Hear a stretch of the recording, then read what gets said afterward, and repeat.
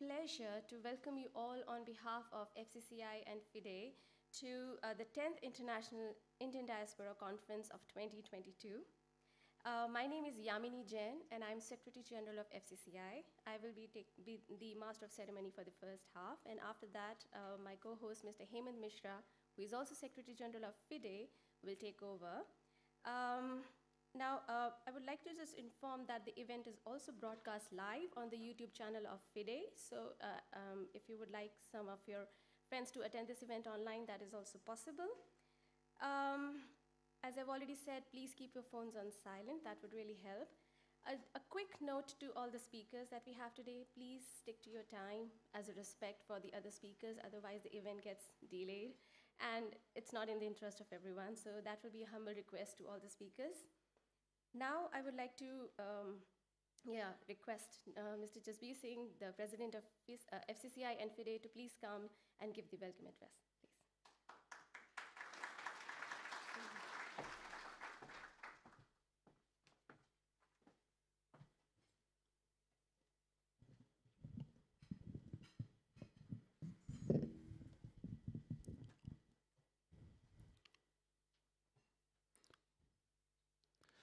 Well, Excellencies, start from the Netherlands first. Our Ambassador of India, Mrs. Rina Sandhu. Then Ambassador of Suriname, Mr. Rajendra Khargi. Former Dutch Ambassador to India, Mr. Erik Niehe. Former Dutch Ambassador to Trinidad and Tobago and current Mayor of Leidschendam, Mr. Julius Bijl. Former Deputy Mayor of The Hague and current National Coordinator Against Racism and Discrimination, Mr. Rabin Baldev Singh. And then there is some hitch as far as our guests from UK concerned. The flight got enormously delayed. They are on their way from the airport. But as normally, this is a rule that FCCI, we try to be punctual. We start on time. And though we regret very much that one of the main guests of the event, Baroness Verma, she couldn't arrive on time. She can come anytime, but we will just proceed further. Well, friends, as I said, from first the national, then from the international side, we have well among us another friend, Mr. Kiran Malhotra, head of the Indo-German Business Forum, Ambassador of City of Cologne, Mrs. Malhotra, Mr. and Mrs. Logani from Germany came specially to attend this, so I'm grateful to them. And representing Belgium, our young star, Mr. Jaskaran Sandhu. Welcome all of you. Well, then I move to our internal organization, our President Emeritus, Shri Ram Lakhina, co-founder, Mr. Badri Madan, my colleagues from FIDE and IDC, distinguished guests.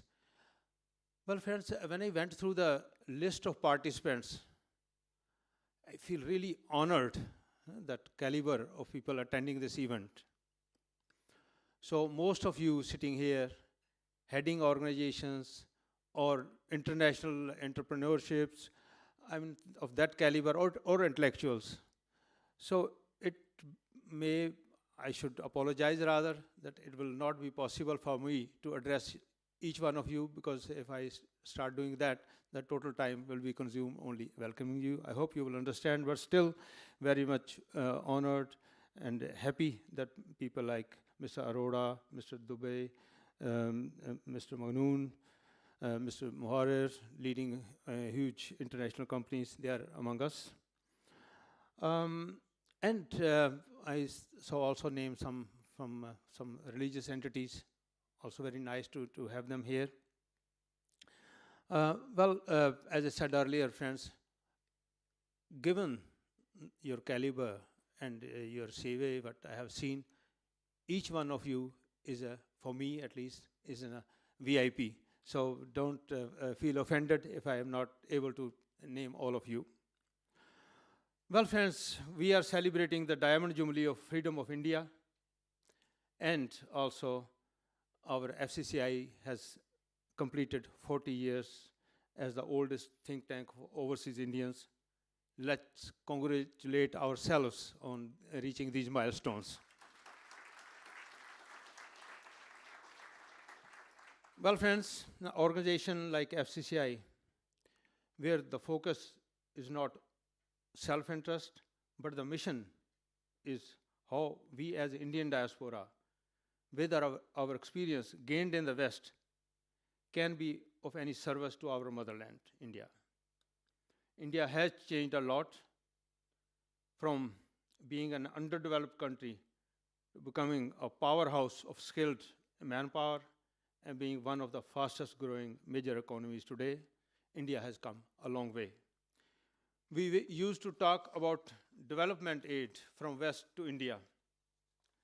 Now, India is helping the least privileged countries with the help. So that's something to be proud of.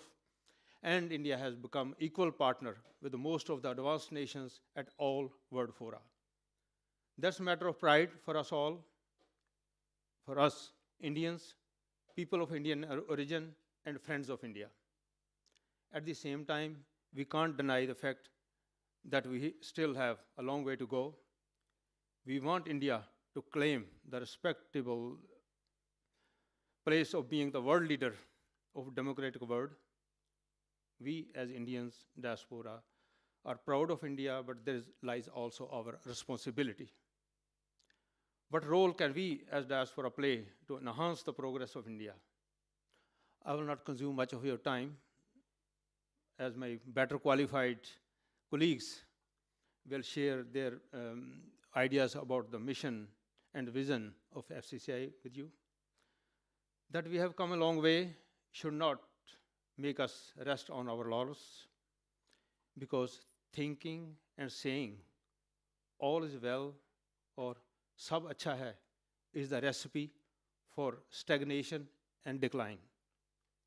Despite reaching some comfort zone, our motto should be, woods are lovely, dark and deep, but I have promises to keep and miles to go before I sleep, miles to go before I sleep. Well, friends, second part of our conference will focus on the standing of Indian diaspora in host countries.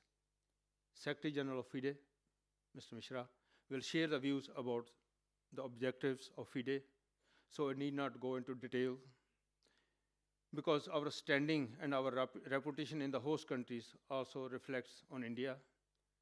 By becoming stronger and more visible in the host countries, we can serve India better. As I said earlier, we have every reason to be proud of the achievements of India since the independence. But what about ourselves as Indian diaspora? It's nice to sing our own praises, and there is no doubt we are reasonably successful in the intellectual field and often also in business. But there are many areas, primarily when it comes to participation in policy and decision-making institutions, we are almost invisible in Europe, except maybe UK. Maybe that's one of the reasons UK left us, but okay, that we will ask Baroness Verma when she comes, share her views on that with us. But she will share her vast experience in the political field with us. Sorry for that she couldn't make on time. She was yesterday in Spain, and today, yesterday evening she arrived home, and then this morning she was supposed to fly, but the flight got delayed, so she is on her way from the airport to here. She can reach any moment here. And of course that, as I said earlier, sorry that we couldn't wait. I'll explain to her also. Though in FCCI it's almost our job to be self-critical, as we see that as the first ingredient for betterment, many of us in the wider society are not fond of hearing about our weaknesses. Luckily, two of our speakers today have the courage to say where we stand. These are my friend Raveen Baldev Singh and Professor Gauri Charan, who have the ability to make bold statements and wake up calls for us. Well, friends, while I was referring to these two friends, it reminds you of a poem from a very, or rather currently the most popular Punjabi poet named Surjit Patar. If translate his few words into Hindi, it goes like that. And I have to apologize to my Dutch friends if they don't understand Hindi, but it's just a couple of words. He says, कुछ कहा तो अंधेरे कैसे करेंगे बर्दाश्त, और रहा खामोश तो चिरागों से बेवफाई होगी. So, it is the duty of the enlightened ones to make us aware of our shortcomings. But there is also a warning by the same poet, how far that should go. He says, इतना भी सच मत बोल कि अकेला ही पड़ जाए, इतना भी सच मत बोल कि अकेला ही पड़ जाए, दो चार साथी तो चाहिए अर्थी उठाने के लिए. So well, friends, normally I don't use that Hindi phrases, but I got this message from some of the friends. But most of us are from India. Why are we not, we dare to use even a single word of Hindi? It's okay for the rest, but at least, and with that I skip some things that I request also our moderator, Professor Mahadev, if somebody if somebody would like to ask a question in Dutch or Hindi, it should be okay. So I think that should not be a problem. Well, as I said, we have a lot of dignitaries and speakers, representatives of our younger generation, whom we would love to listen to. On the other hand, given the number of presentations, my request again, as our Secretary General said, that every speaker should keep in mind not to exceed that time limit, otherwise you will be consuming the time of somebody else. And as our intention is to conclude on time, we have two strict masters of ceremony, our Secretary General of FCCI, Dr. Yamini Singh, and Secretary General of FIDE, Hemant Mishra. It would be nice if they don't have to press the red button. So please keep the time in mind. Of course, the conference coordinator, Professor Devanand Mahadev, will show his managerial skills when we go to the interactive session, that I should not just surpass too much time. Ladies and gentlemen, I will propose a vote of thanks at the end of the conference, but I have an urgent request. Outcome of today's conference will be our guide for future endeavors. So, may I request you all to participate actively in the interactive session, as if I look at the audience, you are all capable of delivering intellectual input during the discussion. Well, I'm grateful that Madam Ambassador has accepted my request to remain present throughout the day. So we will have enough time. She was a bit late, but I think we will have enough time to interact with her on a personal basis during the breaks. As I said, I will not like to consume more of your time. I would rather like to listen to our esteemed speakers. And with that, I wish you all a very rewarding sessions ahead. And thank you very much for your attention. Thanks again. Thank you, Mr. Jasbir Singh. Thank you for those kind words, Mr. Jasbir Singh. Now I would like to invite Dr. Pramod Agarwal, who is Vice President of FCCI, to please come and introduce FCCI a bit about its mission, ambition, and vision.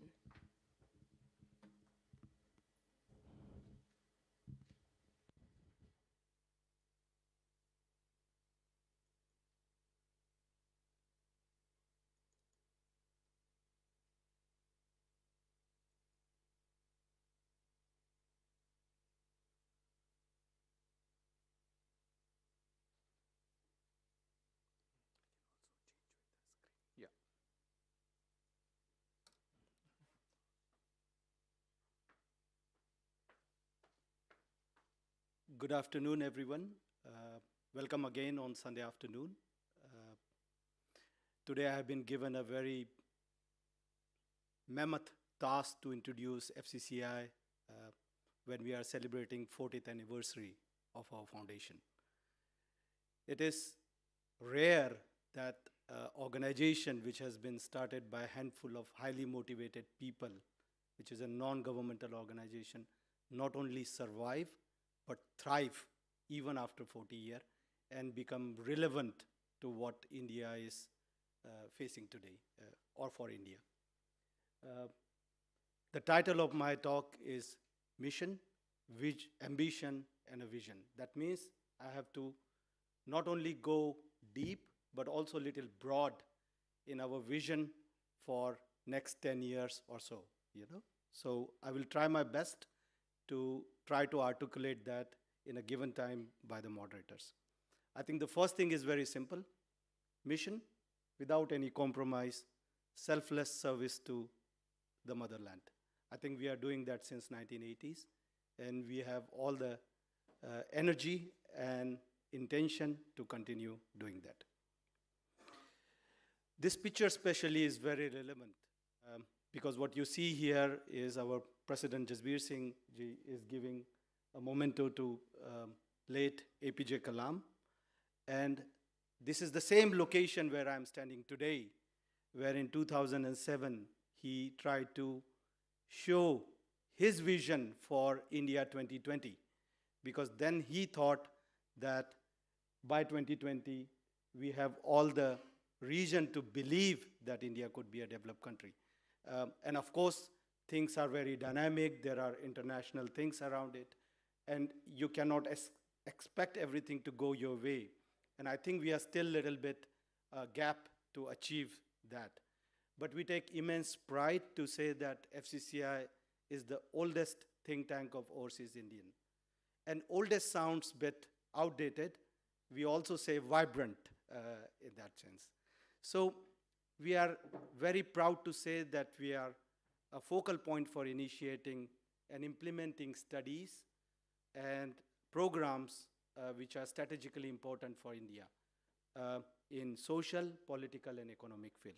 And we do that by mobilizing the resources of PIOs, the portion of Indian origin, and OCI, Overseas Citizens of India.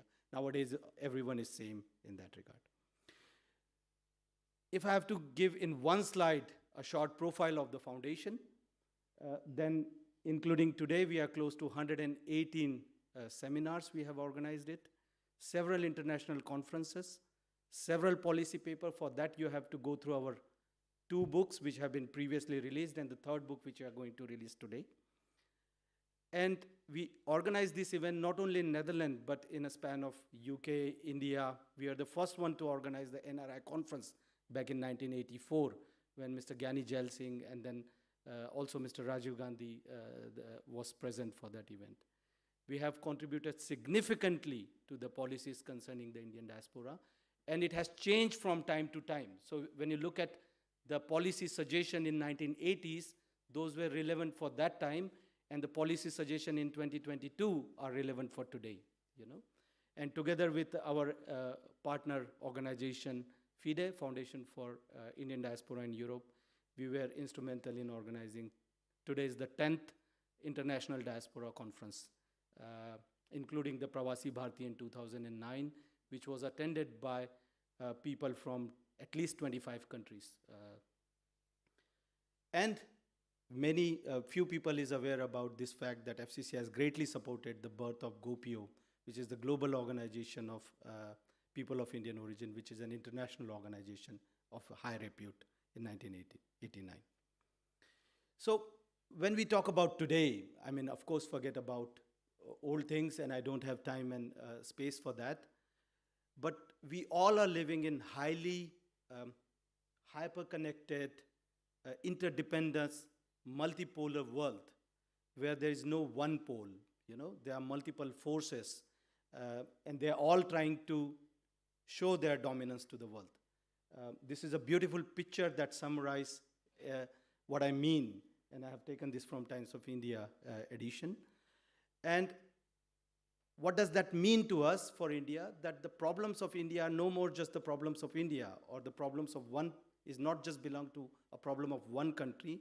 The problems are also highly interdependent. And pandemic like COVID have shown that we need to collaborate beyond boundaries to realize our prosperity for all, or the equal opportunities for all in that sense.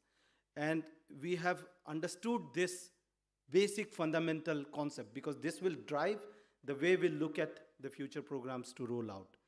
And we try to respond to this problem and challenges effectively because India has a role of, let's say, emerging global power, or maybe a consensus builder of a democratic world. Maybe that's a better word for India.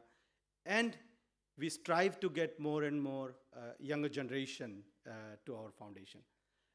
I will say that at the end, but that's something very interesting. So how do we drive our subjects? So if you look at the mega trends and the drivers for the change, I have tried to divide that into 6 big groups, and the first and foremost is climate change. We really have to, we cannot now shy away from it or look around. I think we have to address this. And each keyword which I have listed in this presentation could be a one talk itself or one conference itself even. So words like resource efficiency, water, soil, food, energy, self-sufficiency in energy, United Nations Sustainable Goals. It's easy said, but if India does not participate in United Nations Sustainable Goals, I think none of the goal can be satisfied because 1/5 of the world population lives in India.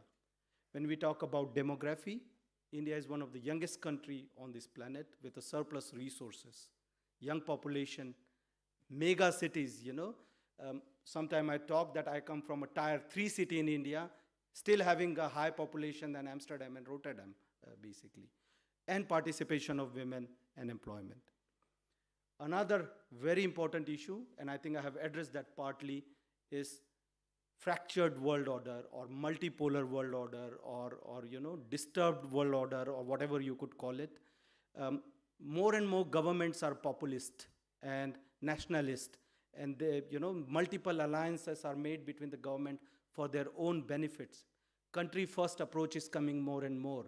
And I think we are in an era where everyone seems to be lost, and again COVID has proven that, the coordination at international level. I think what India has a unique opportunity here, because being the largest democracy in the world, it is a force for good, because I think in coming years it would be more fight between force for good. I use force for not good instead of a bad word, which I don't want to address here. But I think India has a very good region, and I think foundation as a foundation, we have a lot of ambition to take here. Again, Society 5.0, and of course India is again a unique country where you have Society 2.0, 3.0, 4.0, and 5.0. I'm not going to explain that, but Society 5.0 is a Japanese coined term where they say that the physical and the digital space is so connected to each other, wherein you bring all the services and security and those sort of things, e-governance sort of things for your masses, basically. And I think we have to reach to that area. Nutrition, more equal wealth distribution, empowering women, and so on and so on. These two, another mega trends which is very relevant for India is technology, digitalization. When you say AI is artificial intelligence, augmented reality, but e-governance focus on transparency, basically. One thing India really has to go miles is in digital divide. Having mobile phone penetration is one, but having really the laptop or desktop for education is different thing. And there are many areas where India has all that ingredient, being a front runner in IT landscape, but has to really take that step to go into that area. In economy, data is new gold, and there is a big monopoly or duopoly, I would say, of, let's say, China and USA. And I think there is an immense scope for Europe and India to collaborate in this area, basically. So for coming year, we have this listed again in short: world order, force for good, mobility of skills, and it could be virtual skill as well, not really physical, between India and Europe. Europe is really aging, India has a surplus population, and it can fulfill the requirement for both. Agriculture, we have done several events in the area of smart, circular, sustainable. The global pandemic has really shown that digital transformation or push, where we really have to draw long-term health policy and investing in our health infrastructure. India has done that very well in vaccine area. And we'll pick up some topics from the mega trends. And our President Emeritus, Mr. Ram Lakhina, will talk on linking diaspora with India. That's always a live theme for us in which we would like to work and talk. So the question comes, this is for India, but how you being the Indian diaspora outside India can contribute to India, basically. And again, I have put that into 5 groups. One is projecting India's soft power. We call it soft diplomacy. I don't have to go in detail. There is a dedicated chapter in the book that's going to be released in a couple of minutes. Maximizing demographic dividend. If the potential of demographic dividend can be utilized, I think there is enough potential for India to achieve double-digit growth, not only for 1 year, but sustain it for a decade, you know, and that's another beautiful example. Again, there is a dedicated chapter on this theme. Trade, industry, and investment. As I said, there is a very strong scope for India and Europe to come together to sort of, you know, we come up this word called neutral cooperation for markets and technology, or NECOMAT, in which Foundation already started working, where we could try to draw some policy to mitigate the biopoly of big players like China and America in this area.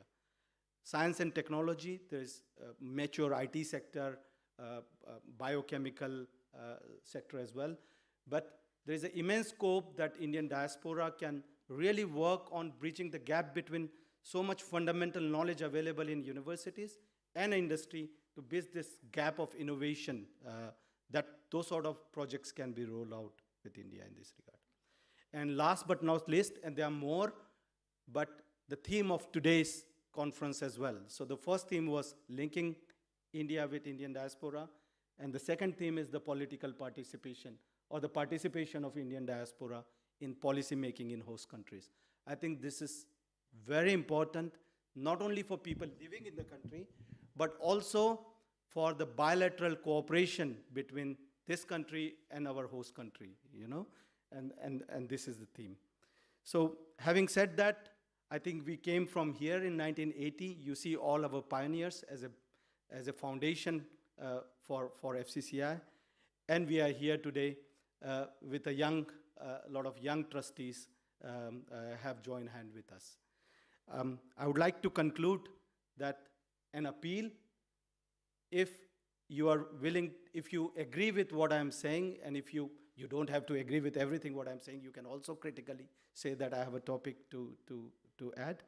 But you're welcome to join the oldest but the most vibrant think tank of Overseas Indian. And what a coincidence that today we are celebrating the 40th anniversary of Foundation for Critical Choices for India. And these are our 40 trustees as a FCCI. And you see, in first line, I have all the pioneers, you know, who really started this as a small seed, which grow really into this big tree, which is still very active and you know, vibrant. I'm very proud to say that the youngest trustee amongst us is 24, and the oldest trustee amongst us is 91. So that really gives that, you know, breadth which we really want to cherish and keep contributing to our motherland. Thank you very much for your time and attention. I don't think there's a time for question and answer now, but I'm around, you know, we should keep going. Thank you. Thank you, Dr. Agrawal, for a very nice presentation on that. And now I would like to invite Mr. Ram Lakhina, President Emeritus of FCCI, to please come. Well, a lot of us already know about him, but picking up, you know, out of his long list of achievements, I can mention that he is the founder and former chairman of NICCT. He's a co-founder and former president of FCCI. In 2009, he was awarded the Pravasi Bharatiya Samman by then President of India. And in the same year, he was also bestowed upon the knighthood by Her Majesty Queen Beatrix of the Netherlands. Today, he will talk to us about linking diaspora with India. Thank you, sir.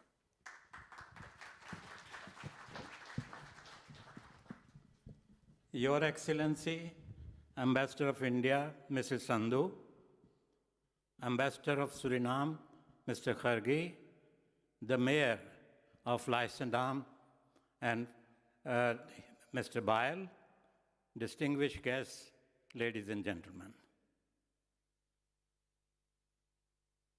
I deem it a great pleasure to extend a very warm greetings to each one of you on the occasion of the 10th International Indian Diaspora Conference. I have been asked by the organizers to speak to you on linking India and Indian diaspora. This subject is very close to my heart, and I have a lot to say which cannot be possibly summed up in 10 minutes. But that is the constraint which I will try to abide by. I have been member of the Indian diaspora for more than 60 years. During this period, I had the good fortune of meeting and interacting with Indian diaspora in more than 75 countries in all the 6 continents. That gives me a special view, a special thinking on this subject. And that was the thinking which led to the creation of Foundation for Critical Choices for India in 1980.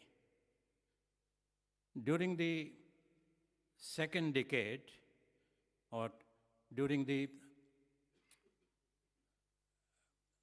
period of 1970s, of the last second decade of the last century, I had a vision.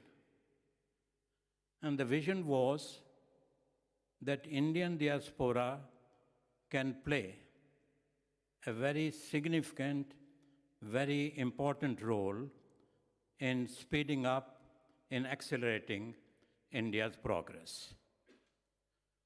Indian diaspora at that time was just emerging on the scene and was doing very well in the countries where they had migrated.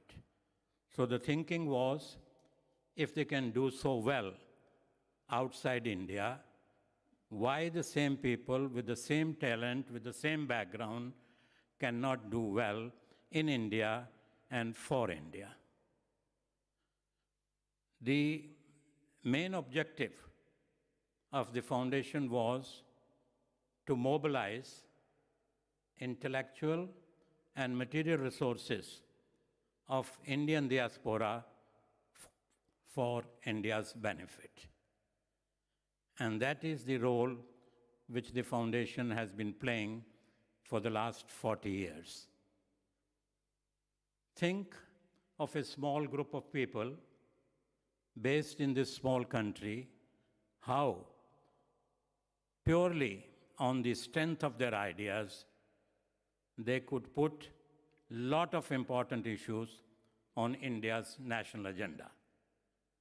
Not only they could encourage the people in India to think on those lines, but to offer well-defined, rational, long-term solutions to the problems facing India. Ladies and gentlemen, the Indian diaspora is a great national asset for India. The more we are able to link Indian diaspora and India, the better. Whether as students, doctors, engineers, on all walks of life, they have done well.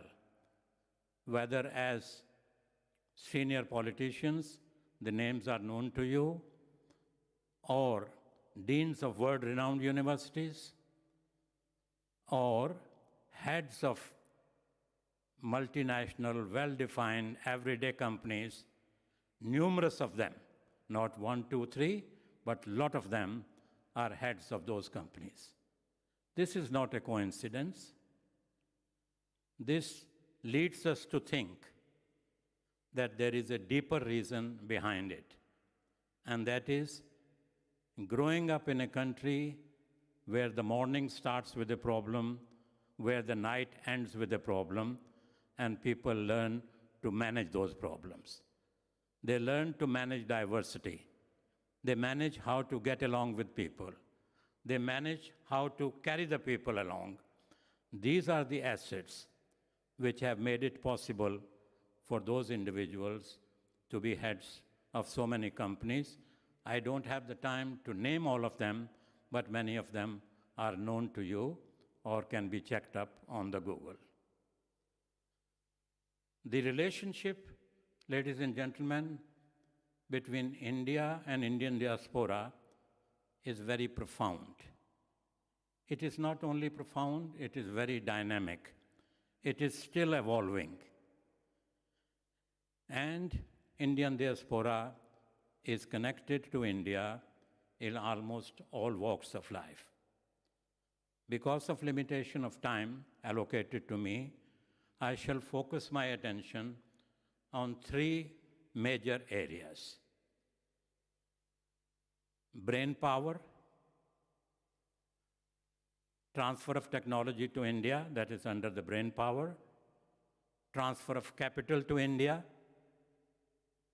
and international networking.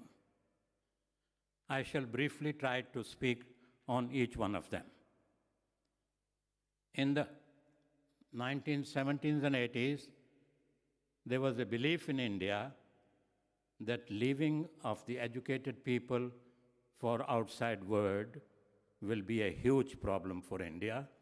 It will be a brain drain. But this has not turned out to be true, as it is known to all of us. Indian diaspora instead is a great brain trust for India, a great storehouse of knowledge, ideas, technologies, connectivities. They are all available with the Indian diaspora. The revolutionary changes which have come in India in the field of IT technology, communication technology, with the help of Indian diaspora, it has made India a world power in internet-related technology and services. Not only that, it has made India a major exporter of ITC-related services. There are more technologies, more ideas where the diaspora has been helpful. Ladies and gentlemen, India today has 1.35 billion people, and the population is still growing. That means India needs to create about 10 million jobs a year to be able to give gainful employment and opportunities for its young people. That requires roughly an investment of 40% of GDP. But India's rate of saving at the moment is only around 30%. In fact, it has declined slowly as the country is progressing. That means 10% must be made up from outside sources so that the country can grow at the rate of 9 to 10%. That has to be done by external borrowings, and this is where the Indian diaspora is playing a very significant role. As many of you are aware, Indian diaspora is transferring to India every year 89 billion US dollars. That is roughly 3% of India's GDP, a very astonishing, very important contribution to India's economy. So it's not only the money, what Indian diaspora has been able to do in promoting India's exports, whether it is in garments, gems and jewelry, many other fields of activity, is something to be proud of. And lastly now, I come to the networking resources available to the Indians living outside India. Because they have done very well professionally, they are very well respected by the governments and by the people of the host countries. They have developed connections which can be made available to India. If I have to pick up only one example, what the Indian diaspora was able to do in the United States in the deal which took place between the United States and India in the nuclear field. That is a remarkable story, and there are many more such stories to go around. Ladies and gentlemen, I have tried to highlight 3 major areas of contribution.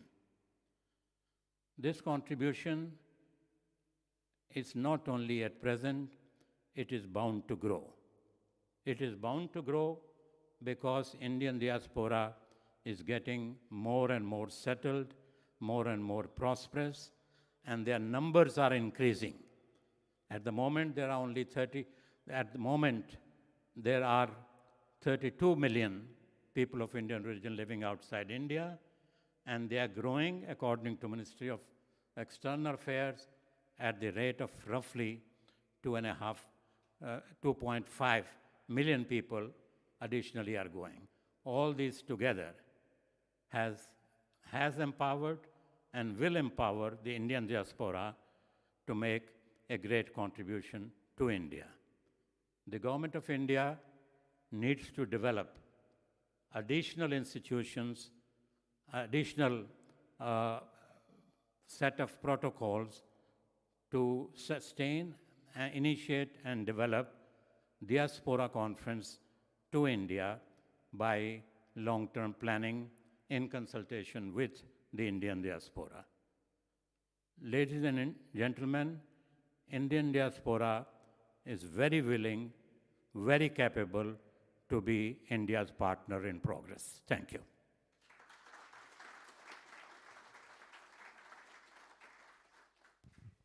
Thank you very much, Mr. Lakina, for those kind words and very informative words.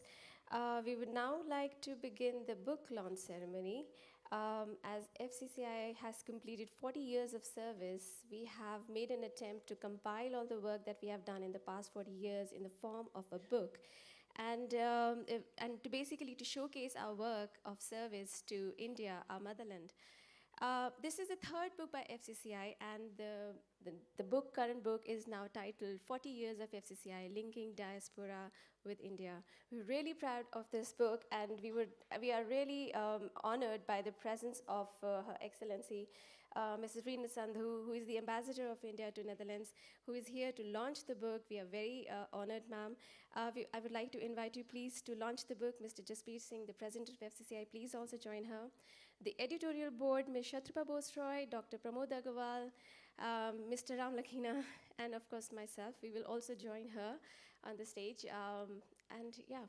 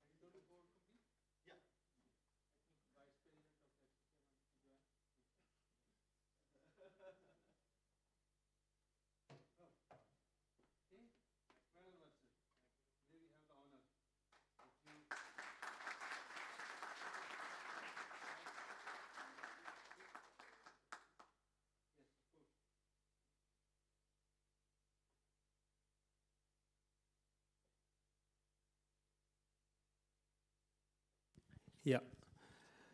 Okay, friends, this is a really huge moment, a milestone for us as FCCI. And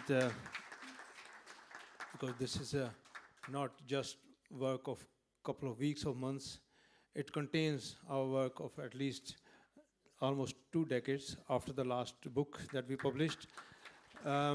May I have the books also for that photograph? It would be nice that all of us have that in our hands. And of course, this is also huge thank to the editorial board who made it possible that we are standing here in the presence of our honored ambassador for this launch. Well, I think hopefully you will enjoy. At the end of the session, the books are available for everyone present here. You can at least one per family, because that that would be nice, not compiling that. So that at the end of the session, you can all collect that. And I again would like to thank the editorial board of Mr. Ram Lakhina, Satarupa Bosroy, Yamini Jain Singh, and Dr. Pramod Agarwal for making it possible, with the support of other trustees, of course, and others standing here. They contributed.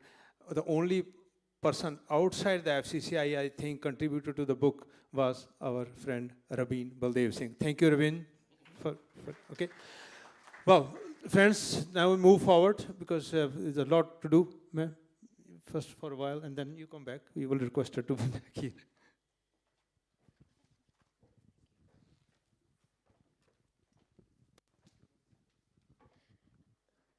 Okay, now the next item on the agenda is the felicitation of Mr. Kiran Badlu. He's the Olympic gold medalist and the first athlete from the Hindustani community to bring the Olympic honor for windsurfing home. We have a short video that has been prepared by our FCCI trustee, Ms. Subhadra Patak. Unfortunately, she couldn't be here with us today, but yeah, the video has been very nicely prepared.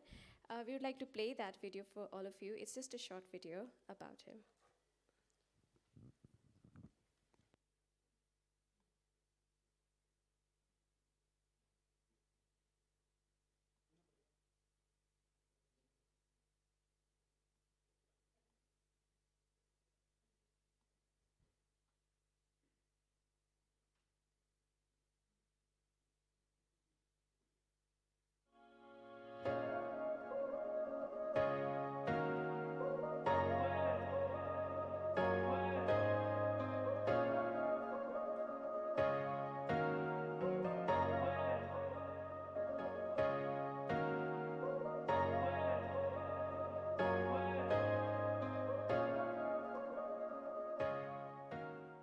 vertelde zo mooi dat hij op zijn 9e wilde ze hem niet een gewoon cadeau geven, ze wilde hem een ervaring geven. Een ervaring op het water werd het. En uiteindelijk is die ervaring die op zijn 9e begon, is uitgemond in een gouden medaille. Geef een groot applaus aan de man die nu op het podium komt, Kiran Badlu! Kiran Badlu!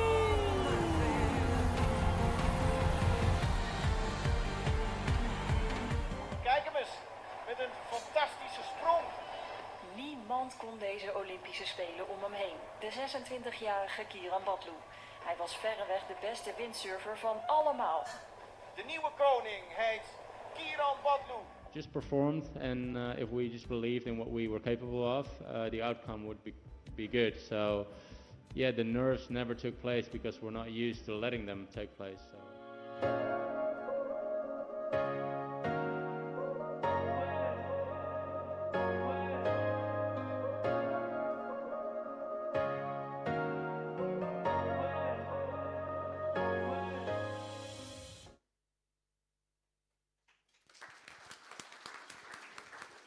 Thank you. I hope you enjoyed the video. Now I would like to call Mr. Jasbir Singh to the stage. Also, Dr. Pramod Agarwal, Mr. Hemant Mishra, and Mr. Akbal Muhammad to please receive the token of appreciation on behalf of Mr. Kiran Badlu today.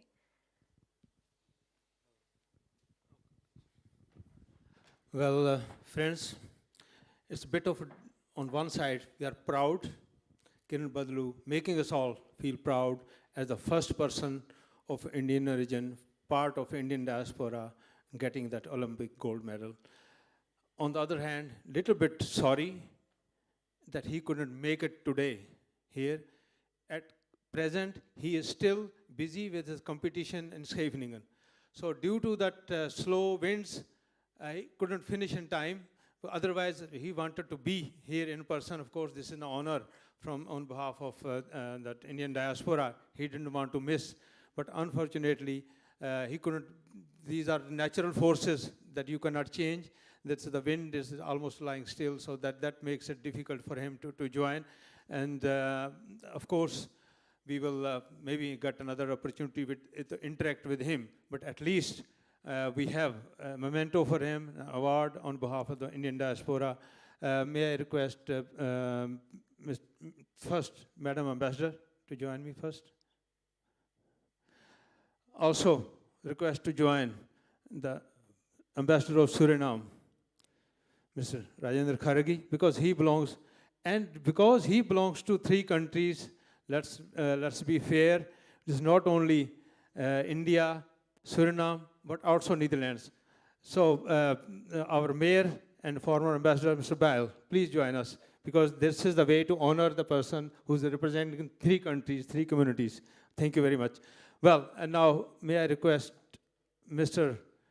First, Mr. Dev Gurnani to bring the memento. Hand it over to the ma'am. And then I request our friend, Mr. Akbal Muhammad, to receive this award on behalf of Mr. Kiran Badlu, because he is the link between us and Mr. Kiran Badlu. Okay, ma'am.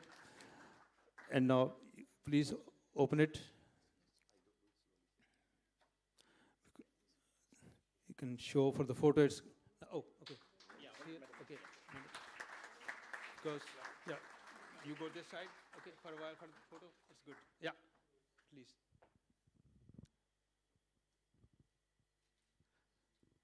Yeah. Well, friends, thanks a lot, and convey our good wishes to Kiran Badlu and tell him that we wish him even better, more successes in the future. Okay. Yeah.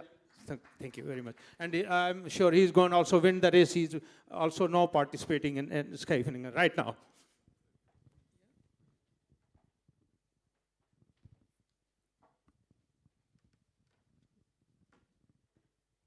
Thank you, everyone.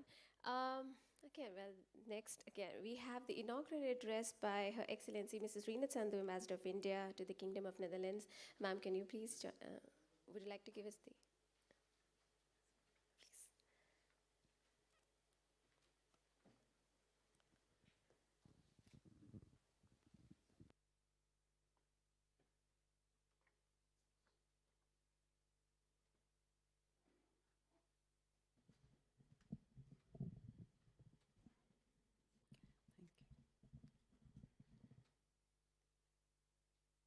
His Excellency, the Mayor of Leichendam-Voorburg, Mr. Bail, His Excellency Rajendra Khargi, Ambassador of Suriname, Mr. Rabin Baldev Singh, Ram Lakhina ji, President Emeritus Foundation for Critical Choices for India, Mr. Jasbir Singh, President FCCI, ladies and gentlemen. I'm delighted to join you all for the 10th International Indian Diaspora Conference organized by the Foundation for Critical Choices for India. At the outset, let me congratulate the FCCI on their 40th anniversary, an important milestone. For more than 40 years, the FCCI has been working diligently to maintain links with India. Through their seminars and conferences, FCCI has provided a platform to discuss and debate contemporary issues and put forward the views of the Indian diaspora. It has projected the strengths and progress of India over the years and deliberated on potential areas of collaboration between India and the Netherlands and with the whole of Europe. The session on linking diaspora with India is a very relevant topic in today's context. India is celebrating 75 years of its independence this year. Today we can look back with pride at the tremendous achievements of the last 7 decades, and more so the transformation that has taken place in recent years. Just yesterday, I was listening to the External Affairs Minister of India at the IIM Ahmedabad, and I would encourage you all also to hear him if you haven't already. Talking about the transformation of Indian foreign policy, Dr. Jaishankar said that a change has come about not only in the way we look at the world and the way we interact with the world, but also in the way the world looks at India, the way the world sees India. He went on to list 10 factors that have enhanced brand India abroad. For one, India and Indians are more respected and welcomed around the world. If you look at India's response to COVID, India has come out of the pandemic with a great deal of confidence. We are among the earliest to vaccinate our people, and we could do that because we had vaccines made in India. Today, India has administered more than 2 billion vaccine doses, covering over 90% of our adult population. The fact that we could actually vaccinate 1 billion people in a systematic way using a digital platform is an achievement which all of us can be proud of. And not only did we look after our own people, but also provided more than 250 million doses of vaccines to more than 100 countries, besides sending medicines across the world.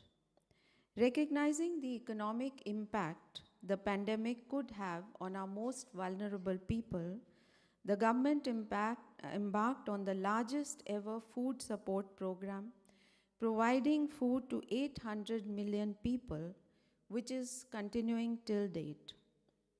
We were able to put money in bank accounts of 400 million people, thanks to the vision of opening bank accounts for all Indians, combined with Aadhaar unique IDs and mobile phone connectivity for over 1 billion people.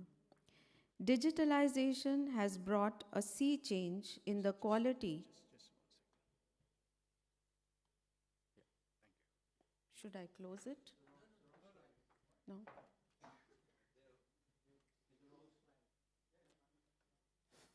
It's okay.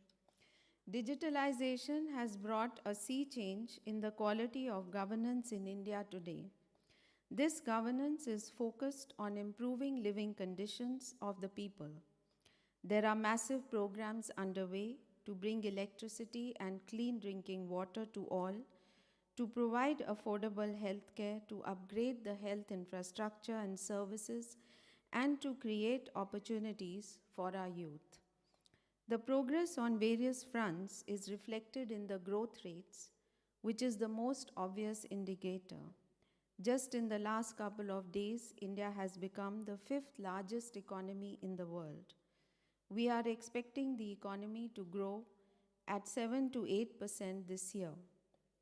Our exports reached the highest ever figure of 670 billion last year.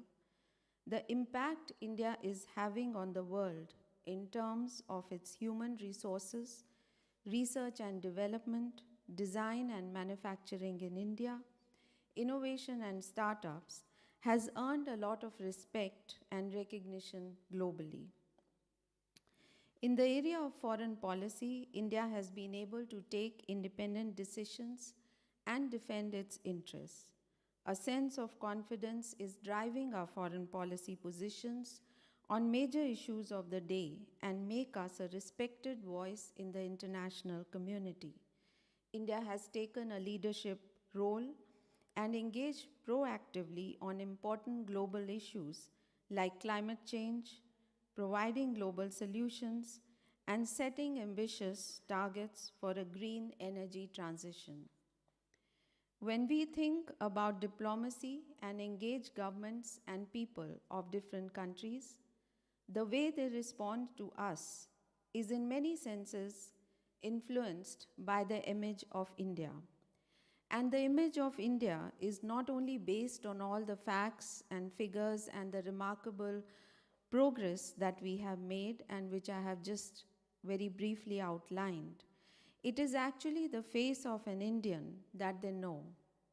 And that is the image of India which our diaspora creates. The priority of the government of India is to build everlasting links with the Indian diaspora the world over and create appropriate channels and avenues for a highly talented and resourceful diaspora to contribute to the rapid socio-economic development and transformation happening in India. We believe we can immensely gain from the skills and talents of the Indian community and are committed to harness this potential for mutual benefit. A number of flagship programs like Smart Cities Mission, Digital India, Startup India, Swachh Bharat campaign have been launched in order to achieve our objectives of a prosperous and self-reliant Atmanirbhar Bharat.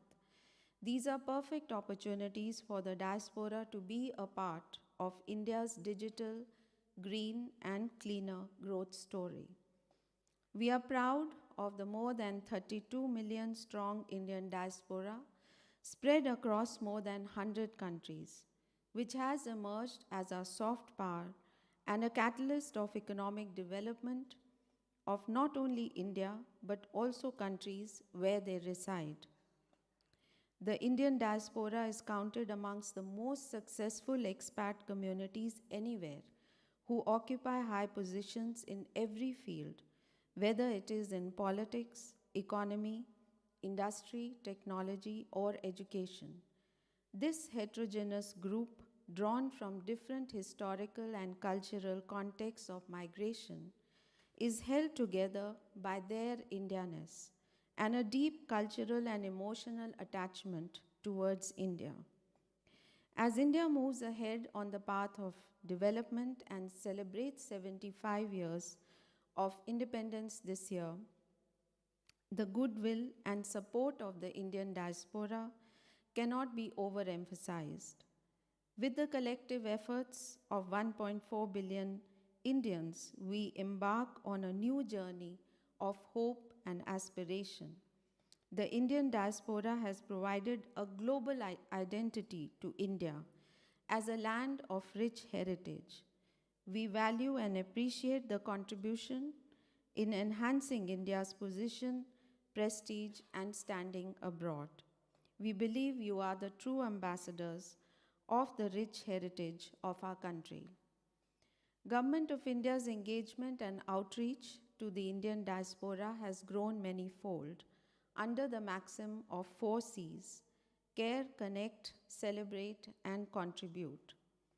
Through diaspora-specific institutional arrangements and initiatives like the Indian Cultural Centers Abroad, scholarship programs, youth exchange, distinguished and academic visitors programs, ICCR chairs for promoting Indian languages, history, and culture, the Government of India has been working to strengthen its partnership and connect with the Indian diaspora. Travel to India has become a lot easier thanks to e-visas and OCI cards. To familiarize the diaspora with their Indian roots, Know India program and scholarship programs for diaspora children have been launched. I would encourage our community to avail of these opportunities and actively participate in them. Friends, this year India and Netherlands are also celebrating 75 years of our diplomatic relations. Each of you present here today represents a vibrant, multi-ethnic, diverse, and well-respected Indian diaspora in the Netherlands. The diaspora here, with more than 200,000 members of the Hindustani Suriname community and more than 60,000 Indian professionals and students, is the largest Indian origin diaspora in mainland Europe. With the growing presence of the Indian community, there will naturally be greater interest in them. I would request you all to preserve your values and pass them on to the next generation. It would also be wonderful to see many more of you participate in public life and rise to take leadership roles in your local communities. I'm certain that you will continue to make a contribution. You all are an important pillar of our growing bilateral relations with the Netherlands. As India looks ahead to the next 25 years of its transformational journey, I would like to thank you all for keeping the flag of India flying high and for shaping the image of India. Your contribution and pioneering efforts are acknowledged and very well appreciated in India. I'm confident that today's conference can deliberate and come up with concrete ideas to further intensify our engagement with the Indian community and help us harness our diaspora dividend. I thank you all.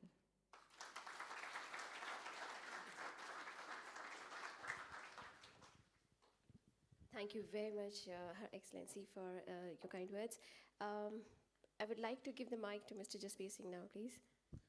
Well, friends, sorry for the disruption that I cannot but formally welcome our so esteemed guests from UK, Baroness Dr. Sandeep Verma.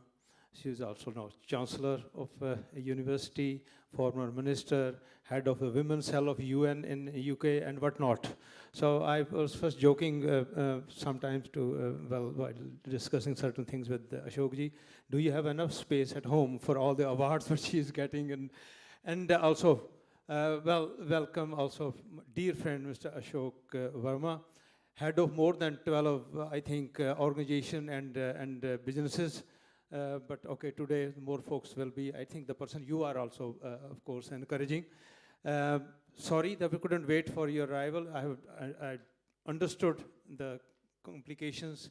You cannot fly yourself without an aeroplane, so that's, and buying own aeroplane is still not possible for politicians. So we respect this kind of issues. But we are a bit late, so I will not take much more of your time. So thanks again, and Madam Ambassador, thanks for your wonderful, inspiring words, and I hope my colleagues from the Indian diaspora will listen and also act upon that advice. Thank you very much. I hand it over to the Secretary General. Thank you, Mr. Singh. Okay, and now moving on, I would really like to invite His Excellency Dr. Rajendra Khargiji, the Ambassador of the Republic Suriname to the Kingdom of Netherlands, to please give his address. Thank you.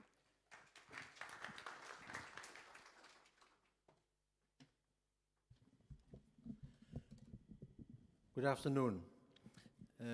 Mayor Gerrit Bijl, Ambassador Renu Sandhu, Chair Jasbir Singh, President of FICCI and FIDE, board members and President Emeritus, can we fix this? Yes.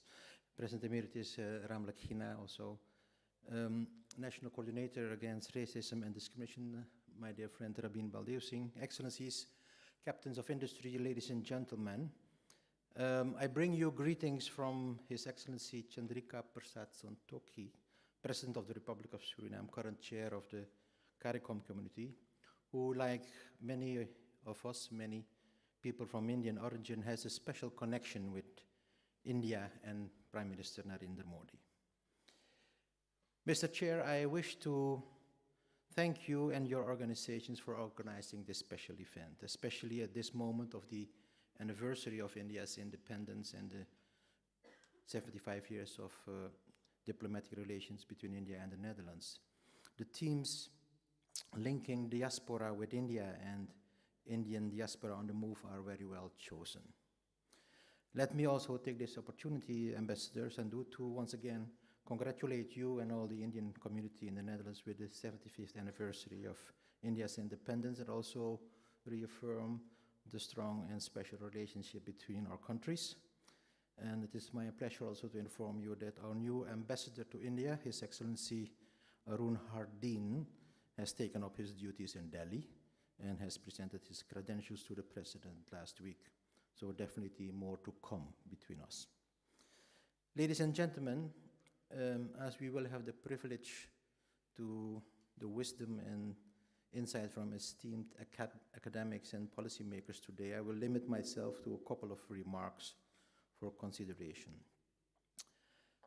As we are discussing the potentials of diasporas, it's clear that there is much to gain, both as countries and as individuals. The case of India is the testimony of this success. And we can all learn much on how India has approached this issue and how India has implemented its policies on this matter. And of course, many improvements are always possible, but I think you're doing okay. We can learn from you.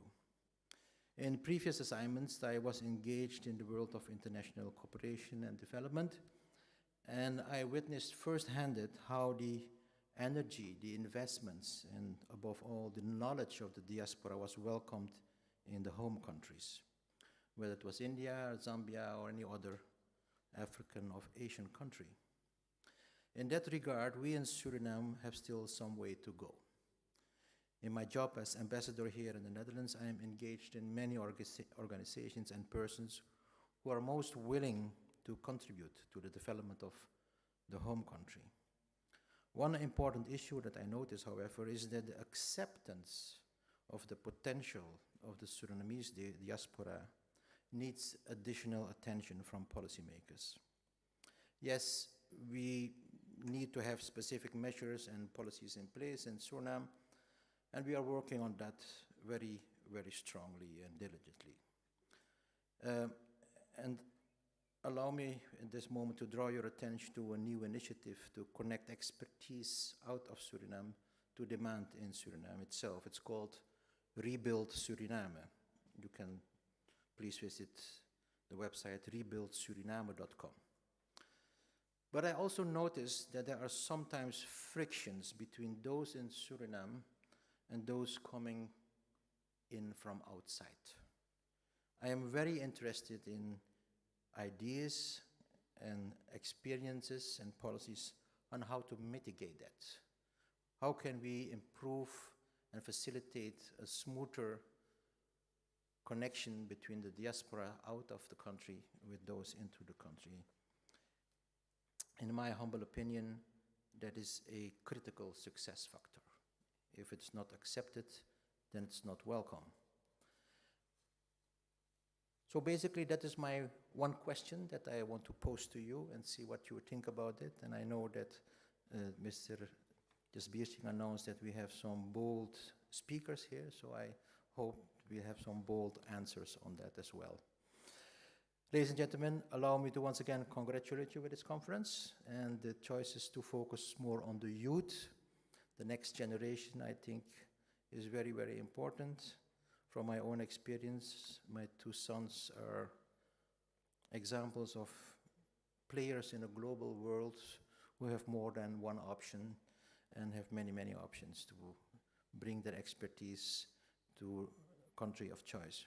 I wish you a fruitful discussion and looking forward to the successful outcomes of this conference. Thank you. Thank you very much, Ambassador, for your address. Now I would like to invite Mr. Yilis Gerrit-Bijl, Mayor of Leidschendam, Voorburg, and former Ambassador of the Netherlands to Trinidad and Tobago. Welcome. Yeah, please.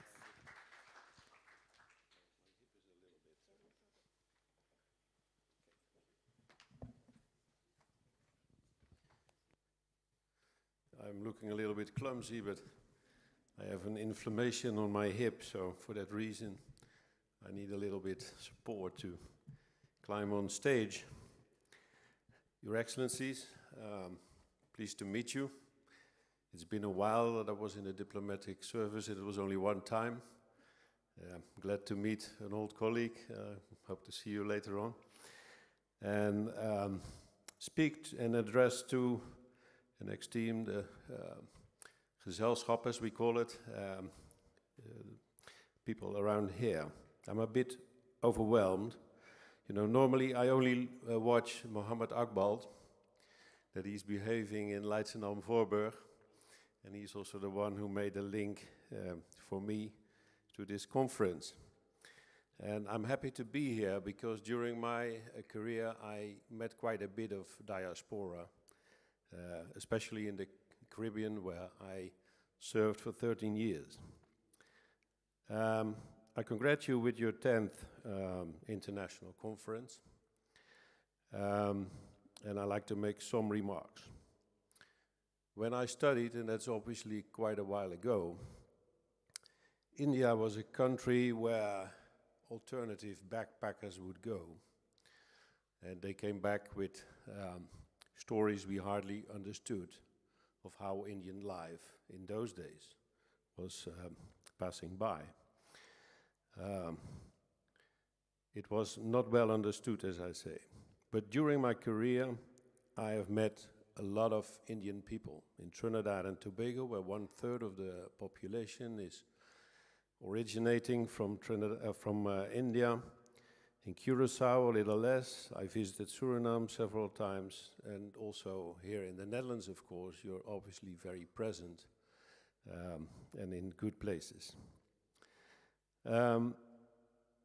It's good to see that development, and of course I noticed that India during my lifetime was doing better and better and got more and more involved with ITC and all that kind of things.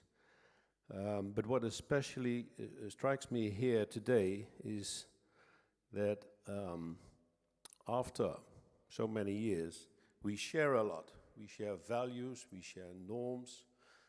As the invitation was there in your address also, I thought, but also earlier on, to join with the European Union, to take stage in geopolitical positions in the world.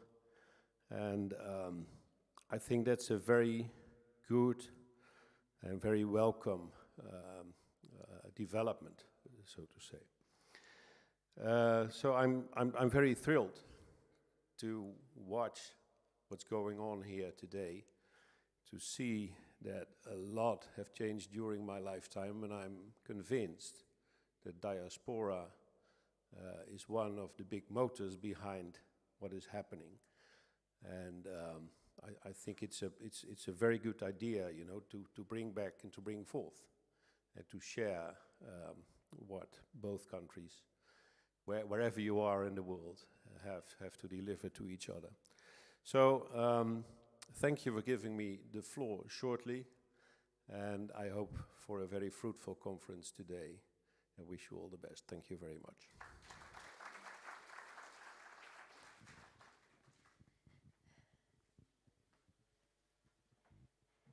Thank you, Mr. Bail.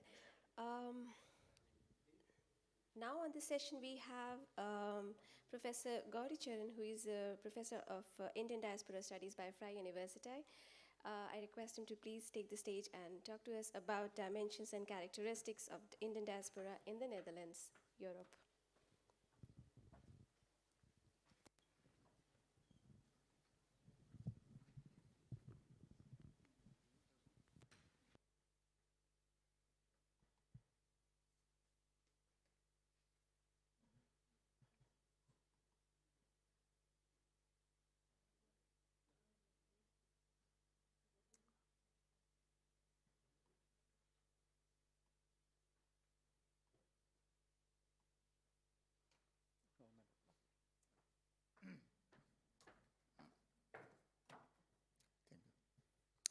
Good day, everybody. I was asked to say something about the Dutch communities, the Dutch Indian communities, and that community consists of two separate communities. That's why the focus on the division among us.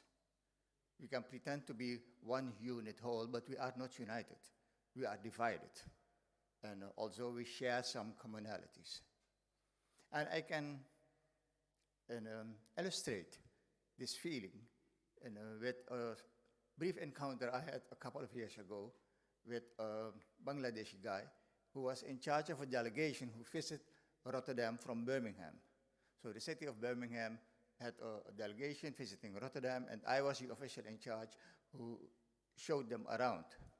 And while I was explaining what's going on in the city, the Bangladeshi guy wondered how so many Indians were around here in the city.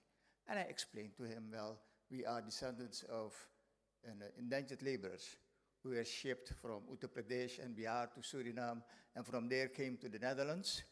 And while I was talking, he exclaimed, "Oh, those former coolies." Yeah. He didn't mean to be offensive. It was his way of understanding history and distance. We were a bit separate, but we shared a history somehow because he recognized it. And that feeling of those former coolies expresses the distance, the historical and the cultural distance Indians and Surinamese people have. I think that if you want to join forces to do something for the homeland, and I will come to that concept of the homeland in a minute. If we want to join forces, we should address this challenge, this division within the community.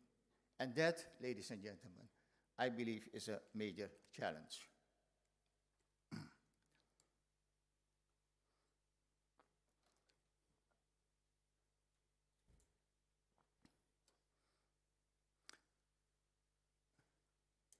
That ambivalence of the Bangladeshi guy was not something of a few decades ago. It's still around. We still feel it. We can see it in the citizen titles we are given. First, we were PIOs.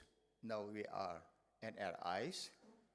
And the NRIs are officially non-resident Indians, but you can also feel non-relevant Indians. And I believe many Surinamese feel non-relevant. This is not only something of Surinamese. Indo-Caribbeans in the United States, in Canada, the UK, they express the same feeling, that we are not accepted as full-fledged Indians. Also, they want to be part and belong to the Indian diaspora community. So, the first point I would like to make is that communities, diaspora communities, all over the world are divided. It's not a community that only shares similarities. They are divided in terms of religion, of region, of caste in some societies, in terms of language, the period of emigration. So there are a lot of divisive factors, forces, that fragment such a society. And most of all, you will find in diaspora communities migrants with different sets of resources. We call that social, financial, cultural, and other capitals. The United States is a very good example of this position. There they speak of desis. We say Indians. There they say desis. And they refer to South Asians. That's something different than, it's broader than only Indians. And the desis are divided. I would like to point out, or draw your attention to one book by Sanjay Mishra. It's called The Desi Divided. And he detailed in that book how the Indian community in India is debating about India, debating about themselves, how they insert themselves in the American society.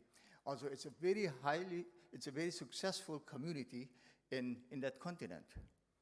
But the resources are different. Take the example of the Gulf states, where about 5 million Indians are living and working. North America has also about 5 million Indians there. But the difference and the contribution they deliver to India is much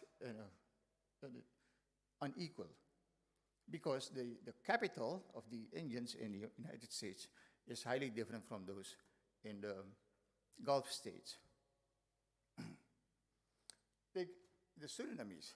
We are also not united. We are third and fourth generation Girmitias. And in the Netherlands, we are facing the growth up of a second and a third generation Hindustanis. But also Indians who settled down in the Netherlands are facing a second generation growing up. So, and that second generation is Dutchifying. So we are dealing in both communities with fragmentation, demographically and culturally. So, but still we feel one or related. So the best concept I could find is we represent a fragmented whole.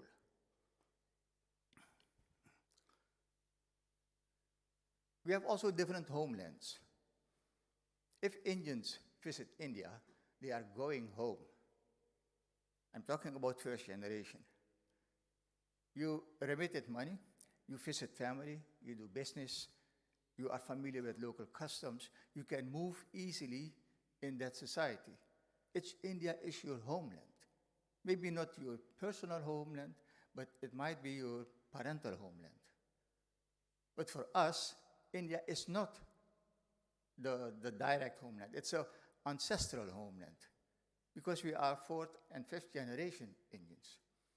So our homelands are Suriname, are India also, because we acknowledge that, but it's also the Netherlands. If you ask my children, what are you, they will say Dutch Hindustanis. They will never say Surinamese Hindustanis. They feel Dutch. They are highly Dutchified. I regret that somehow, and at some points. But I can't do nothing about it. That's their feeling, that's their bonding, and that's what they are going for. So if you say how to typify the relationship between Surinamese Hindustanis and Indians, you may say they are familiar strangers. We are familiar, we know from each other, how we are. You can have your sympathies and your quarrels with them, but you are still familiar. You know where we stand.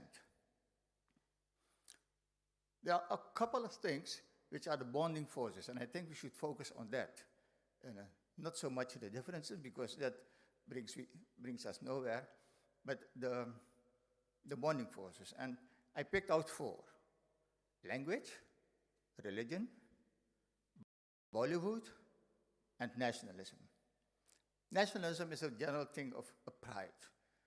Even if you don't feel Indian, well, you are still touched, moved that India has made that transition from a developing country to a regional superpower. And that's something to be respected. It has been mentioned a couple of times in all its aspects. I'm not going to repeat that, but India is on the move.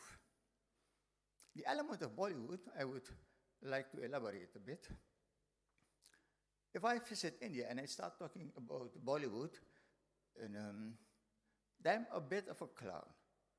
Indians used to cater us with food, ethnic food, stories, movies, songs, cosmetics. Bollywood is a whole industry. And we extract pride from that. So it's much more, for you it's entertainment, for us it's much more. It's part of our lived culture. And, I'm not mentioning a religion, which is also in Bollywood, a language, but it's heritage. And I think we should spend much more time in thinking about the meaning of Bollywood. In one way, you may say that Bollywood is the foreign face of India in the diaspora communities. We are underestimating that.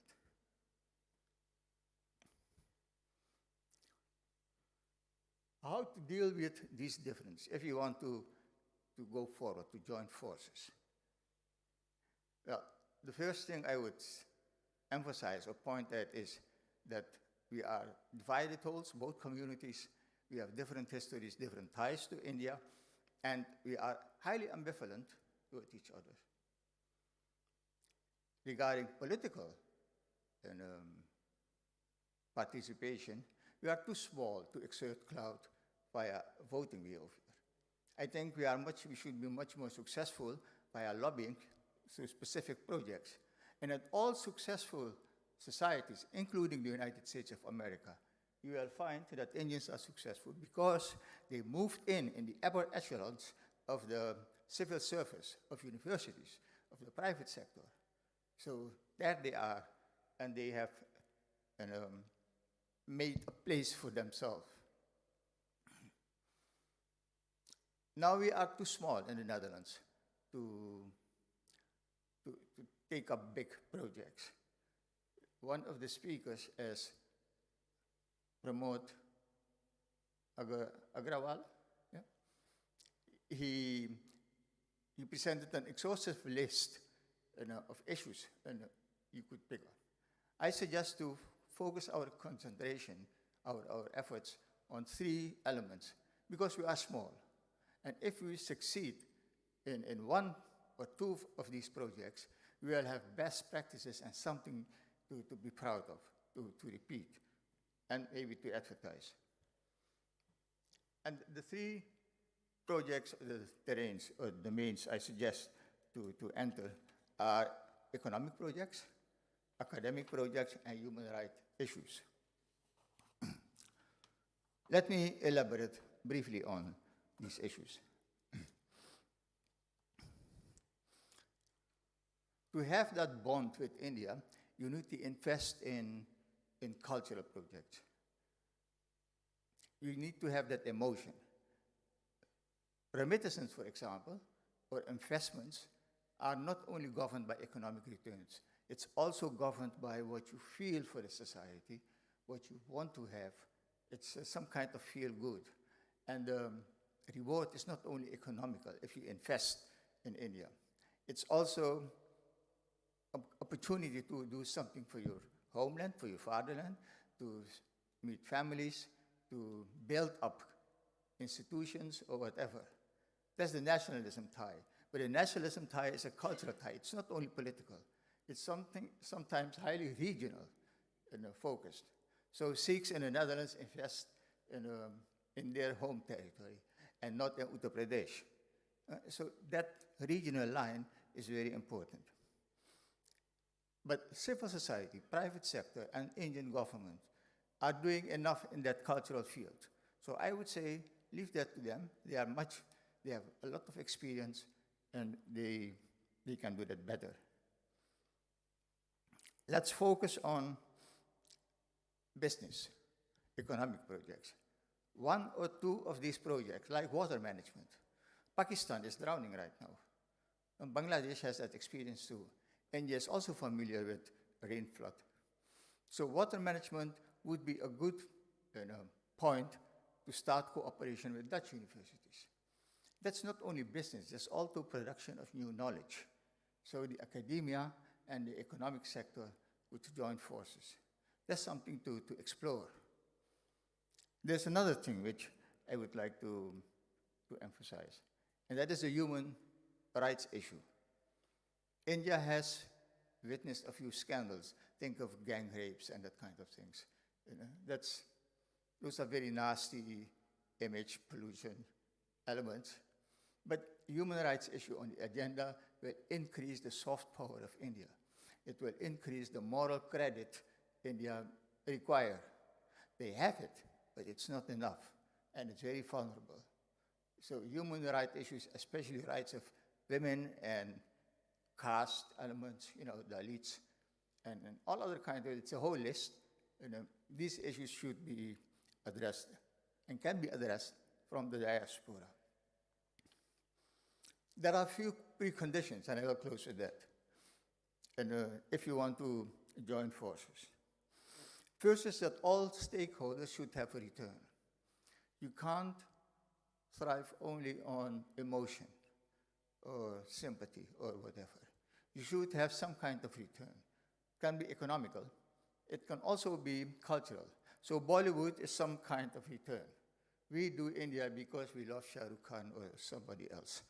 And we feel an emotion if you watch those movies. And we consider that also as ours. Same goes for religion or language. And, it touches you. And that feeling should be maintained. So India requires to invest in those feelings. But there should there may be also some economic return required. If you are a businessman, you will invest and you will be satisfied with a lower rate of return because of the emotional bond, but you need some return economically.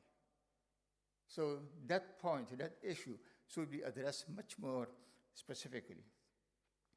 And you also need to involve governments, because in international cooperation, you can't do without governments. Either the local government or the national government, you need to involve them somehow. Thank you.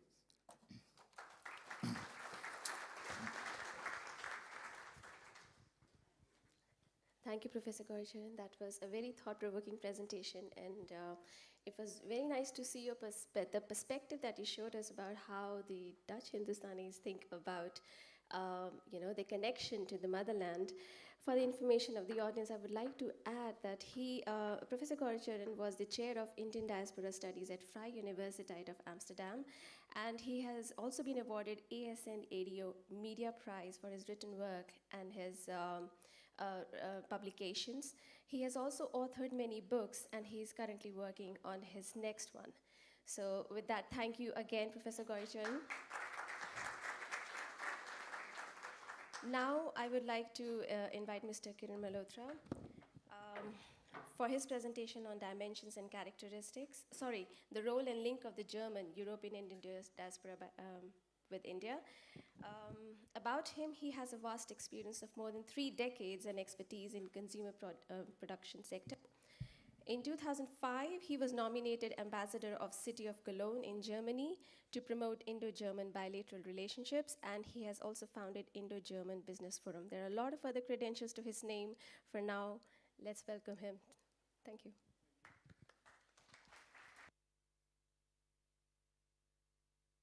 Ladies and gentlemen, I would like to thank the organizers for inviting me today to this conference. Today's theme is linking diaspora with India and Indian diaspora on the move. And I would like to underline this theme in social and economic sectors. India today has one of the world's largest and most successful diaspora, estimated to about 32 million people of Indian origin and expats living across a wide range of countries, and with about 2.4 million people of Indian origin living in Europe, which is considered the 5th largest Indian diaspora in the world. The diaspora's high-achieving group includes US senators, ministers, members of parliaments, Nobel laureates, CEOs of Fortune 500 companies, entrepreneurs, prize-winning authors, and have also acclaimed key position in the industry, banking, and political sectors. India's diaspora is just about 2 to 3% of India's population, but the total wealth of this community has been estimated at about $1 trillion US. I'm talking about the wealth, not the income. And the income of this community has been estimated to about $400 billion US on a yearly basis. The remittances sent to families at home in India by the Indian diaspora were as large as over $80 billion US last year, which has accumulated resulted to about $580 billion US of foreign exchange reserves. And the credit also goes to the Indian diaspora for this contribution. The people of Indian citizenship in Germany rose from 48,000 to about 151,000 between 2010 and 2020. And their share of the total foreign population increased from 0.7% to 1.6%.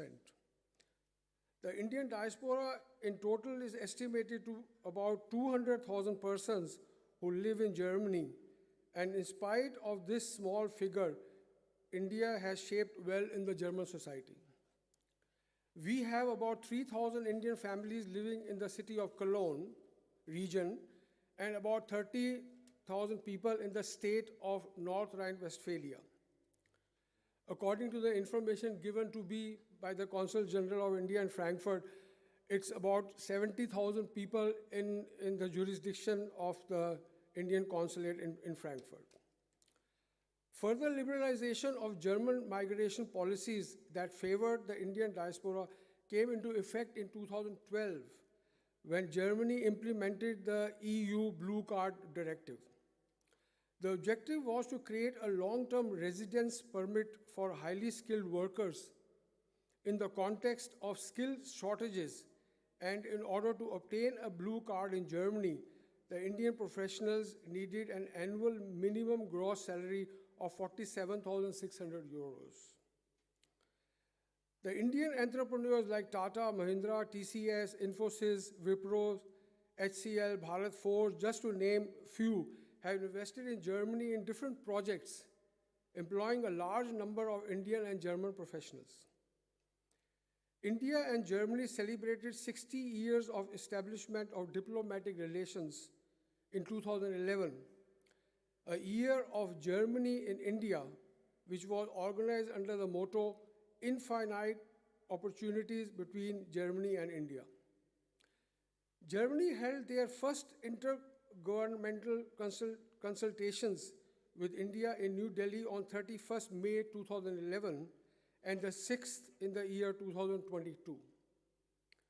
These consultations set a new standard in the implementations of our strategic partnership, as India is one amongst only 3 non-European countries with which Germany has had this nature of comprehensive consultations.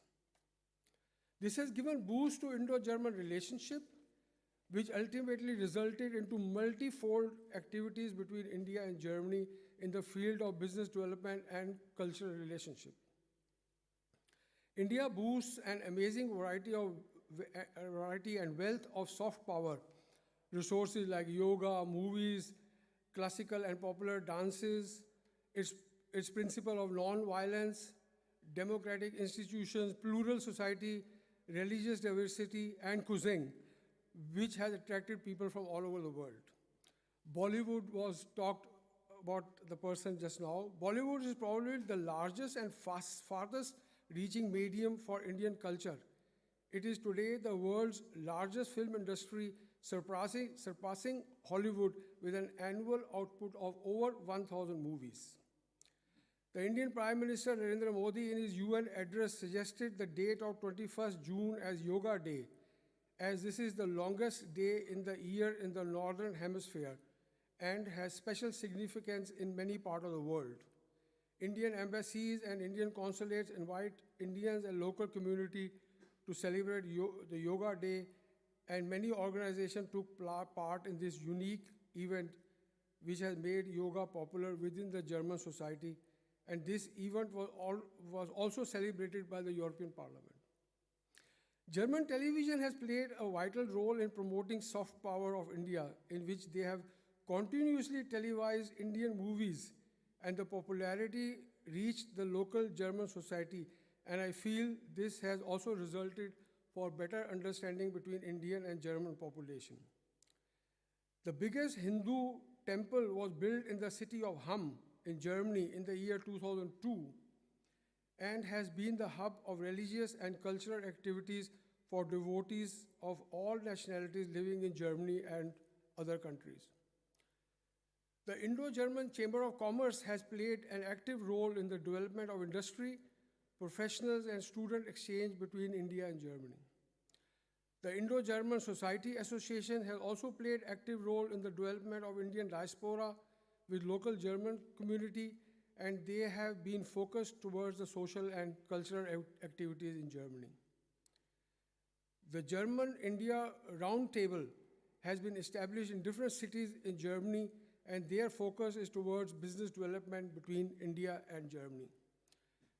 I represent the City of Cologne Council in Germany, and we have been very successful in obtaining investments from many Indian companies in the city of Cologne and in the region.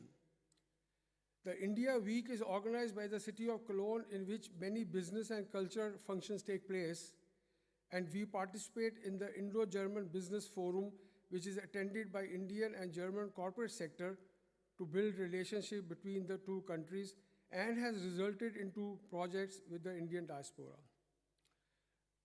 We are also planning a sister city partnership between City of Cologne and one city in India, which has been highly appreciated by the Lord Mayor of City of Cologne and Consul General of India in Frankfurt. And in this context, I had met the Governor of Punjab and gave him my presentation, which is now under consideration from the both sides. I also take this opportunity to invite you to the City of Cologne and would be happy to provide you further assistance.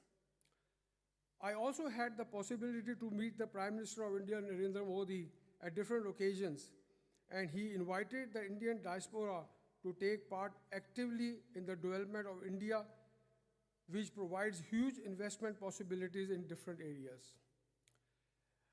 One point which has been always discussed but never came to any results is the dual nationality, the dual citizenship. The Indian Constitution does not recognize dual citizenship, and having the full rights of dual citizenship, it would bring the diaspora more closer with India, and we request the Indian government to consider to offer dual citizenship. India has given mainstream attention to its very large overseas Indian community by creating an independent and effective Ministry of Overseas Indian Affairs. I attended different flagship Pravasi Bharatiya Divas conventions organized by the Ministry of Overseas Indian Affairs, and this is perhaps the most important platform organized by the Indian government for the Indian diaspora. As a new India seeks to become a global player, the time has come for a strong and sustained engagement between India and the overseas Indians. We need to capitalize on its vast diaspora, which is largely patriotic, and the time has also come for overseas Indians to benefit from the exciting opportunities that India has to offer in the coming future. The diaspora is an important resource in India's aspiration to be a developed nation and a knowledgeable superpower by 2030. Thank you.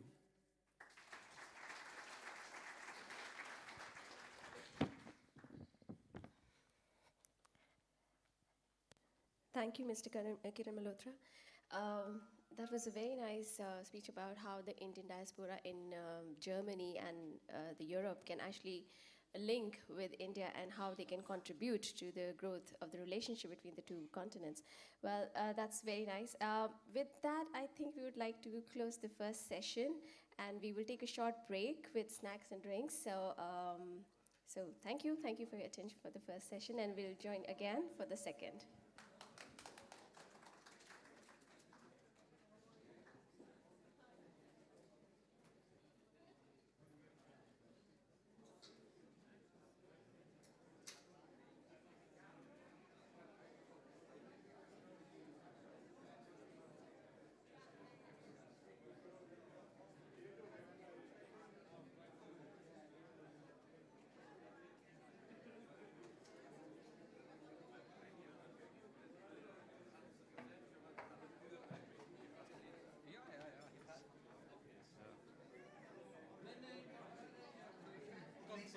Je leest het wel. Je leest het in het boek.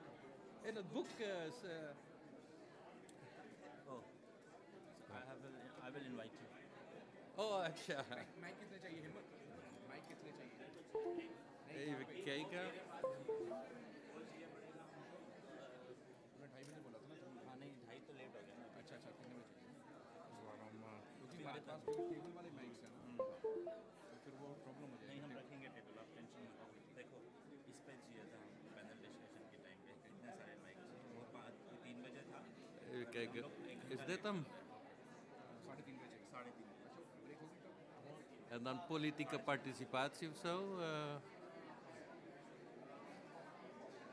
Als je die...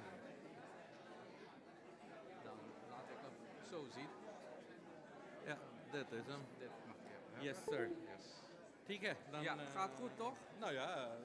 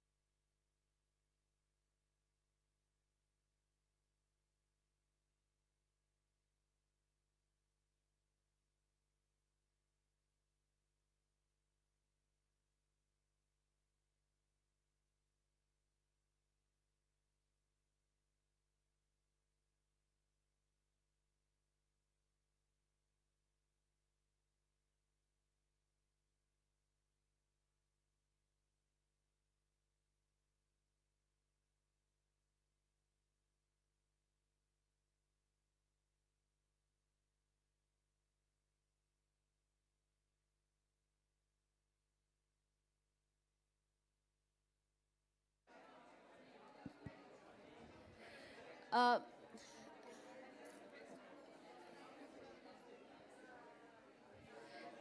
the book is also available now at the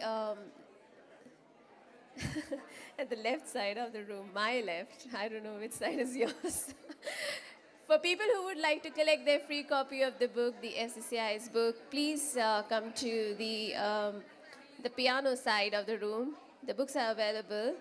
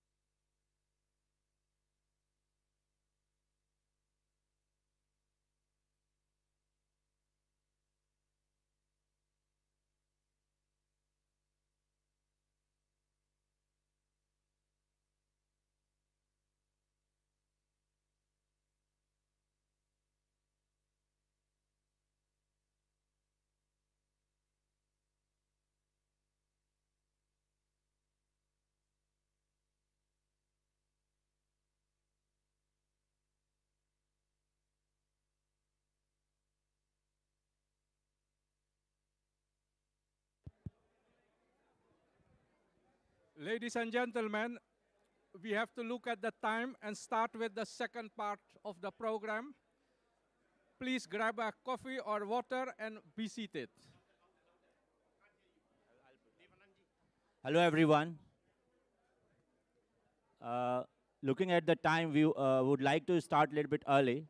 So if you don't mind, you can take your coffee and water and please be seated.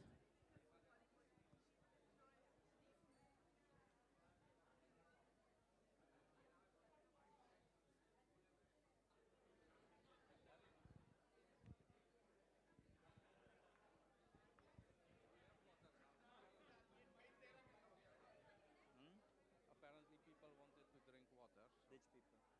The speaker. So, but I think I will fill just.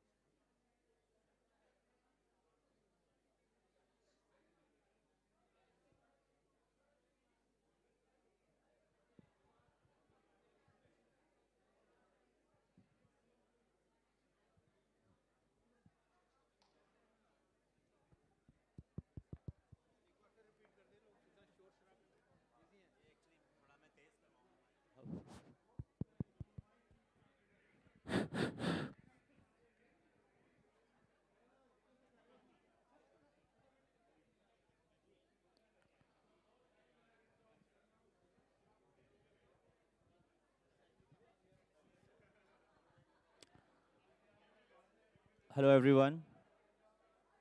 Mic check, 1, 2, 3, 1, 2, 3.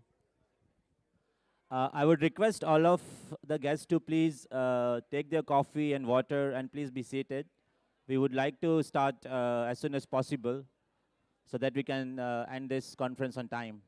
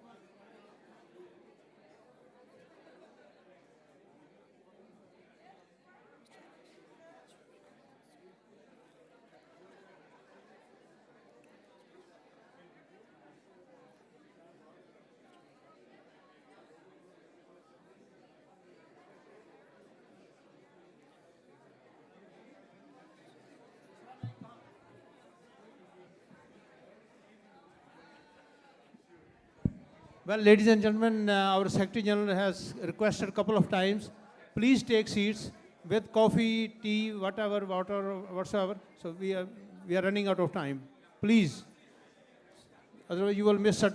And that request also for people outside on the back. Thank you. We should give 5 minutes.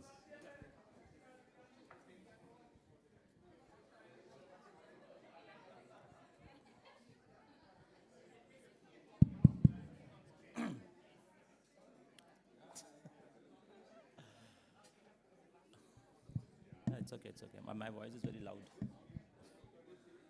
Even I...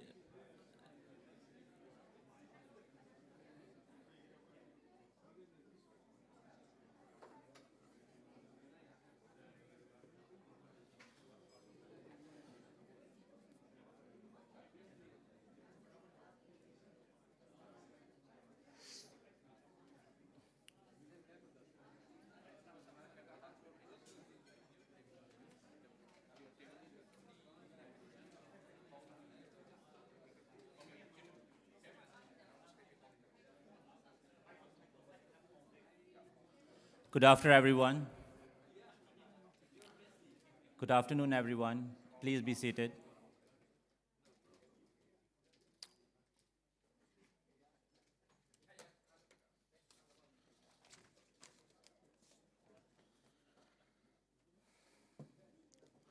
I hope all of you had a very informative and wonderful first session. And now I'm going to start the session 2. I would like to introduce myself. name is there. I'm Hemant Mishra, General Secretary of FIDE and IDC. I'll keep it short because we are already running out of time. I'm going to talk about the ambition of Indian diaspora, especially in Netherlands, and what FIDE and IDC have for them. But I want to start with a small story. I think it's been 11 years when I landed in Schiphol from India, and that was my first trip outside India. I still remember it was very, very cold in December, and I took a cab ride from Schiphol to Den Haag. On the way, I could see a clear view of symmetric trees, blue water, clear sky out of the window. It was different. I closed my eyes and pictured the village where I was born. The wind producing the sandy whirlpools in the hot sun and deep fog in the winter. The cab stopped at the destined location, and I got out of the car. The cold December breeze touched my face. I shivered a little, then took a deep breath. It was fresh, but unfamiliar. I was confused. When I looked around the street, I saw a row of houses. All looked the same. It was hard to find which one was mine. Then I realized, here I should check the number, not the color of the house or the gate. The feeling of being alone in the country or in a foreign country can still haunt anyone. And I was still in my 20s. I was still in my 20s that time. About 175 years ago, the first person of Indian origin, or say Hindustani community, came to Netherlands from Suriname. And I'm sure they had the same feeling on a foreign land. Since then, people from Indian and Suriname from Hindustani origin constantly moved to Netherlands.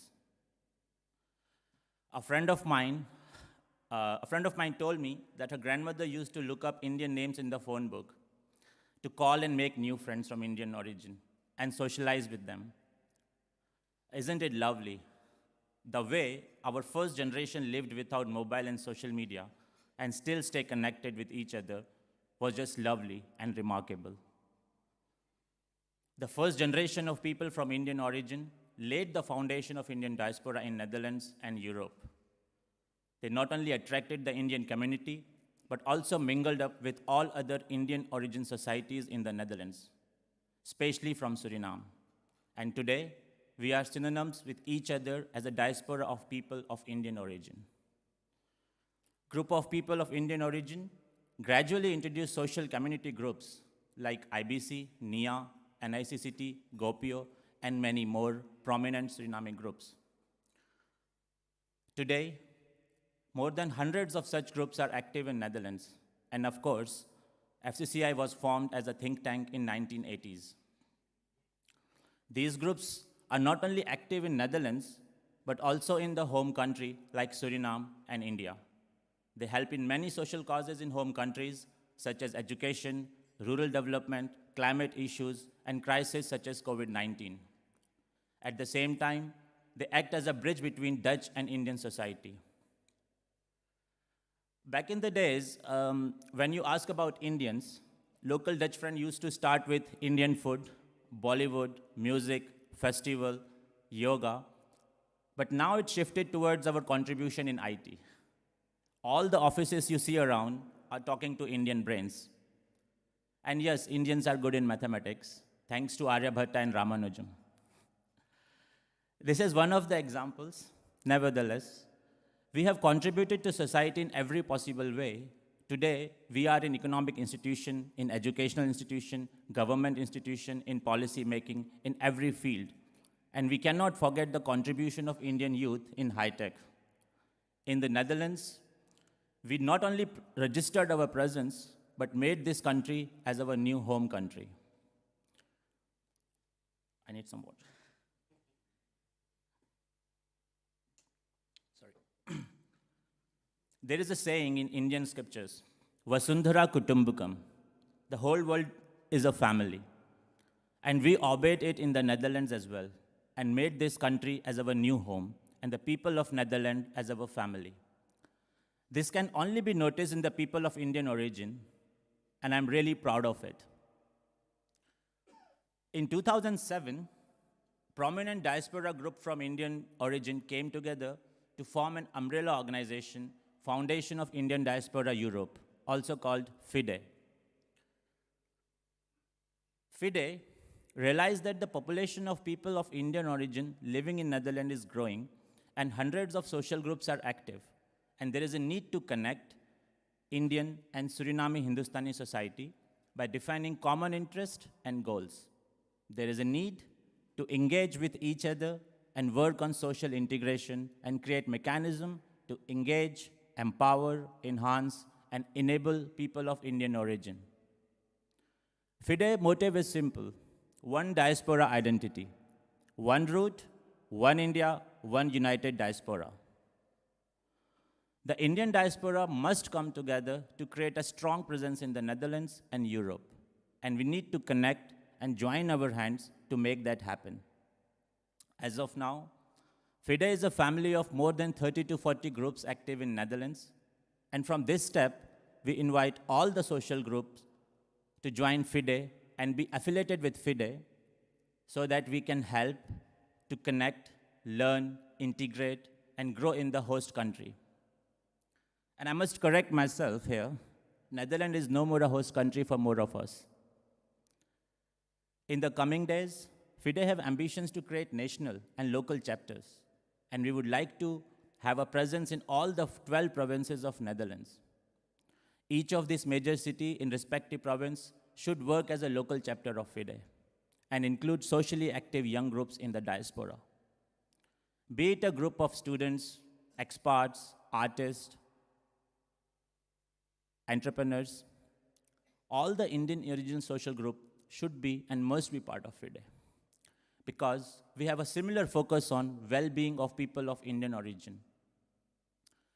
FIDE is also obliged to create civic and social interlinks between India, Suriname, Hindustani community, and other groups active in Netherlands. Furthermore, in 2018, Indian Diaspora Council, or IDC, was formed with an aim to work on political participation of Indian diaspora. The IDC is active to enable people from Indian diaspora for political representation, or I would say that representation in the policy making. Recently, we have almost 50 to 60 aspirants from India and the Hindustani Suriname community who took part in the municipality elections, which shows the interest and ambition of the people to participate in democracy and be elected as representative of the society. Now, question might come in your mind, how are you going to succeed in politics? And why politics? Is it the only way to show your participation and representation in society? Well, there is no one answer to this. But I must say, we come from the land of Shastras and Vedas. We have rich history of Rajadharma. We come from the land where Chanakya was born. And I think friends from Suriname smile, and we all know why, when I took the name. The same reason where most of our Suriname friends comes from. And yes, we are from India, from a culture of diversity and inclusion. And we know how to be part of a society and grow in a society of diverse values. And if needed, how to represent a group with diversity towards common goal and growth. And the Indian Diaspora Council provides that platform where you can come together with similar like-minded people to grow in a way that you can help the society by political participation. I would like to end with one remark that Indian society in Netherlands have huge potential. We have contributed in every possible sector to this country, and we are ready to do more as this is our country now. And if possible, and if opportunity comes, we will work together to give a political representation of society in a very inclusive manner. FIDE and IDC would like to invite such potential representatives of the Indian diaspora, and we will work together to make a successful story. Thank you very much.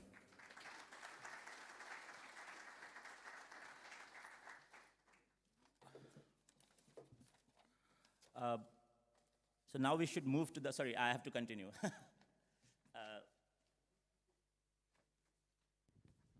I would like to invite Mr. Professor Devanand Mahadev, who will continue the theme presentation for the second part.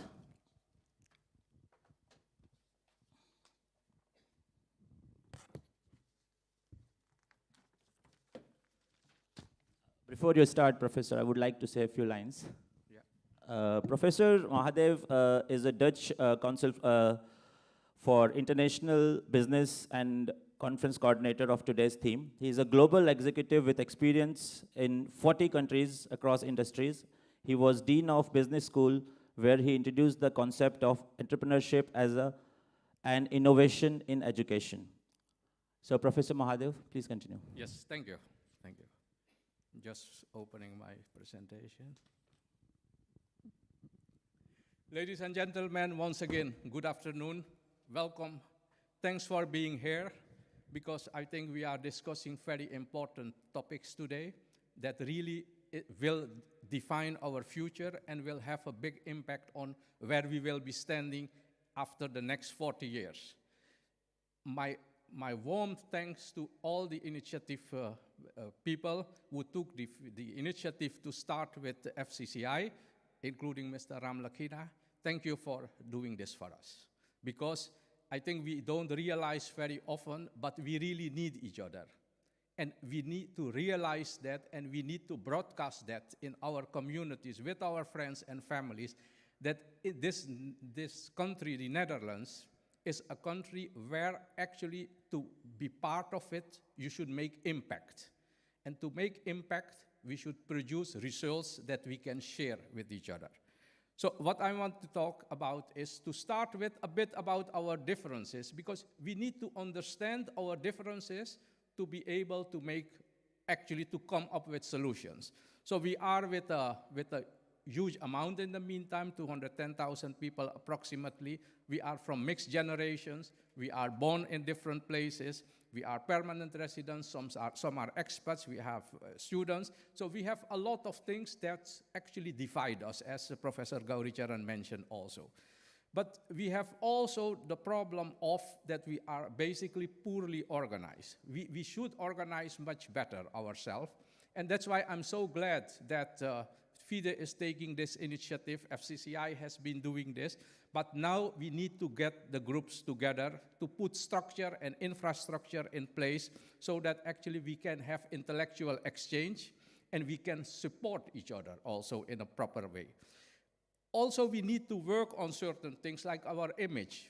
People from Suriname think differently than people from India. Sometimes we think that we are the people that cares the most for others, and that's the good side of us. But we need to become more objective and profile ourselves much more in the same way as it fits in the Dutch society. Also, we need to pay enough attention whether we are on a crossroad or not, because some people live here, but their heart is in Suriname, or their heart is in India. Sometimes we have a kind of identity struggle. Are we colored white people, or are we really Hindustanis? And we need to pay much more attention on the in-depth side of what we are doing. What we have also is we from Suriname, we basically speak Dutch. Indian speaks English. We have a very warm link and a history with Netherlands. Indians are more oriented on UK. But we have a lot of things that we share with each other. And we need to acknowledge that. We need to also position ourselves in a different way.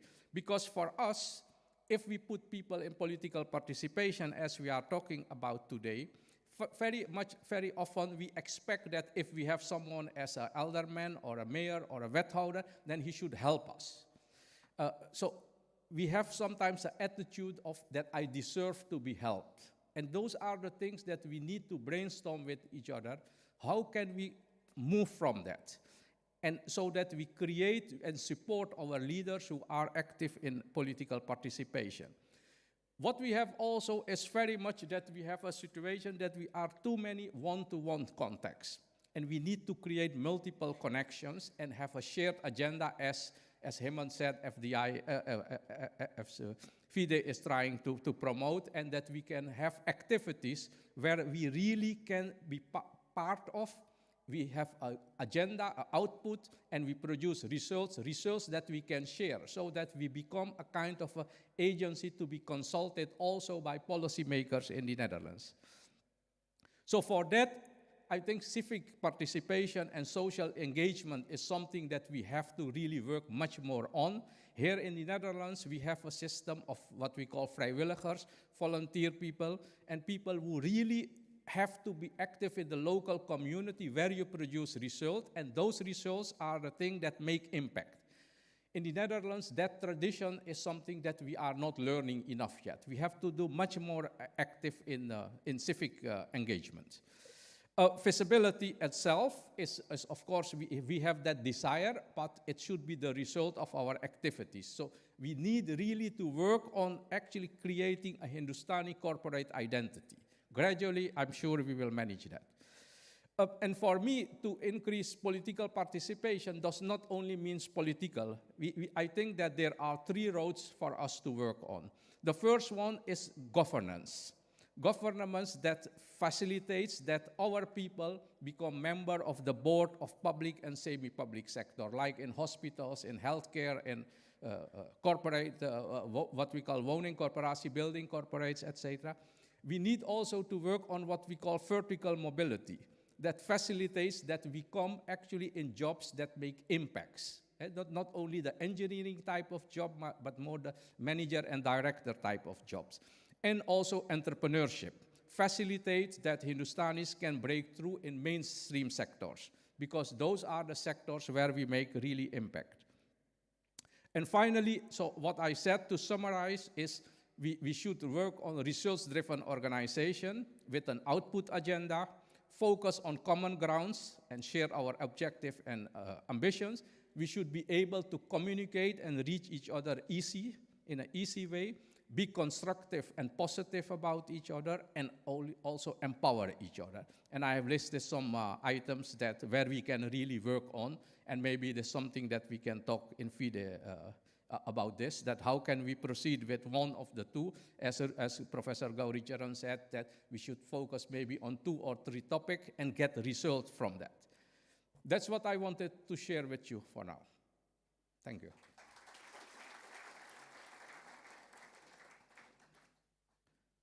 Yep.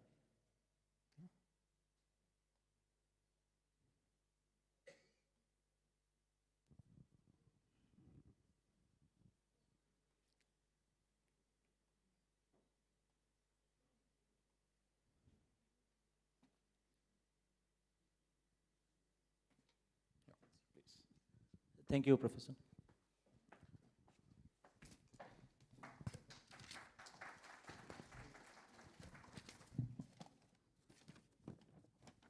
Thank you, Professor Mahadev. Now I would like to invite Honorable Retired Honorable Baroness Dr. Sandeep Verma, Member of the House of the Lords, Chancellor of University of Hampton, UK, United Nations Women, UK, and former Minister of Energy, Climate Change and International Diaspora, Government of UK.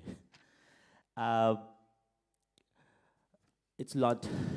I can spend whole evening talking about you. But I would really like to thank you for your strong interest in the diversity and gender issues and international affairs, and particularly in South Asia and South Africa and Africa. And also, I wanted to congratulate that you were awarded for the prestigious Pravasi Samman Award in 2011. And in 2012, you was awarded with the Golden Peacock Award. So congratulations. Thank you very much for being here. The stage is yours.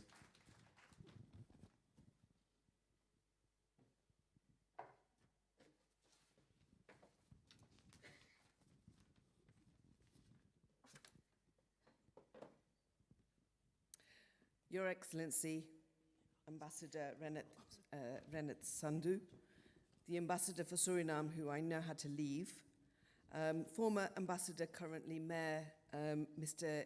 Jules Bijou, former Dutch Ambassador to India, Mr. Eric Niha, of course, my dearest, our dearest friend, President of FCCI and FIDE in the Netherlands, Mr. Jasbir Singh, and all the officers and members of the FCCI and FIDE.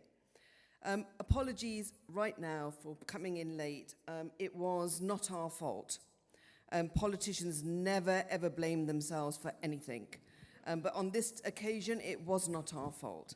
You know, what COVID has taught us all is that there's a huge shortage of people. Suddenly, we can't find people working anywhere, and we were stuck in a queue for a very long time at the airport here, waiting to get through customs. Now, I've come to speak about political participation of the Indian diaspora. There's 33, 34 million of us across the globe. In the UK, we are the largest ethnic, single ethnic minority grouping of nearly 1.5 million.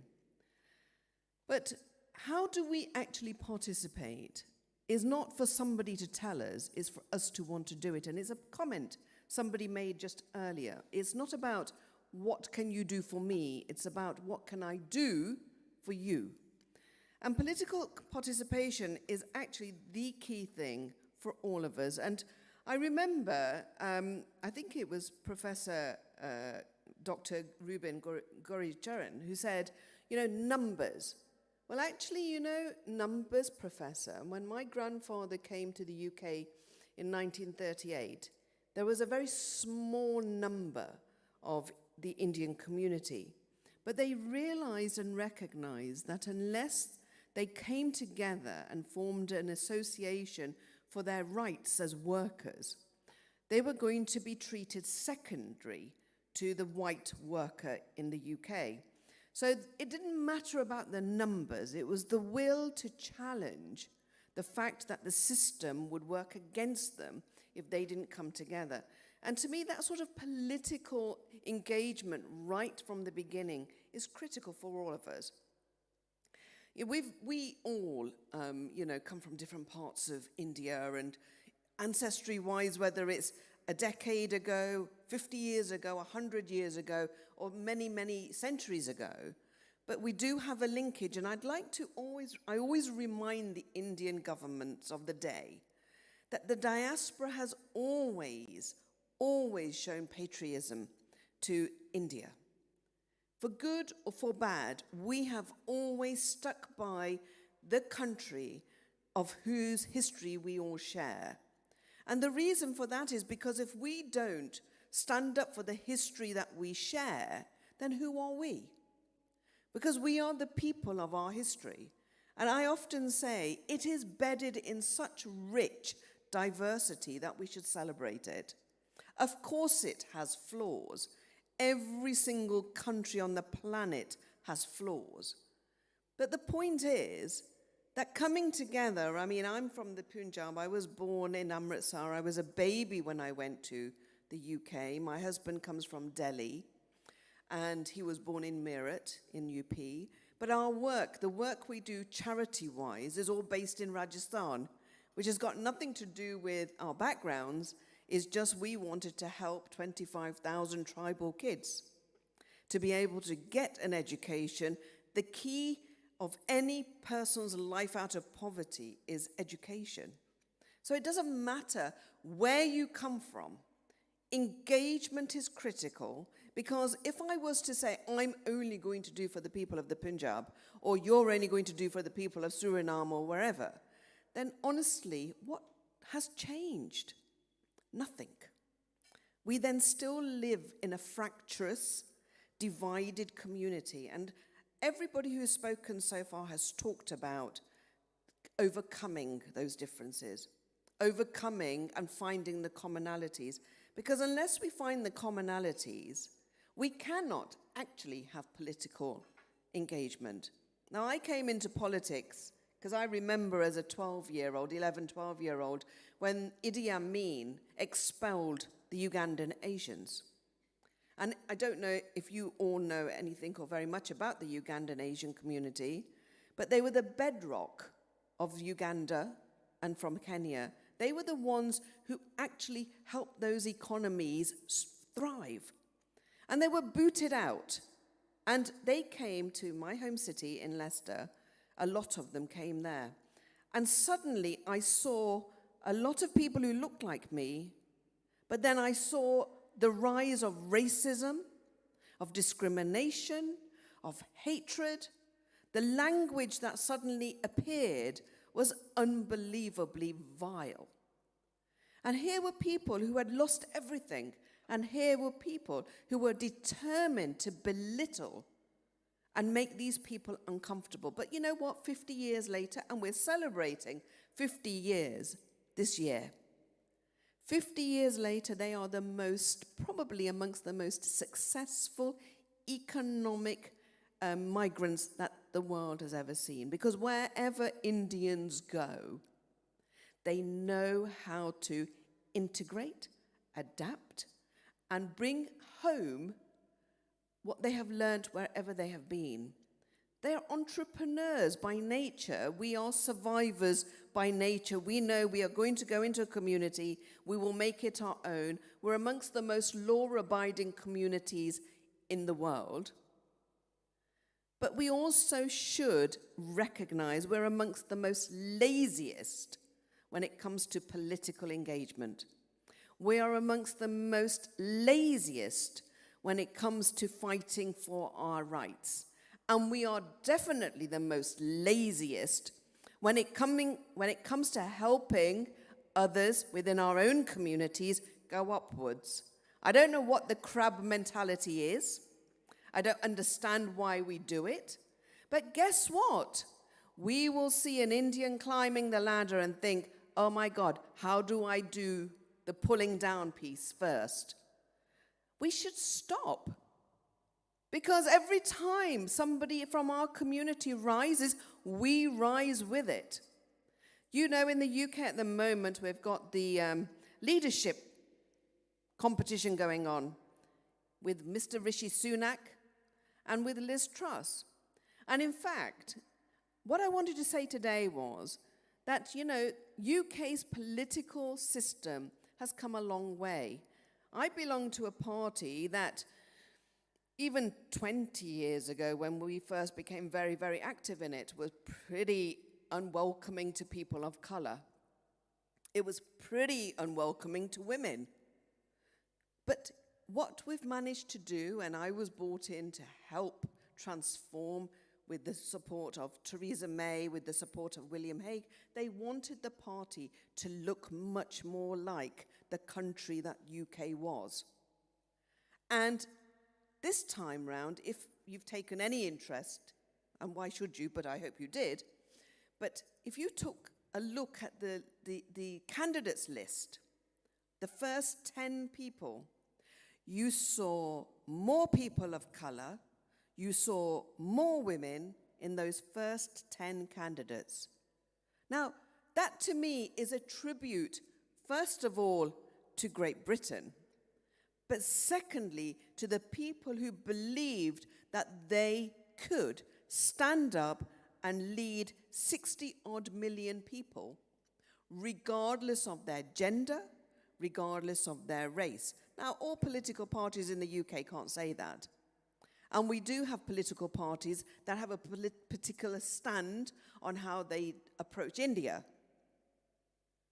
And there it is, the importance of why political engagement is so critical. So I spend much of my time looking at succession planning. I look to see who are the next leaders going to be. Where am I going to see people coming into politics? And luckily, we have now got no shortage of people wanting to join politics. But it is up to parents and families to support the transition. You cannot make a voice for yourselves if you're not in the room. You cannot and will not make a difference if nobody can hear you but yourself. You know, we have to look in the mirror and ask ourselves, why is it that overall we've been brilliant in business? I mean, I was looking at the top 10 CEOs of the corporations across the world, whether it's Google, whether it's Microsoft, whether it's MasterCard, you know, whether it's IBM. They're all Indian, all of Indian origin. If they are doing that, that's brilliant. But I also want to see people rising to the top politically. I mean, my dream tomorrow will be, if the result comes, that I hope Rishi will win. I hope he becomes our next Prime Minister. But even if he doesn't, he's in the last two. That demonstrates that a country has grown up and accepted that they've got to move on. But India has changed too. And India no longer needs to wait for people, because India now can pick and choose. So it's amongst the Western countries to also recognize what their relationship with India has got to be. So when we talk about things like human rights in India, and when we talk, of course, every country has got to look at its internal measures itself. Of course it has. And it is for the diaspora as good critical friends to always have that direct conversation. But I do not know where you will find a country that does not have some form of problem, whether it's, I mean, in the UK, and I don't know about Holland, but in the UK, we still have 1 in 4 women that suffer domestic abuse. We still have 1 in 3 women globally that suffer sexual domestic abuse. So we can't pat ourselves on the back and say that the problems are over there and not here. I chair UN Women UK. I see the issues that women face in the UK every day. My daughter worked for Invest India for a year, and that's a really important thing for me. We need to send our young people to go out and spend time in India. That's where, Ambassador, it's really important that you and your colleagues across the world create the pathways so that we can have that direct engagement. The first generation, the second generation, and even the third generation may have an emotional link. But the children born out of India have got to understand what it is that connects them. And for me, I've set up an all-party parliamentary group in the UK for trade and investment with India. We're going to have a trade deal, hopefully by the end of this year. It will mean masses of jobs, masses of investment, but more than anything else, it will mean that relationship cementing even more, but in a different way. I don't want us to... That's my phone telling me to shut up. I don't think that we should think that things are going to happen by themselves. They take hard work. They take engagement. They take all of us to commit to that relationship. You know, I looked at the slides before and I was trying to figure out Hindustani, Indian, Suriname. I just want us all to believe that we share a future, and that future is shaped not by what is different about each other, but how do we go out there collectively. Do you know what they say? A closed fist is the strongest thing you can have because you're all together. And, you know, when my daughter spent a year in India, she said, "Mum, I learned so much. I learned a lot about myself." And I think young people, particularly those in the startup world, the tech world, they have got to be able to find those new markets. And those new markets are only going to be available with engagement. I mean, I work very closely with our High Commission in the UK. I work very closely with the consulate in the UK. Because I firmly believe that this room should be heaving with young people. I strongly believe this room should be heaving with young people, hungry to know where the new marketplaces are and not be afraid of them. Whether it's through university collaboration or through business collaboration or through political engagement. And if you are politically engaged, we can make those relationships happen. I came into politics because I saw racism in the UK. I came in as a 12, 13-year-old seeing what the Ugandan Asians faced. And I stood up, not because they were Ugandan Asians, because I stood up because they had human rights just like me. And if they were going to be abused, I was being abused. And so it's important that when we do stand up, that we actually talk for all of us and not just for some of us. And my political engagement has been from local activity level. That's where it started, in the community. Standing up for women who suffered domestic abuse. And then I was invited into the Conservative Party to actually stand up and give a voice to diversity, inclusion, and equality. And I've been really, really lucky in my journey that I have found some brilliant mentors. I have found some brilliant political figures that have stood by me. Michael Howard, who was a leader of the party when I stood in Wolverhampton Southwest, he said to me, "Why do you ever doubt that you would never make it to the top?" And I think that's... Can somebody take my phone away? It keeps answering me. And I think strongly that we should never doubt ourselves. We should never think that we can't make it to the top. I've been a minister. I loved every moment of it. But now, as always, I'm in business too, and I do a lot of work with the governments in Africa. And I must tell you, this great sea change that is going on, if we're not on the fast lane with it, we'll be off in the slow lane without it. You have to make your choices which lane you want to be in, the one that goes fast or the one that's slowly trundling along because you're comfortable. That's your choice. Thank you very much.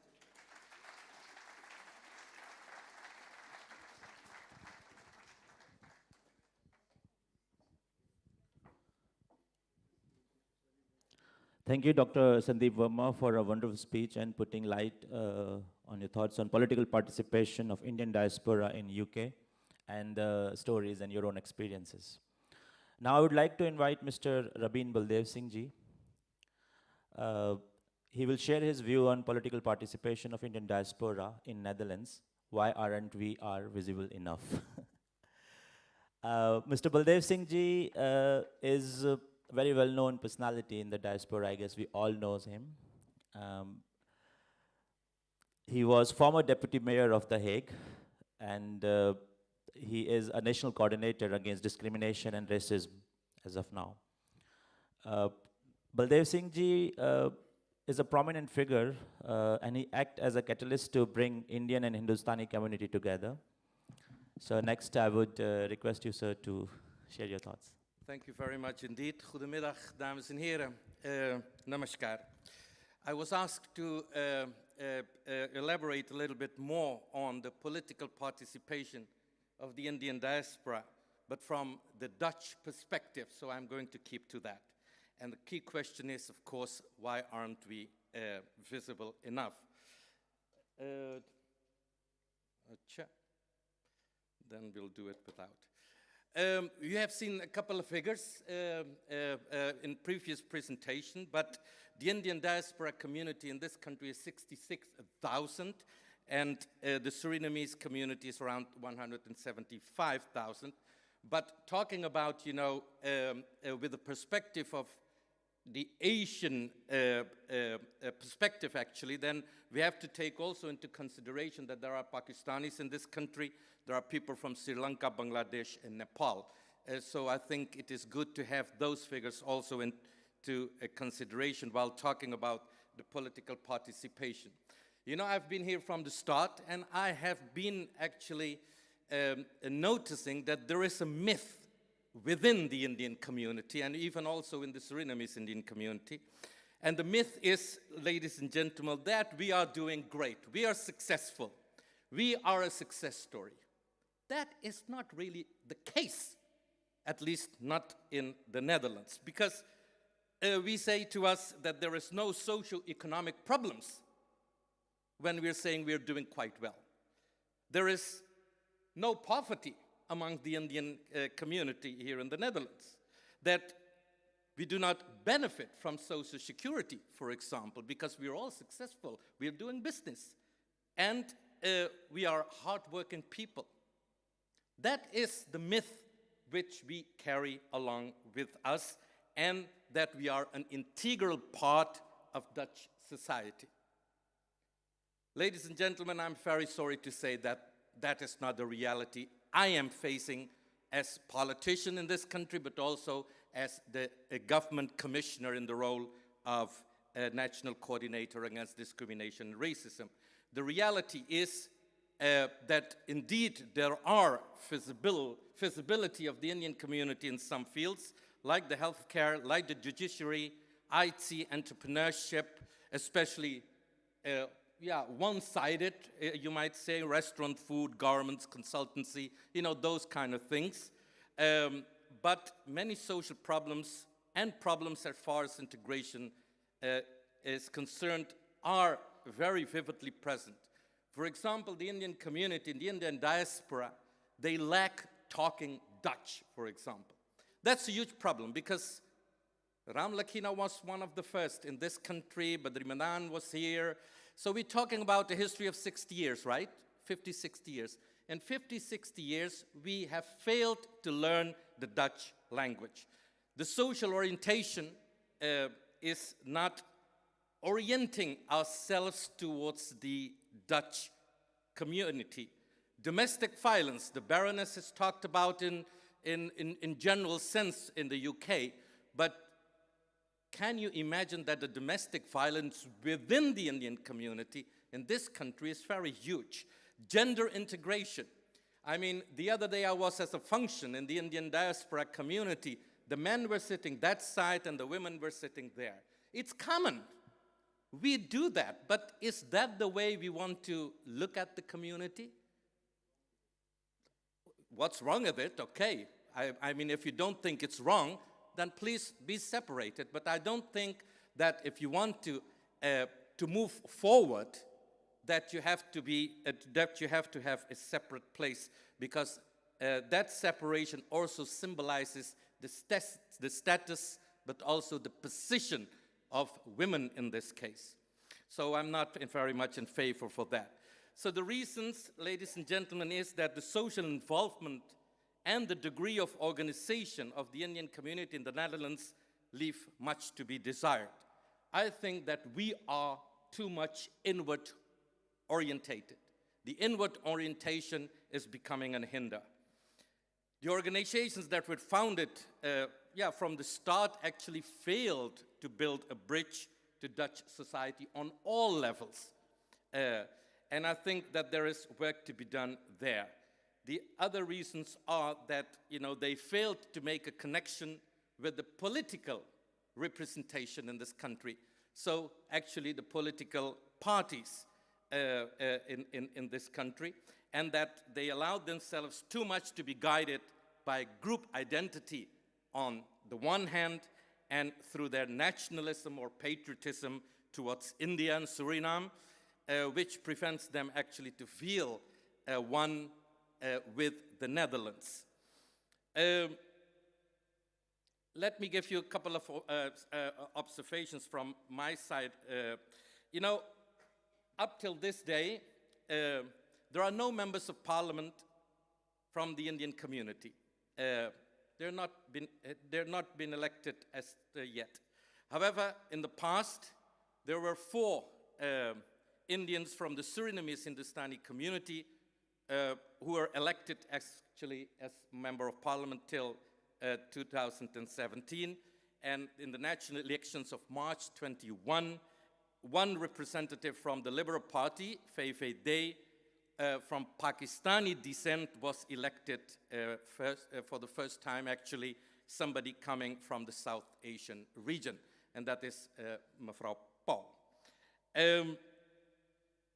So the other observation also is that on provincial and municipal level, there is no representation from the Indian community, although there are some members of the Surinamese Hindustani community in major cities, smaller towns, and provincial states.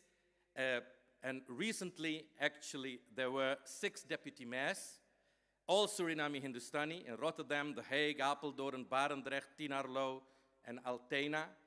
Only 2 left, perhaps 3. The Hague is still working on a coalition, I think it's going very bad. So if it doesn't come to a coalition, then it will only be 2, otherwise perhaps 3. And up till now, of course, we did not have any mayors of Indian descent in the Netherlands. There has been indeed a turning point. I think Hemant Mishra was also mentioning a little bit. And it seems that the elections in March 22 has been a turning point as far as political participation of the Indian community is concerned. 6 people from the Indian community were on the ballot paper for several parties, particularly VVD and D66, the Social Democrats and the Liberals. And only 1 got elected, mind you, for the 2nd time. 1 got elected as member of a city council in the village of Leiderdorp, and that is Prachi Kulkarni Brandenburg. She is here, of course. Prachi, I don't know. Yeah, you're there. So you are our pride now, and she is now indeed the leader of the fraction of D66 in Leiderdorp. So the question is, ladies and gentlemen, why aren't we visible enough? And my explanation is as follows, that although the Indian community in the Netherlands is growing fast every year, it is much to be desired, and that means that if you look at the Indian diaspora, then you see then, as I told you just now, the strong orientation towards India and Suriname is actually an obstacle in this process. The integration challenges, as I told you, is also a problem, and of course the inward orientation. So I think if we want to be visible, if you want to count in this country, if you want to be indeed a relevant Indian in this country, then we have to change this pattern. If you don't do that, then we will be a non-relevant Indian, as Professor Gauricharan told us just now. I refuse that. I mean, I refuse to be an NRI in that definition, because I want to count, I want to be relevant in this country. So the focus, the inward focus, we have to tackle that. So of course we can have a parallel society. I'm not against a parallel society. I mean, I'm an integral part of that parallel society, but we need to think about what the internal orientation will bring to us in the future. This strong nationalistic bond with India, you know, the patriotism we have, on the one hand, it's okay. I mean, Pil bhi dil hai Hindustani, theek hai. Magar, how far do you go? I mean, India's there. Are we ever going to India back, you know? Are we going to die in India? We're not going to die in India. We are all going to cremate it here in this country. I mean, that's the reality. So if that is the reality, then we should, in my humble opinion, focus also on this community. Only by focusing on this community on all levels will uplift us actually and bring emancipation. And of course, the language problem, we have to master that, and the knowledge of society in broader sense is very important. So I would say, let's not only be proud of the cricket team of India, we have to be proud of Max Verstappen, who is hopefully going to win today, or let's be proud of Ajax, for example. ADO Den Haag is also good. If we don't do that, and I'm going to conclude, ladies and gentlemen, if we don't do that, then this process will take place, and that is marginalization as a social and economic significant power in this country. We will be marginalized. We already are marginalized, but we are still on a threshold to tackle that, and if you do that, then we can make a difference. So a clear and present turning point is yet to be gained. That is not, while there is a turning point, but clear and present turning point is no longer there. It has to be accomplished as far as I'm concerned. So I hope that I triggered you a little bit. No applause yet. No applause yet. Let me finish it. So I hope that I triggered you a little bit, you know, to focus a little bit on really the topic, why aren't we visible enough? And please, please, let's get rid of the myth. Thank you very much.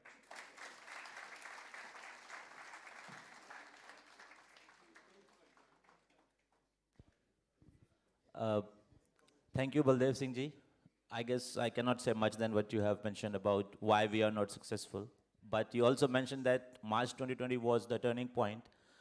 And I hope going forward, we're going to turn that point in our favor.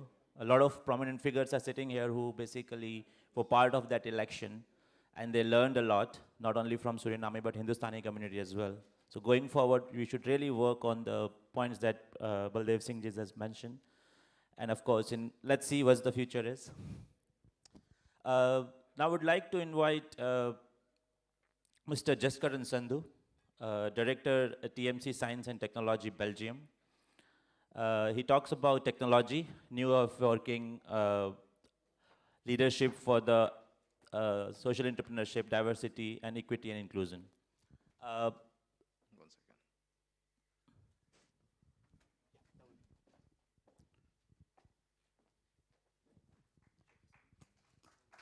Yep, I think it's good. So this is very special because normally when I do give presentations, it's mostly in high-tech environments. It's mostly with engineers around. And now suddenly I have some very, very esteemed guests in front of me who are leaders themselves, politicians, of course. I'm always scared of politics, but that's just me.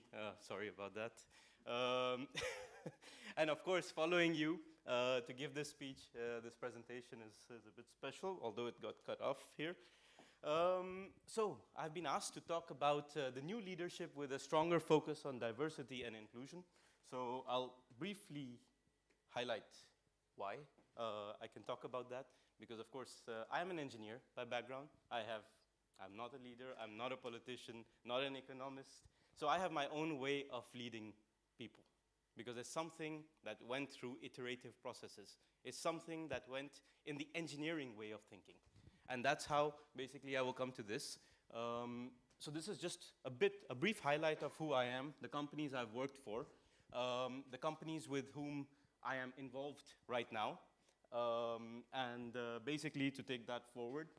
I want to actually try and highlight, since I'm supposed to represent the youth, it's nice to see here that I'm still young, because in other environments, in engineering environments, I start looking old now. But okay, I'm very happy that I'm the youth here. So I do represent the millennials in that sense, and Generation Y. I'm trying to learn how that works as well. But we think differently, and we do think differently, and that is true. And this is something actually done by a group that I follow a lot. It's called Corporate Rebels. And what they do is that they do analysis of the HR environment of how people actually think today. And this is quite interesting. Sorry, I'm not going to call you old, but let's say the previous generation, the baby boomers and so on, you will find yourself on the left side of this. Yeah? The new generation will find itself always on the right side of it. Yeah? And I'm going to start with that. So what are people looking today in a job? Basically, in the past, people were looking for a company that is profitable, whereas today people focus towards companies that have values. In the past, we were looking at hierarchical pyramids, whereas now we look at more the network of teams. A directive leadership style has basically changed into a supportive leadership style. Something that was all about planning and predicting your career. Aur beta, kya karoge? 10 saal mein, 15 saal mein. That has changed. Now it's not about planning and predicting your future. It's basically about trying, failing, trying something new. That's what the current generation wants. Then if you go, in the past it was all about rules and controls. Now it's about freedom and trust. Somewhere we trust our employees. Somewhere we trust the people we are working with. We let them work from home and then say, okay, we believe that they're going to deliver the work that they are actually going to deliver. The centralized authority has become into a distributed decision-making. Secrecy has led to transparency. And from my perspective, even it can go to radical transparency. Job descriptions, in the past, you don't fit the job description. You're underqualified. Today, it's about, or overqualified for that matter, today it's about finding who is talented. What talent do they bring to you on the table, and what can we do about that? And that's really the focus, that people have changed in their way of thinking. Today, when people look for something in their jobs, they actually look for autonomy, ownership, transparency, and responsibility, which has led to a very, very different mindset, and it requires a different way of addressing this generation. You cannot come with the old school management styles and say, okay, this is how we are going to lead. The diaspora in all that also adds an extra bit of complexity, because now you have diversity. People want to have D&I is the key word, right? In engineering and technology and businesses, everybody's talking about D&I. But D&I cannot be forced. It cannot be that you say, okay, I'm going to have a quota of 10 women in my company, and I'm going to have a quota of 10 brown people, 10 black people. No, it doesn't work that way. That's not, it's about going back to the way of thinking and changing your mindset.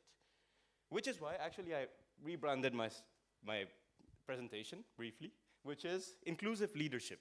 And it's going to be a focus on inclusive leadership. So, first of all, maybe just to define, we talk about IND. Why? Why do we talk about IND? I think some of the points were highlighted in the previous presentations. The first one, diversity of markets. You mentioned it earlier, Dr. Verma, that at the end, we are looking at emerging markets. We're looking at different markets to work with. That brings its own set of challenges. We are working towards diversity of customers. Demographics are changing, but also the power is changing. This brings diversity of ideas. And of course, the diversity of talent. The more the talent is lacking in these countries, the more diverse it's going to be. So, in that sense, very briefly, what benefits does it bring? The benefits, obviously, new customers. If you're working with a group here locally in your old mindset, you're only going to have your old customers. You want new business, you have to think differently. Improved retention, create pride, the sense of belonging in a company, in an environment. I talk about company, but okay, you can take this to any environment if you want. More profitability, obviously, if you have higher retention, you have lower losses of people, this is going to result in more profitability and greater corporate innovation, which is basically just to say, either you innovate today or you die. Your business is not going to survive. So the idea is that it's not only about high-tech innovation, it's also about innovating on HR models. It's about innovating in the way of working. So this is something that McKinsey has been working on as well. Every year, they've been doing this. And basically, they came up with this, the bold actions that need to be taken. It's very nice because people, CEOs, they like McKinsey in that sense. And I also find them quite funny because they come with this list of things that companies should implement. How? We don't know, but okay, do it. So basically, they came up with these two ideas, systematic business-led approach to IND, and the bold steps that need to be taken. If you read this, they're quite interesting stuff. But okay, we're going to go further. So for me, what it actually means is that you have to establish a sense of belonging for everyone. It doesn't matter what your background is. It doesn't matter where you're from. An empathetic servant leadership. Now, this is an interesting one. I'm calling it a leader, and I'm calling him a servant. Why? Because we serve. We serve the people who we are working with. At the end, a leader is not the one who is going to tell you what you have to do. A leader is going to make it possible that you do what you want to do. A top-down approach obviously isn't enough. The quotas, as I mentioned, don't automate inclusion. But you have to confront fears. There's a fear, right? At the end, if you're in a company I'm in Belgium, there's a certain way of working in Belgium. There's a certain thought process. The Flemish people think in a certain way. The Wallons think in a certain way. But then there are fears.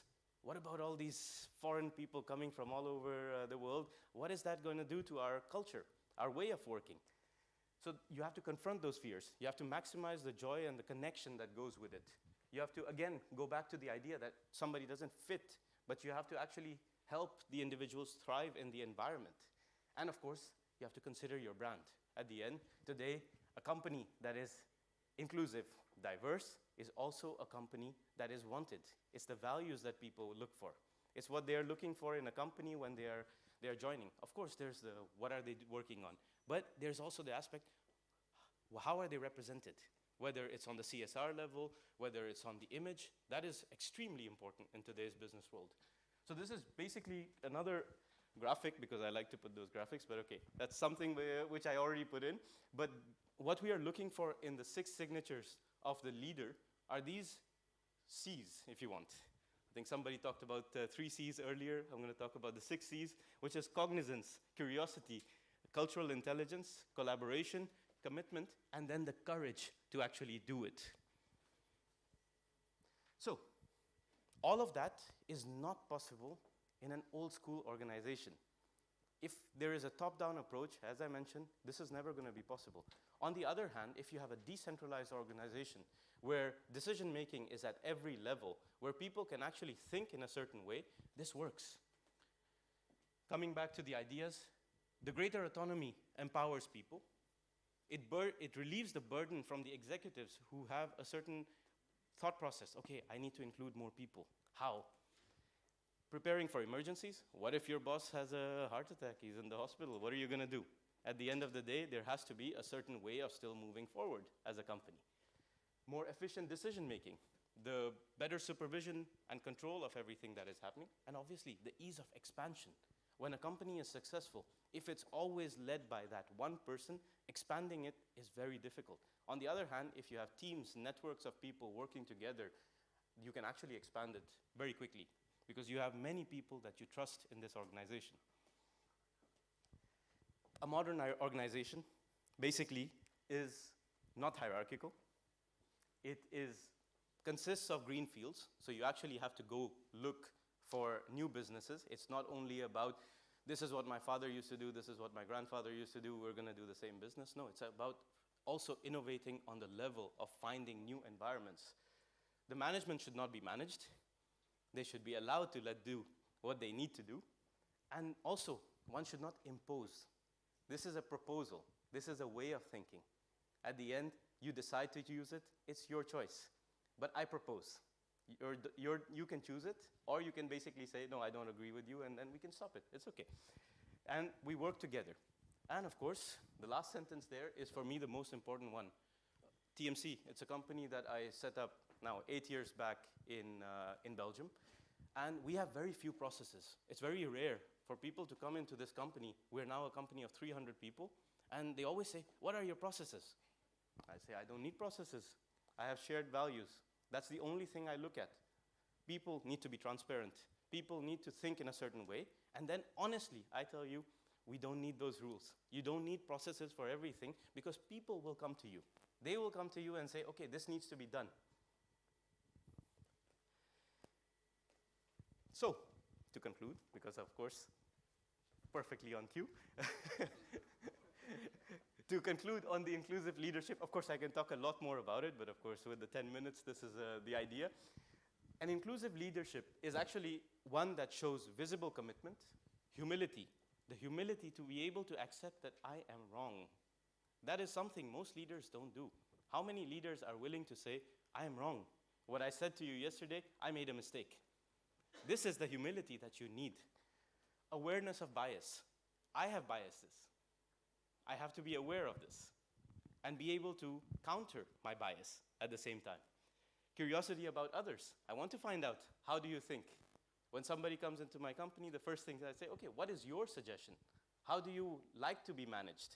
The managers I have in my team, like, do you want me to follow you up closely or do you want to keep a distance? I will see. In 2 months, if it doesn't work, I will change the way. But at first, I ask him. Cultural intelligence, to be able to understand who are we working with. And of course, that leads to effective collaboration in every way. Now, this could be something very different. And you might say, but every company in the world works in a certain way, which has worked for years. But that doesn't mean that they are all right. Yeah? At the end of the day, the idea is to sit back, think, and decide, how can we change this? So I actually came up with a definition myself. Because I was looking for definitions of inclusive leadership. This is the last slide, by the way, on what the inclusive leader should be, or what that leadership style should be. And I said, okay, it's a mindset, a way of thinking and acting that allows you to recognize and realize an opportunity.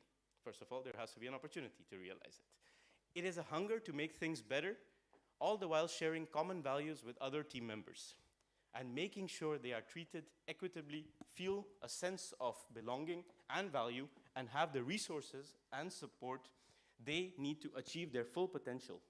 To, the slide that is missing at the bottom, to fulfill an end goal. That's actually the last sentence there. But that's really the idea of this, that at the end of the day, there are so many elements to leadership that need to be taken into account. I hope that triggered you for something. At the end of the day, that's it. That's all I wanted to talk about. So thank you.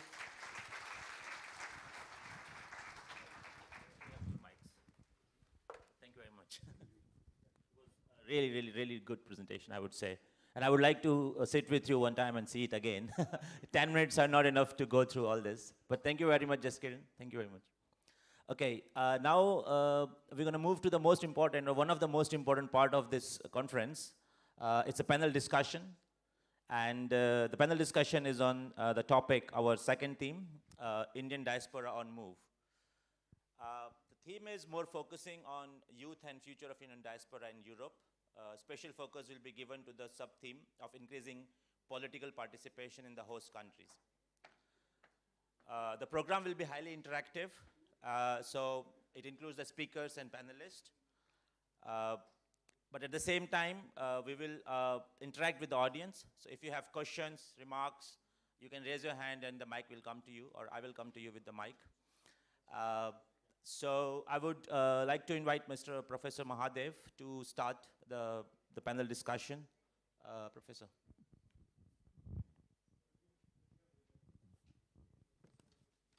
You need 10 minutes. Okay.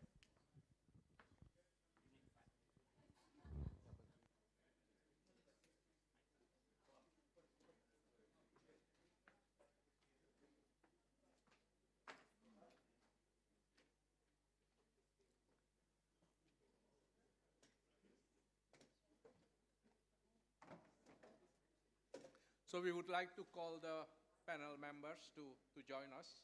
Ruben, please.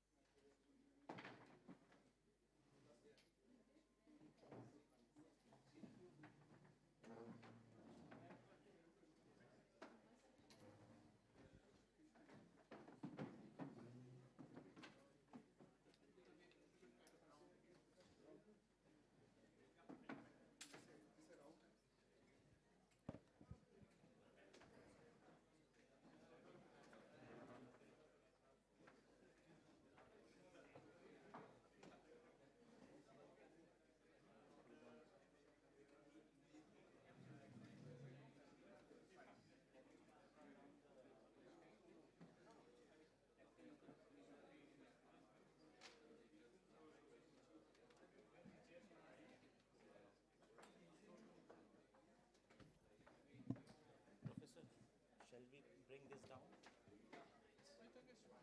No, इसको नीचे कर देते हैं. You just have to lift your laptop for a minute.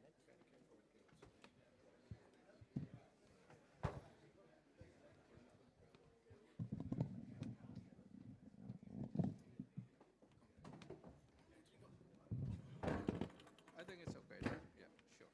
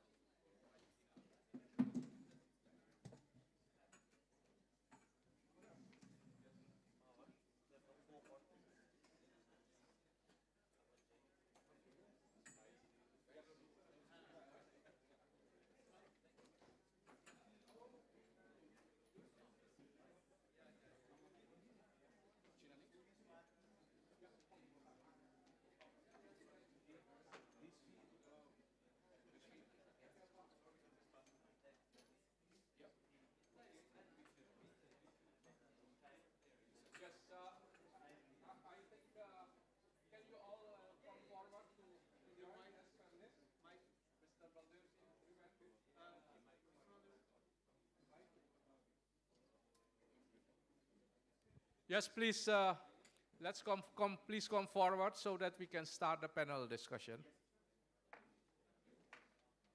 Yeah. Yeah.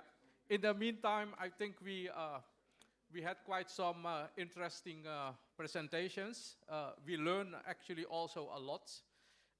Very inspiring words by Mr. Lakina about mobilization and having things on the agenda, but also where Ruben introduced, or Professor Gauricharan introduced the concept of we are familiar strangers. New for me, but I think that overall we had quite some interesting input. So now it's time for discussions with us. But before we start with that, Mr. Madan wanted to say a few words. Ja, je kan alvast.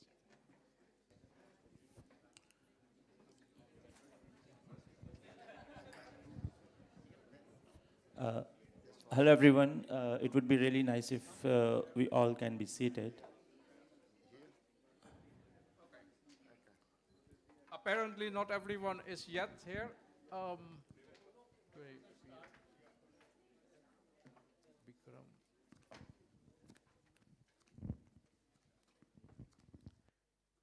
Is you are Diksha, right? Ashish Kulkarni? Yeah. Okay, I think we are complete. So, Mr. Madam, thank you, Professor Mahadev. Actually, it has been a very wonderful and interesting discussion on the Indian diaspora. We have seen fear of differences, hopes, all kind of things in the Indian diaspora.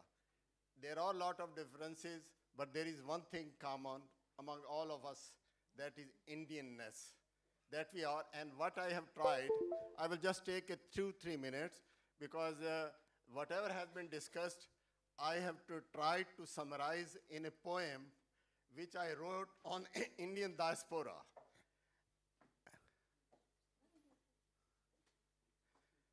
And that poem is, one line I will say in Hindi, and then I will translate in English. The poem is, "Ye katha meri nahi, aapki bhi nahi, hamare samay ki hai, hamare samaj ki hai."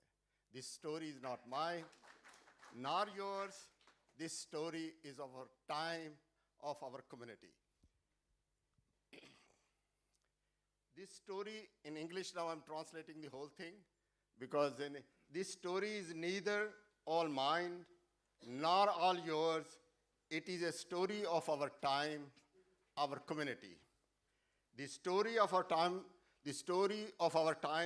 started with us. We were just 5-6 family when we came. The story of our time started with us. We have lived through it. This is a story of yesterday, today, and tomorrow. This story is neither mine nor yours. This story is of time and of our community. We came to this country, a lot has been said. We came to this country to make our future. The reasons were different, but the purpose was one. The devotion was the same, our determination was the same, to raise our family and support the country we left, the country in which we live. Both the countries we have to support. It may be difficult to understand, but that was our aim. The story is not mine, nor yours. This is story of our time and of our community. What is life? What is life without dream? Not easy to live without friends close by. We have made our today. We have made our today on the basis of yesterday. Started with nothing. I came with 6 pounds. We started with nothing, didn't leave at nothing. This story of bravery and venture makes us feel proud about everything. This story is not mine, nor yours, but this is the story of the time and of our community. The time that goes by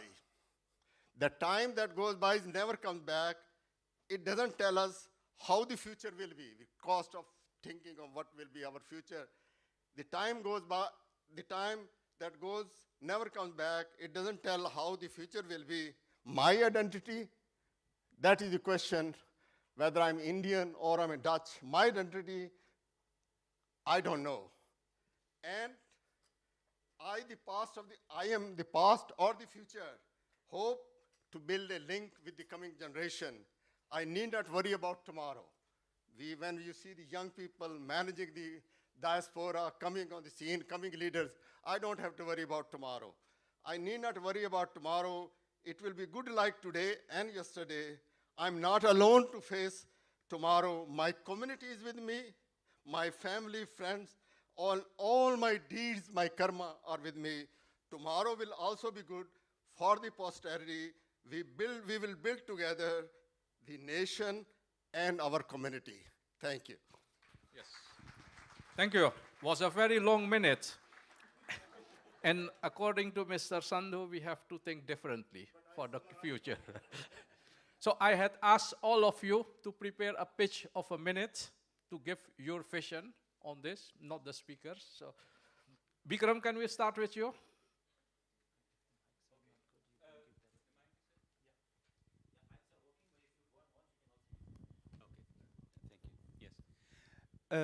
When we speak about the cooperation of the Hindustani community and the Indian community, I think we have the previous presentations were looking backward. We have to look forward, and I was very glad with the speakers. Thank you, I'm very impressed. Because we have to acknowledge that in the past there were some problems. But when we stick to those problems, we will be lost, we will be lost as community. So we need leaders who are prepared to look for the opportunities for the future. And not people who are blaming what has been in the past, because every community, even within the Indian community, within the Hindustani community, within the Dutch community, you have had quarrel, a lot of quarrels. But what is our future?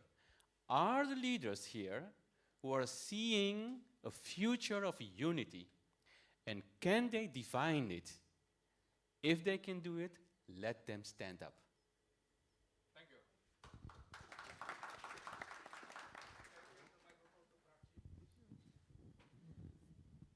Yeah, to start with, I'd like to congratulate FCCI for their 40 years. My father was a founder and trustee of this organization, so it's a privilege to sit here today on a dais that he helped form. My pitch, my name is Prachi. My grandmother named it probably very optimally because I understand the meaning of my name is East. East, born in West, is the other translation of it. I was born here in Amsterdam, grew up all over the world, and came back to study here. So for me, English is my first language. But even then, today, I've chosen to take a political path in the Netherlands. My point being that language can be overcome.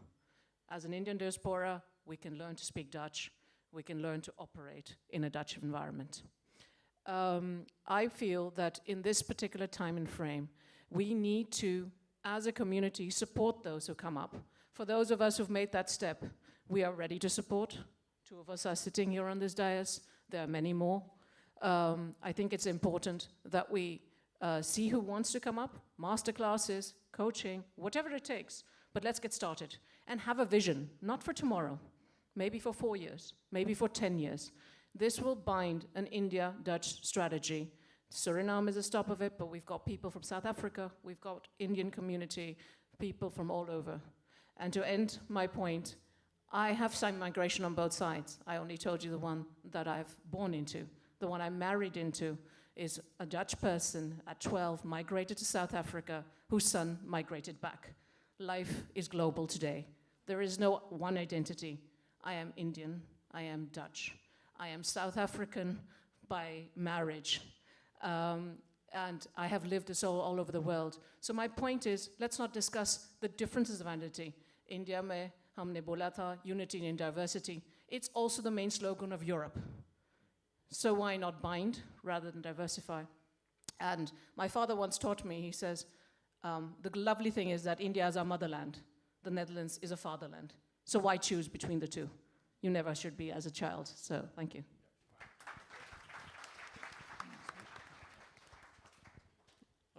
I think I have listened to all the respected speakers today. I'm not really a kind of a, okay. Sorry. Yeah, hello. Hi, I'm Ashish Kulkarni. I'm in Netherlands for more than 6 years now.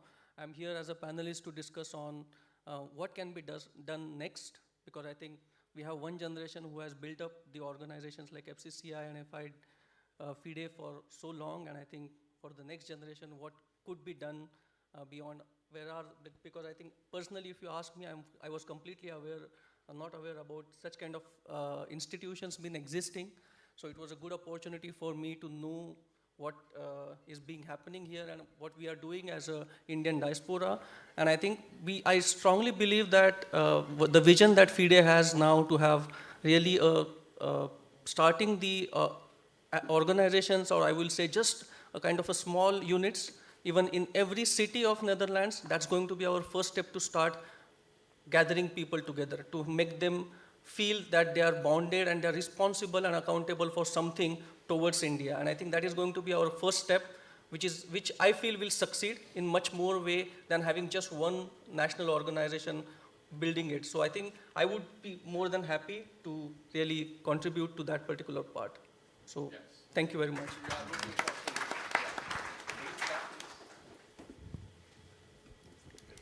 Thank you. Yes, I will definitely keep it short. My name is Ritika Mehra. I'm the founder and president of Bridging the Gap Foundation. This is one of the first, or was the first Indian expat organization founded here. I'm second generation Dutch Indian in that sense, and I'm really grateful to be here on this stage. And it's so wonderful to see so many people attending and hearing what we have to say. I think when we think about the next steps, I think it's very important that when we look at the Indian diaspora, especially the new generation that's come in, which is, let's say, as we call them, the expats, when they choose to stay here, they must also choose that this is now their home. And therefore, they must contribute as well towards their home. They might be Indian at heart.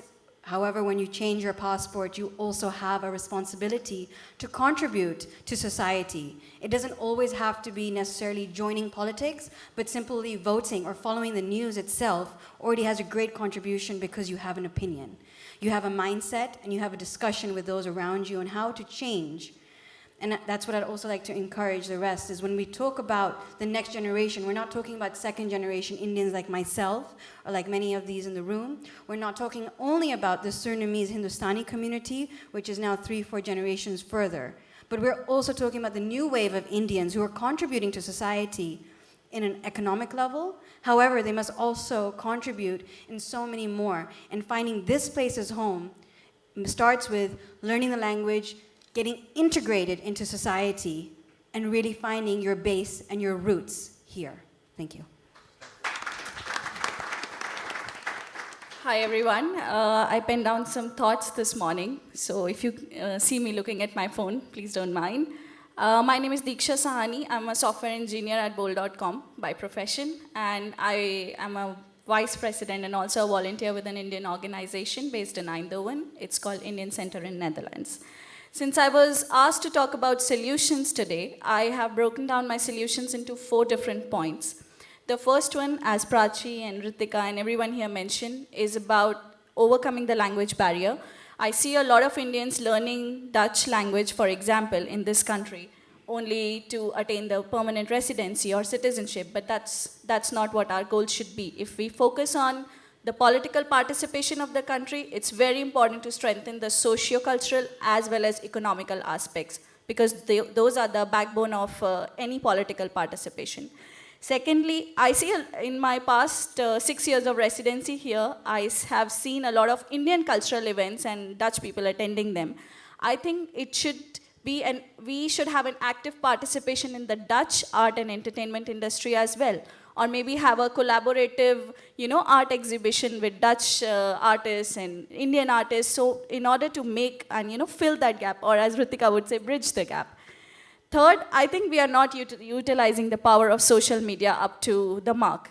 Social media could act as a really great catalyst in bringing very smaller groups together, as Ashish said, and in building that gap. And the last one would be on the economic front. I would say that since we are all here, we have access to the knowledge and expertise and resources, and we need to fill the gap to bring these resources and these expertise back to our home country.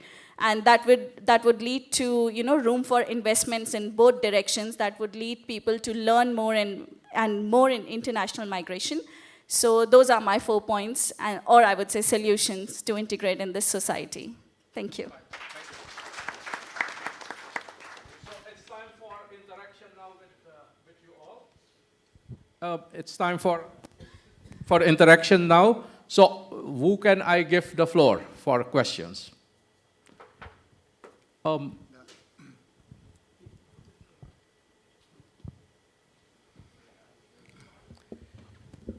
Please, one question per time. Keep it to the point in less than 20 seconds.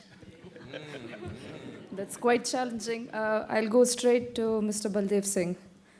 So you spoke about bridging the gap and political parties recognizing the community that we are. What are the actions that you are proposing on your front to make this happen? So I think the most important thing would be, to register for a political party.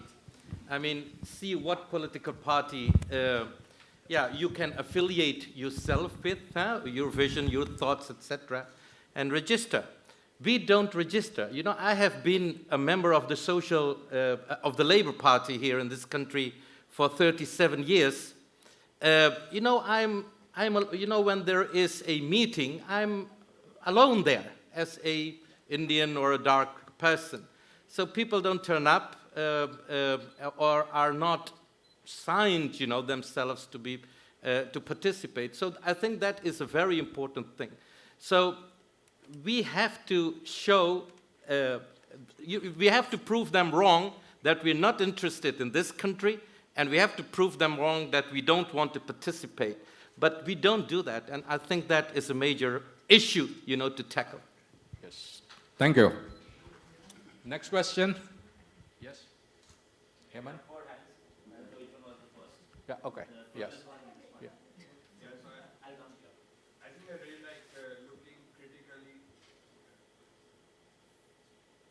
I think I really like a lot of discussions looking critically, because most of the organizations here are just organizing Diwali or Dandi and those things.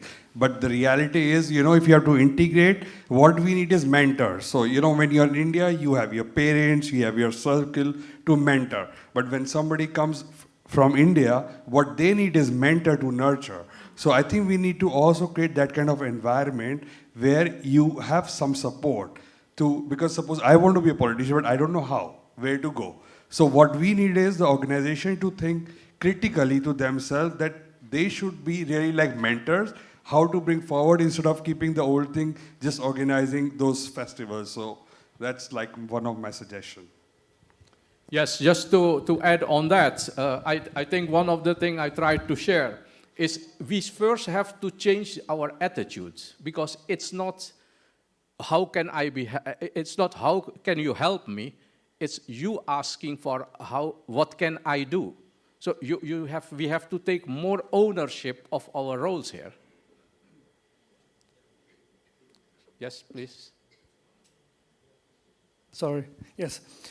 Myself, Siddharth. I would ask a question to Mr. Baldev Singh. He just mentioned that people should register themselves, but is it not fair to them to make them political more sensitive and to educate them about the political way of this country, how to be more political engaged? So my question is, which action you would recommend besides registering yourself to any random party?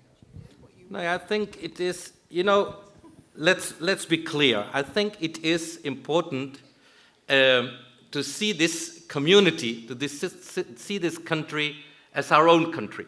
So, of course, India is there or Suriname is there, but it is important, to have kind of ownership of this country, of this society. We don't do that. We don't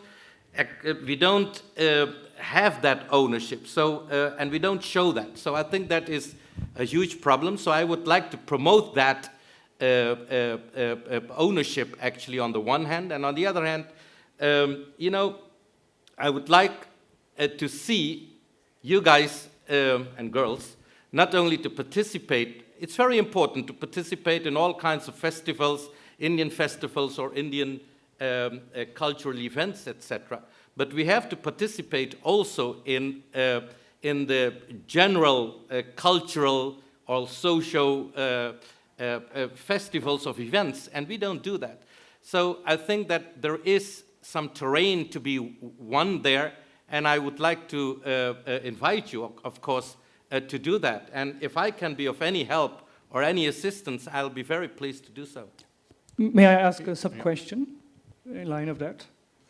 How to motivate the people, because there should be some intrinsic motivation to participate in a certain entity or in an organization. So how do you go to motivate people? For instance, the political engagement in the Netherlands is quite low, even among non-Indian people. Like, they're quite disappointed in certain left parties and also in the right parties, and even at your party. So how are you going to engage people who are already demotivated and demonetized to engage in something which they are not motivated for? It is, but it is Sunday today. It is Sunday today. Oh. And I'm here. It's a Sunday. Even I. Yeah, he should join the party, but he said how to motivate. I have come here to motivate you. I've come here to share my thoughts with you in order to motivate you, to become one and to have some kind of ownership. And I hope that I succeeded a little bit in that. And join. I would like to add something on this. I'm not sitting there, but I can answer your question a bit. We just gave a short presentation of Indian Diaspora Council. And we are providing that platform. So any young politician or who has ambition to become politician, we would like you to join hands with us. We will try to help you to become politically visible with their... Can I also say? I was very impressed. I think young people should know about the talent vision at this moment. You have your talent, and there are a lot of political parties, they want to embrace you.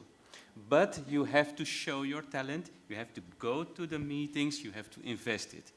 They will not invite you like Bharat and Dulha come and have, etc. So you have to work very hard. And I think you can also confirm that you work very hard, seeing the pain of the persons then, and then it will be... Maybe we have fairy tale stories that sometimes you join the elections and you will become minister, but that is not the reality. No. So we look for the people who say, it is my destiny, I want to invest in it. Varmaji, you can confirm it? I think the point we should all be making is the point you said earlier. How do we help? Exactly. Not how can you help me, how do I help you? Civic duty isn't about you, it's about us. Exactly. It's about us. But to be quite frank, if you are demotivated, there's something wrong with politics, change the politics. Exactly. That's it. Yeah, but maybe to end that, Bhai Baldev Singh said, register with a party, but actually the registration only will not solve the issue. It means a commitment to spend every year many hundreds of hours in being there. In being there. I know Mr. Baldev Singh, every event he is there in the pastime. Just to add, political participation does not necessarily only end up in representation. That's one route. I think Mrs. Verma made it very clear how you can participate on civic leisures. Putting in a vote is participation. Go out and vote. Even if you put in a blank vote, if you don't know which party to vote, and then next time figure out what you have to do. I mean, every step you do, and even if it's a social cause, your social cause could be very much related to the Indian community. I don't mind. But the moment you're doing that, bring in these other parties, these organizations, as your stakeholders who could help you. Because the moment you do that, you become visible. And maybe, and someday, you might want to make that next step.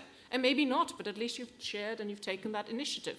But the initiative will have to come. And as far as demotivation concerned, yes, that's true. A lot of political parties, people are demotivated. I will recognize that point. At the same time, I have spent 4 years trying to motivate women to come into politics. In the Netherlands, even that's not easy. And I spent 4 years drinking I don't know how many cups of coffee. And I started as the only one of 10 on my list. Out of 10 people, I was the only woman on the list in Leiden-Dorp. This election, we had 4 women, and and the woman who I brought in finally made more votes than I did. Now, for a lot of politicians, that's not even an issue. They will keep them down. I don't believe in that. I think the more, the merrier. And I think you can do what I could have done for women, we can do for our minority groups, you can do that for various things, but you need to take that initiative and make the call. Thank you. Please. Can I come? I'm Savitri Marhey, and I work for 25 years in Hilversum in mainstream media.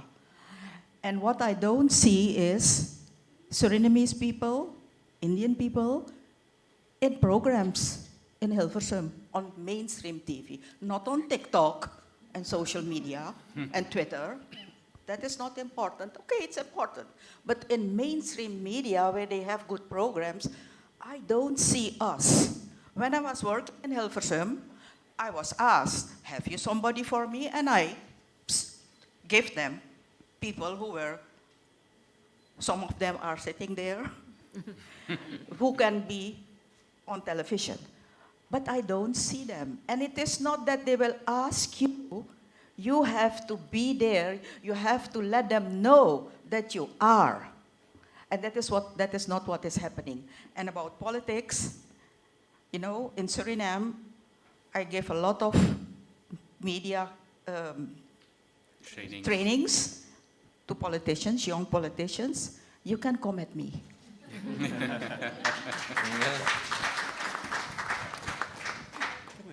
So your point is that we have to be visible, not only in the Indian community or the Suriname community, but on national level. That's a quality we have to acquire. Yes? We lack that. Yeah. Fine. I had a question. So what I miss, or what I would like to ask to reflect on, Mr. Robin, and also the Member of Parliament in the UK, look, diaspora people generally, if I exaggerate it a bit, are descendants of, or maybe disenfranchised voters from the countries from which they came. So when we call them politically lazy, which I can relate to because that is true, we could also maybe, should we not probe into why that is? And instead of registering with existing parties in the current Western model of politics, maybe start your own party or register your own party and probe and pioneer a bold new world to innovate politics, because that is needed in the European Union and also in the West. Can I have a reflection from our experienced politicians? Yeah, well, you know what? If you are going to be a mainstreamer, join a mainstream party and change it. But don't keep creating more parties. You know how many organizations the Asian community are really good at creating, because, you know what, if I don't get on with her, let me create my own. And then we have disunity again. And what we've done forever is we've had all of these little creations. Instead, be smart. Instead, be smart. Somebody said it about, I think it was you, Baldev. How many of you go to the opera? How many of you go to the theatre? How many of you do all of the things? Yeah, that's fine. 1, 2, 3, out of a room full of I don't know how many. You know, we can't constantly blame others when we are deliberately excluding ourselves out. Either we're part of the debate or we're not. Either we're engaged with the politics or the community or business, or we're not. Yeah. We can't have it both ways. And it's tough. And let I bet you found it. Yeah. Tough. And let me add to that. You know, in the last elections, there were some ethnic political parties participating in the elections. So there were Surinamese political parties, Indian political parties, even on national level. Nobody voted for them. Why? You were talking about the crab mentality, you know? You know, I think so there is a disconnect, you know, to start coming together and to make a point like this, like, for example, one political party succeeded in this country, and that is DENK, so the Muslim political party. So they have 3 representation because of their, not because of their social economic plans, but because of their religious orientation. And now they're, of course, working on their social economic plans, etc., etc. So the emotions were there. But why aren't the emotions with, for example, the Indian group? We have to think about that. So I don't believe, indeed, as Sandeep just said, in an own political party. I think we have to join the existing political parties to change for better. And I think that is the way to go forward. Can I add something? Go ahead. Okay, sorry. So I agree with Dr. Verma that we shouldn't be making a lot of political parties of our own and gathering. Okay, thank you so much. And try to gather votes. I think it's also important not only to form a political party, that's a separate discussion, but also to work at ground level. Unless we are integrated in the society, and because when you want to become, say for example, I want to become a Dutch politician, I just do not want to know that how Indian community is affected. I want to know how the residents of Netherlands are affected, whether they are coming from Turkey or whether they are coming from India or they are local natives from here. So that is very important, and that will only happen when we work on ground level and integrate ourselves on ground level. That's the spirit. And then maybe go to a political party with those problems and say, okay, I see this, I am interested in your values and your ideas. Can I become a member of you? Can we change something on ground level? And then I think we can also increase our visibility and our political participation that way. That's what I think. If I may add just one thing. Of course, I said earlier that I'm not too much into politics, but still, there is something interesting in all this. I mean, you mentioned at the beginning that, okay, a lot of people came because they were unhappy with the situation in their countries and so on. But that's where diaspora has 2 aspects of it. You have the involuntary and the voluntary diaspora. So you have the involuntary that came unhappy with their situations, and there is the voluntary one, the expats, what we call today, and the people who came here with the intention of settling abroad or because there was a work opportunity there, and so on and so forth. And the mentality there is very different. And then going back to the involuntary one, if you have actually a 2nd generation or a 3rd generation, I do not believe that they are Indians anymore. They are Dutch. And as you mentioned, then they should be involved in the Dutch environment. They have an Indian legacy, which will never go away, but at the end, they are Dutch. And just one thing more to add on the idea of starting from the grassroots. I'll give you an example of Belgium.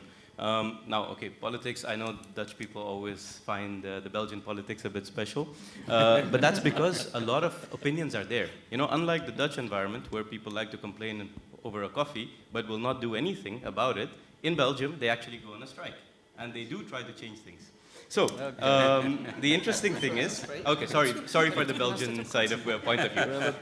But okay, what is interesting is that Molenbeek, which has been infamous for a lot of reasons in Brussels because of the terrorists and so on, at the end, one of the people over there, he actually started a foundation, which was to educate the people over there. He simply made it possible for young people growing up in that community who were often not going to school or not going to a proper Belgian school and to getting involved in the environment there, he actually started pushing it. And that foundation has become so big now that he will join politics by default. It's a given. Politics needs him now rather than the other way around. And it started with him making changes on the grassroots.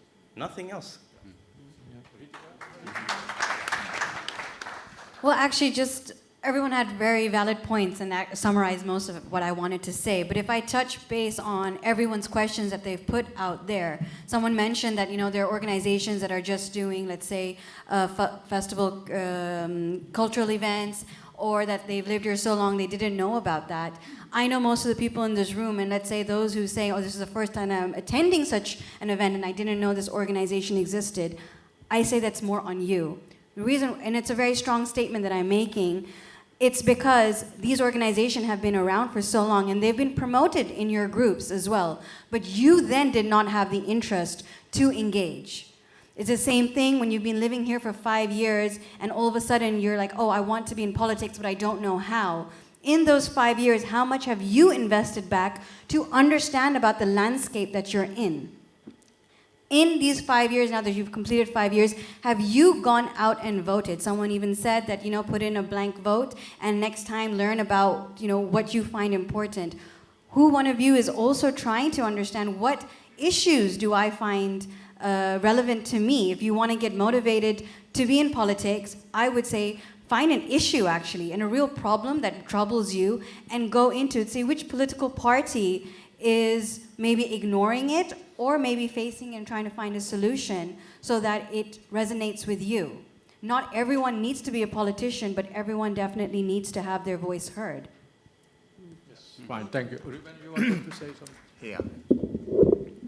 The consensus emerging from this discussion is that we, Indian community in the Netherlands at least, we represent a very inward-looking community and being lazy. And that's true. But the question remains unanswered. How do we move from that position towards a full-fledged participation in the receiving society, in the Dutch society? And the concept of motivation has been raised. And so, in fact, you can rephrase the question, how do you motivate people, especially the second generation, to participate in political parties? When I was referring to small numbers, I did mean small numbers exerting clout by means of voting behavior, not by political participation in political parties or through lobby structures. That's another way of exerting clout. I think that one of the major reasons to propel, to change the move, is to have some kind of role models. And that could be female role models or male role models, but whatever. But we are short of role models. People who find it normal that you participate in white institutions. And as long as we don't have that, then Bollywood and India and own community and rhythms and routines will determine your life, the way you live and are positioned in society. And of course, you can do a lot of good work in your own community, in mandirs and mosques, in all kinds of voluntary organizations, in family circles. And there's a lot to do there. But the issue is, how do you move from that confinement towards mainstream society? But nobody's stopping you from doing it. The point for all of us is nobody stops you. Nobody stops you from doing anything. I mean, I grew up in England when there were very few brown faces. Yeah. I mean, 62 years ago in the UK, in my school, there was 2 of us. Brown face, that was it. But it didn't stop me from having white friends or playing with white kids. What stops us is us.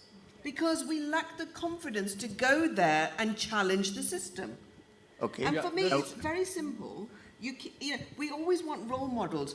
Role models can come in any shape or size. We don't need to lose our identity. I didn't lose being an Indian. This isn't going to go away just because one day I wake up and say I want to be British or English. My color of my skin is always going to be with me. It's my reminder of who I am. But I also did ballet. I also go to theatre. Yeah, but why? Because I assume many other people, many other Indians will not go or hasn't gone. But that's a choice. But that's their choice. They are stopping themselves from being part of the wider community.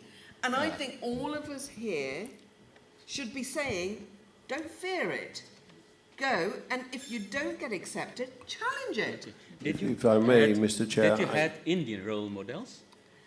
No. There were so few. You don't need. Because in you your don't talk need an I Indian heard role model. about a lot of English people who helped you in your career. So you had English role models. I had people who wanted to help me, regardless of. No, it is not, sorry, but my role model, I've been active for more than 20 years. My role model wasn't Mahatma Gandhi or Martin Luther King or whatever. My role model was just a community worker here in The Hague, just around the corner. And you know why? Because she made a difference for a group of people, which I wanted to make also.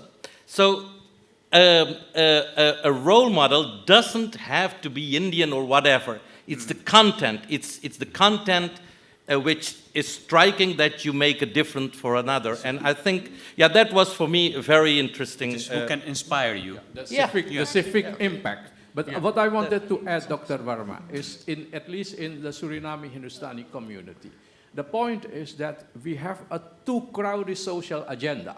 So your weekends are all fully booked with puja or with. No, sorry, I don't agree with it. I don't agree. I am a Hindustani, but I sit here. May I ask something? Sorry. Yeah. I like to add a little bit to it. This is not an Indian problem. There are hardly any Moroccans, Turks, Somalians, or whatsoever to be found in politics. You just don't show up. It's your problem, like the Baroness says, it's your problem. It's not an institutional problem. As long as you're not trying to work your way through the party, which is difficult and hard work, we're not paving the way for you. You have to do whatever anybody else has to do. And that's it, and we need it. Because trust in politics is going down the drain because we don't know what's happening in society, because we don't know you. And for that reason, we have to be far more inclusive. And you have to help me, and bridging the gap, welcome. What do I have to do to reach out and to tell this story? And it is not an Indian problem. I'm sorry, it's not that cheap to be excused. So I think 5 candidates who are going to come to you. But we have 5 more questions, so we're going to quickly go one by one. Well, friends, with a little bit of experience, 50 years here, for some people it may be, for youngsters, it could be. I'm not a role model, let me put it that way. 40 years back exactly, I thought that something is going wrong with the politics and we should be part of that solution. I'd never found the solution anyway, but that was a trigger to join. Unfortunately, and especially this applies to our young expats coming recently from India, because they have right to vote, passive as well as active, in the local elections. Start with that. When I was elected, and unfortunately up to now, the only Indian national that ever has been elected, but otherwise first you change nationality and then only you can participate. So that's a different story. But at that time, it was 30 years back when they elected me. And there was only, we were the only single Indian family in that area. So all people voting for me were the Dutch, because I was participating in some environmental issues in local newspaper. They were interviewing me, so that kind of issues. So please, so I think consensus is there. We have to be broadly involved. Of course, we should never lose our identity. And I am the first one when I was saying that if we become stronger, we can serve our India better. So even if you think from that angle, that way, when we are here active in politics and decision making, we can serve India, we all love to do. But you have to start somewhere. I have been advising some people, youngsters especially, start attending the meetings of the local council. That's the way where you start. And that where you go there, local issues, because most of us know what's going on in our own community. And there you develop certain affiliation with certain party. You see which party is discussing certain issues, seeking solutions, addressing those issues. And that's the second step, then you go for membership. We tried about 3 years back, we started political education for budding politicians. Unfortunately, due to Corona, everything, it couldn't go ahead.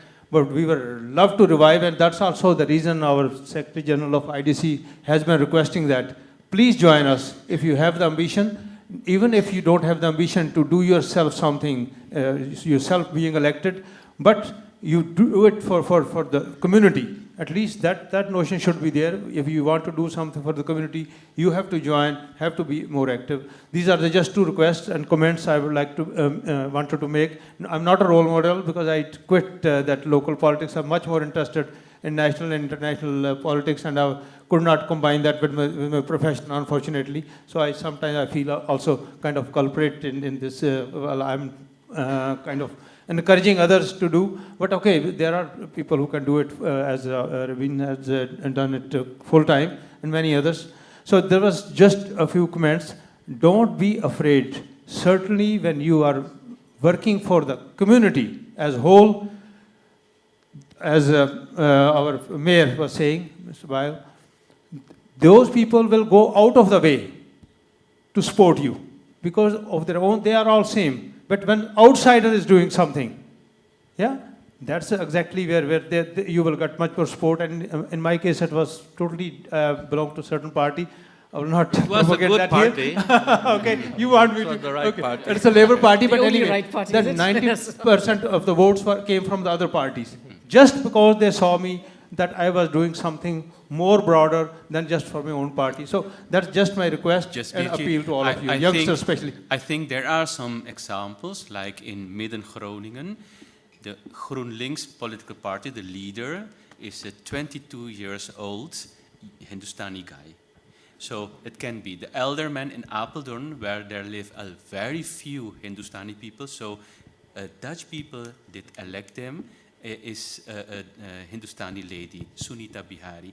So outside of the crowded Indian Hindustani area, there are some people who are trying, doing their best.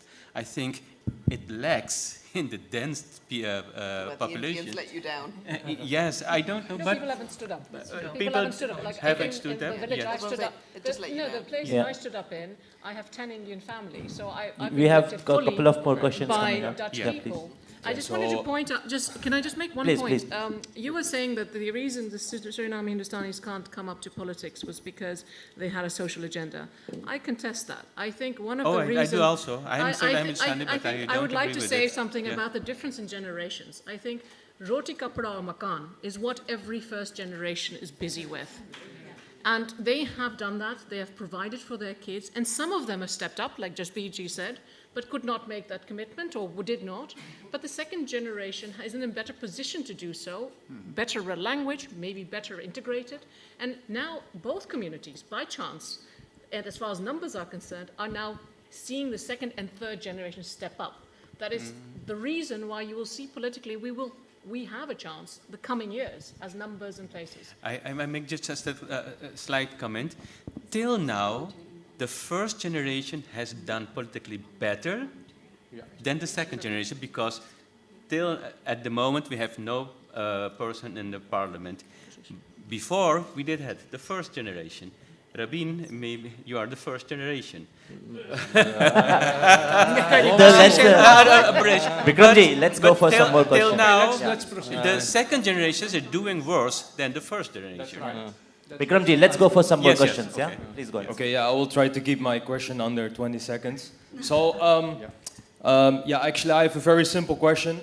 As you can see, there are not many young people here, and my question is, why is that? And what can we do to have next year more young people?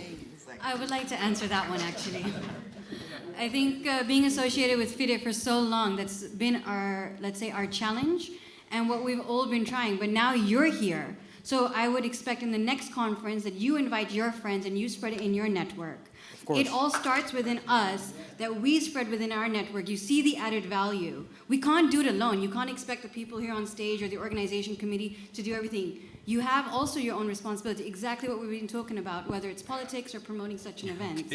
Okay. The mic, use the mic. Please use it. What I'm seeing here is easily said. Sorry for bargaining like this. I have a question all quite a while now. But the thing is, okay, 40 years of FCCI, the Indian diaspora, and we're continuously talking about the same things. The language barrier, the differences between the Suriname, Hindustani communities. For all that time, nothing has been done. what is actually going to change. Otherwise, as you said, Rika, correctly, we can bring friends, but why should we bring friends if there is no change in the whole society? I said there, and maybe you can be honest, a big part of the program you found boring. Yeah, the part about, that's true. The yeah. part when we started talking about what's actually diaspora meaning for the different communities becoming one, and from there bridging the gaps and going forward and eventually going to politics, because we're talking now about entering politics, but we should answer the more basic question: why aren't we a society as a whole? Why are we having differences? As Dr. Verma said, there are different communities, different organizations, because I don't like to talk to him, I don't like to talk to her, or I don't like her opinion. There is a crab mentality that needs to be quelled. It needs to be, we need to come together. That's like the whole thing. One thing, I was writing notes when Dr. Verma, the red line was oneness, oneness, oneness, and I liked it. I liked it so much, I even stood up for you. And that's the thing. We can't bring youngsters here if it's boring, if it doesn't lead to anything, if it's only talk, talk, talk. And I'm here now after quite a while now, and I would like to add to the change of bringing youngsters. Can I answer? One point I think I've been trying to say. Am I? So one point I have been trying to say for a long time. I think I agree with you. Much of the young generation that we are talking about, I think is coming to Netherlands more for roti, kapda and makan. They are quite busy managing their two ends by coming here, learning the new traditions.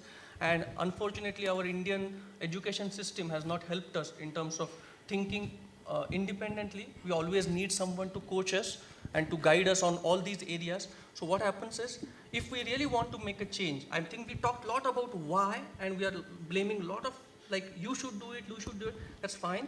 But as an organization, I think we have such two solid organizations, and with the FIDE's plan right now to have in every, let's say, area or region, a kind of a small provinces, every province is a kind of an office, or you can say a kind of a thing. We can simply start by taking first steps so that we can have young generation next time more here, is to start starting like support centers where people are, when they come to Netherlands, to explain them, to help them understand and tackle their normal issues so that they can think beyond the day-to-day matters that they have to manage. Because that's the education that is missing, and I think that's where we can make a change by starting those kind of initiatives, which will help us going forward to have more, because I'm sure people are active in India in politics because they get a lot of support, they get a lot of gurus, you can say like that, for there to guide them to that particular level. Here we need to start those kind of centers which can help us to do that. That's what I think, I feel going forward what we should say. Okay. We have only 5 minutes left for the panel discussions. We can have 2 questions. Yeah, let's take 2 questions. Yeah. So, okay. Dr. Mohan.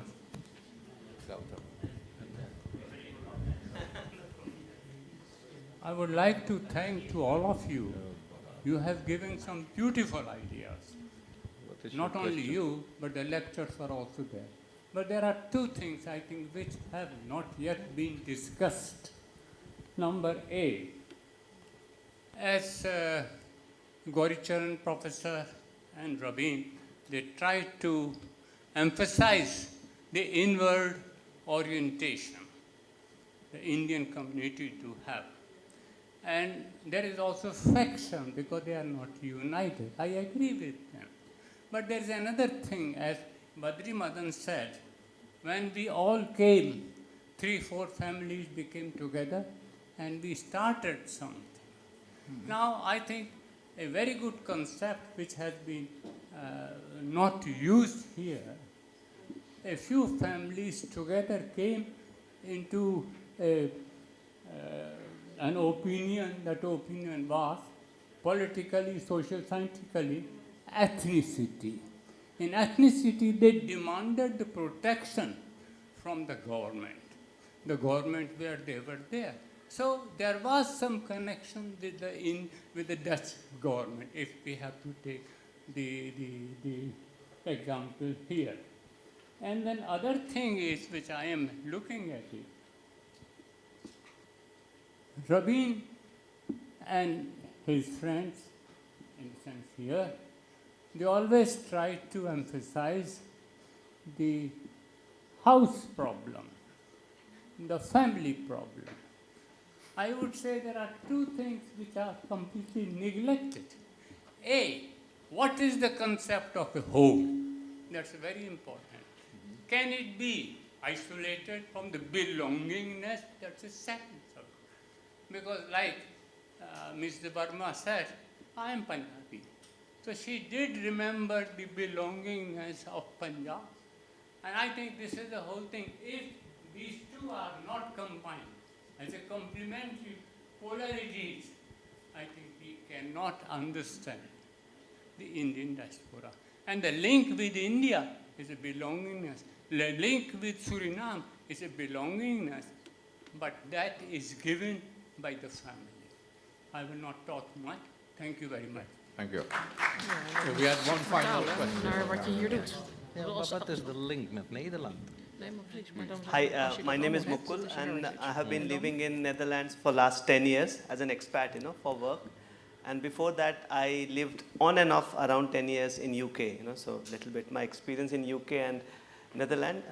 One difference that, I see, for example, that even after 10 years that I have left UK, I still watch more of UK TV channels than the Netherlands channel, right? So I watch BBC more. I am more aware of English politics, British politics, than I'm aware about what's happening in Netherlands. Guilty man. Yeah, the main reason is the language, right? So I think it's more important than all the other discussions we are having. For example, when I went to UK first time, right? Nobody told me that I should be engaged culturally and other things. I just started watching TV programs. I see Flogate, Three in a Bed, all those things. Yeah, so it's very natural to basically get integrated in the society if I know the language. So I think the biggest catalyst that we can have from this forum is if we can have some Dutch language sessions.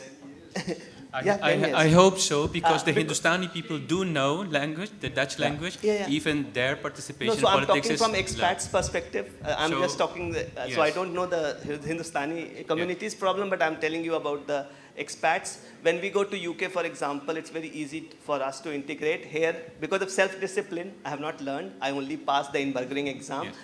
If we can start some Dutch sessions, where we have for the Indian community, that can help. There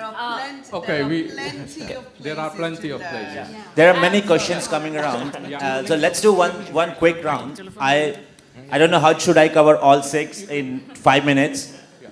But I don't want to leave anyone, so I'll start from here. But please keep your question very, very short. Short and in seconds.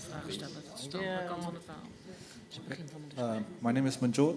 I'm born here, and to be fair, I am someone who has political aspirations, you could say. I'm born here. I see some issues within, you could say, within my own community, but also the Dutch community in general. And I will take up on your advice. I will register for a political party, join meetings. But there's another question that I have, and with your guys' experience, I do hope I get that answer. It is, I know it's not easy. It'll take hard work. You need to learn.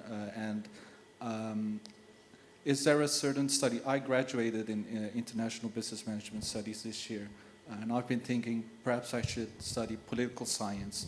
But is there a particular study that you would recommend for someone who does have political aspirations? You can study everywhere political science here, so let's move on. You can contact Heman for information. We should maybe have a session. Eigenlijk moet dat gegeven worden. Thank you. I'm Shivam.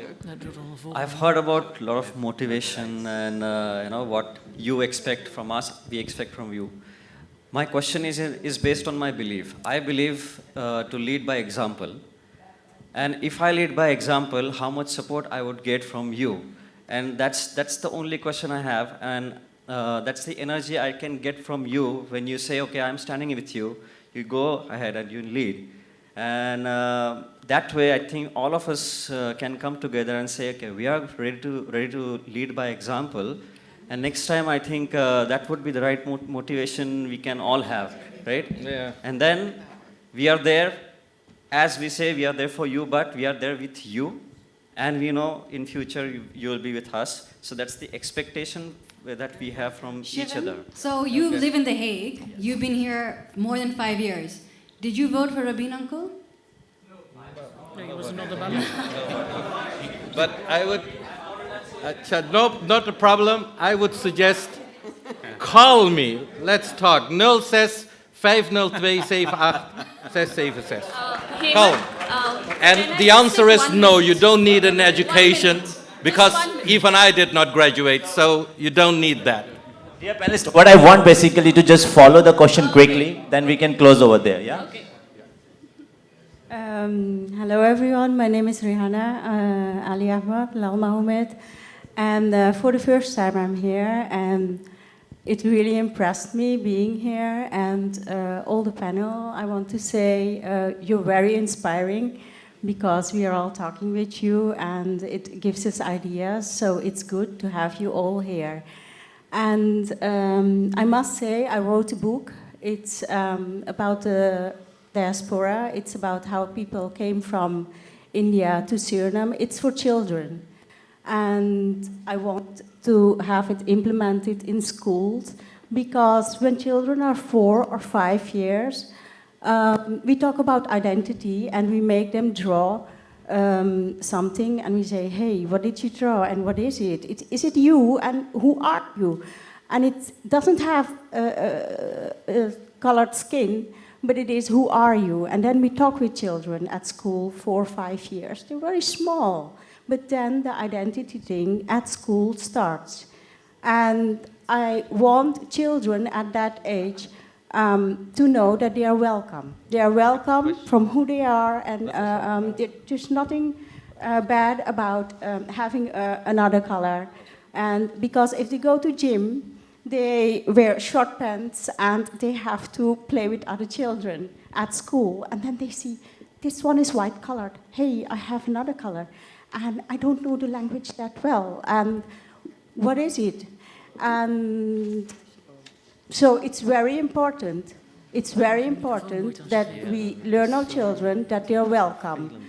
And as a parent, I think it's very important that you volunteer, because that's how you start to know where you live and who you live with. Because if you go to work,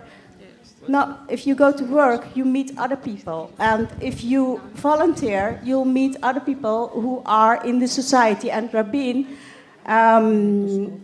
he has been everywhere. I'm following him for 25 years now, you know that.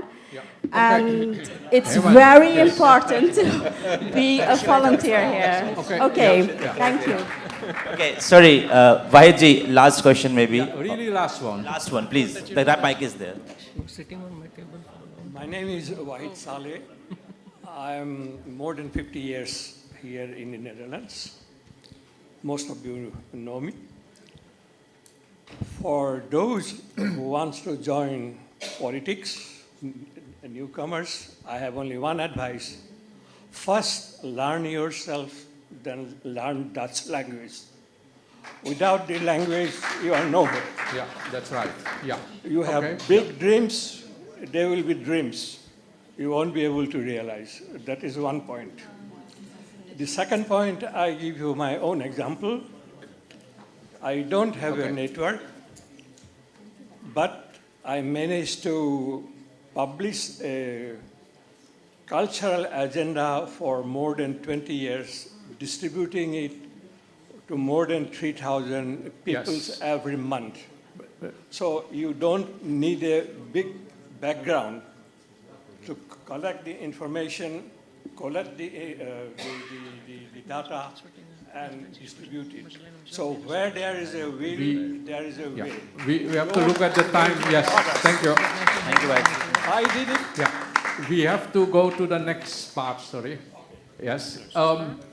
So thank you all for your remarks and your contributions.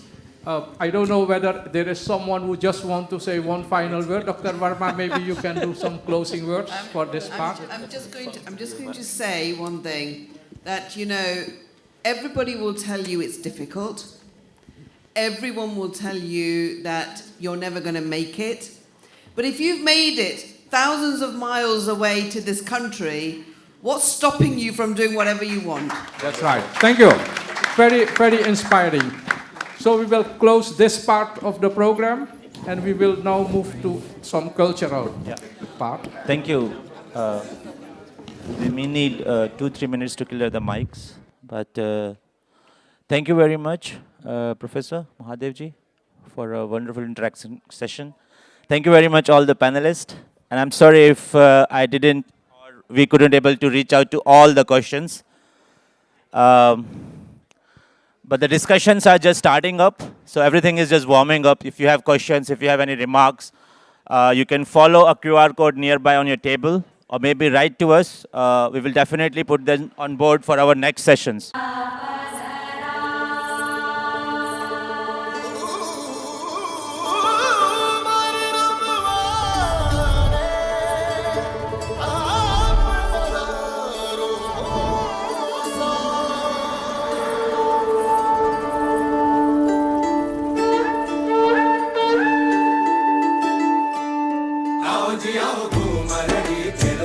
पधारो साधु मरड़ी चिलबान पलम धरो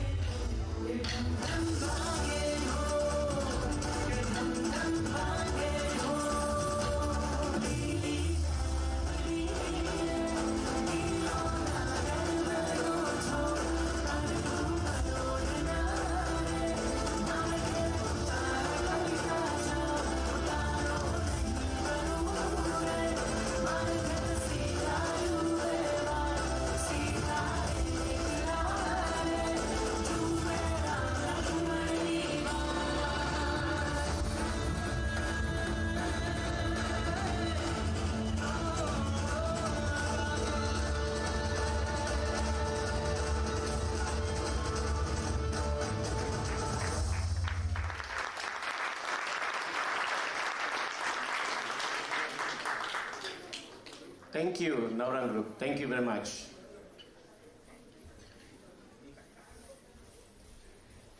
Our next performance will be done by the Nacho Girls. We have 2 girls and a very young, talented artist who will be dancing along with us today.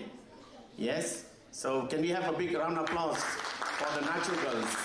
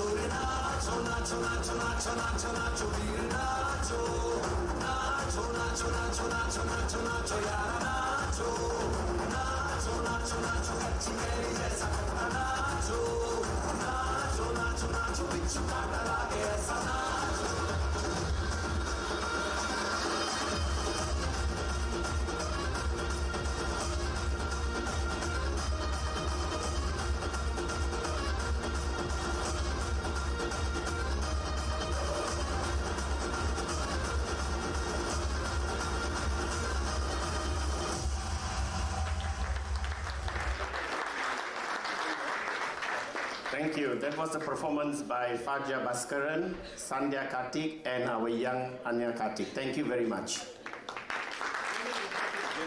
Our next performance will be done by the dance school Gungru Ki Pukar, that is in Den Haag. This song clip was done in a very short while. The artist practiced the song in just 3 classes for this event. Can we have both the artists on stage, Rina and Santoshji? Thank you. Please give them a round of applause.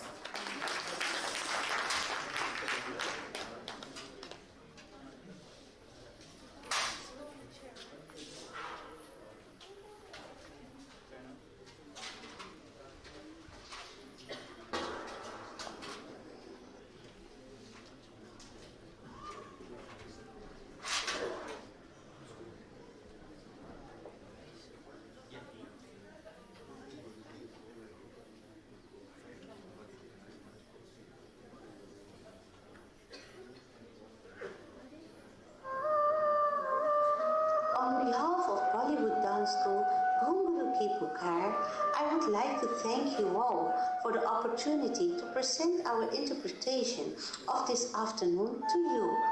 We would like to take you into a world where ultimate strength meets graceful elegance. Allow us to delight you with our dance and our beautiful culture. With the deepest respect from Sindhya Manisingh to you.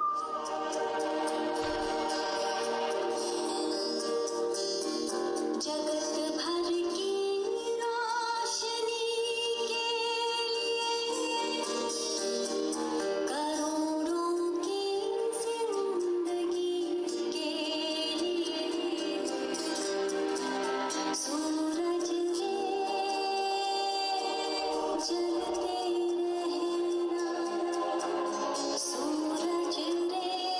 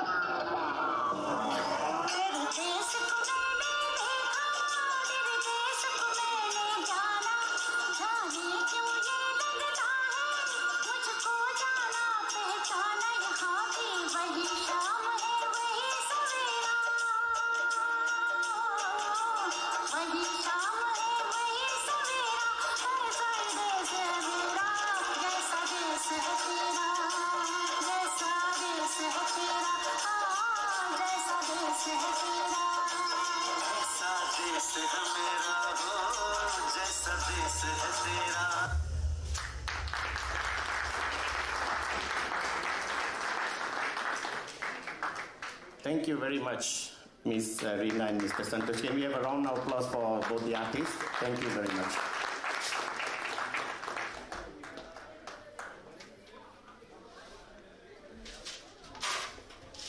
Our next performance will be by Ms. Sangeeta Sen. She will be doing a semi-classical, she'll be doing it solo. Can we have a big round of applause for her?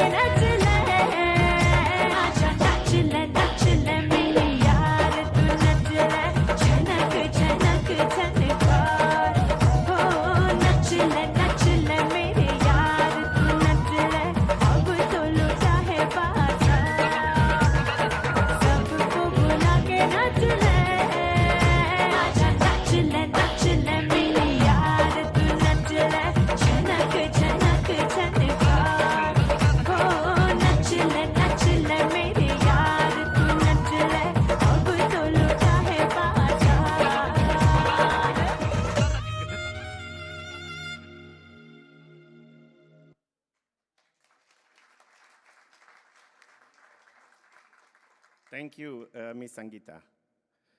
Now we come to our last but not least performance by Navaran Group again, by Ms. Rucha, Ms. Dipti, and Samruddhi. Please give them a big round of applause. They will be performing a Garbar folk dance. Thank you.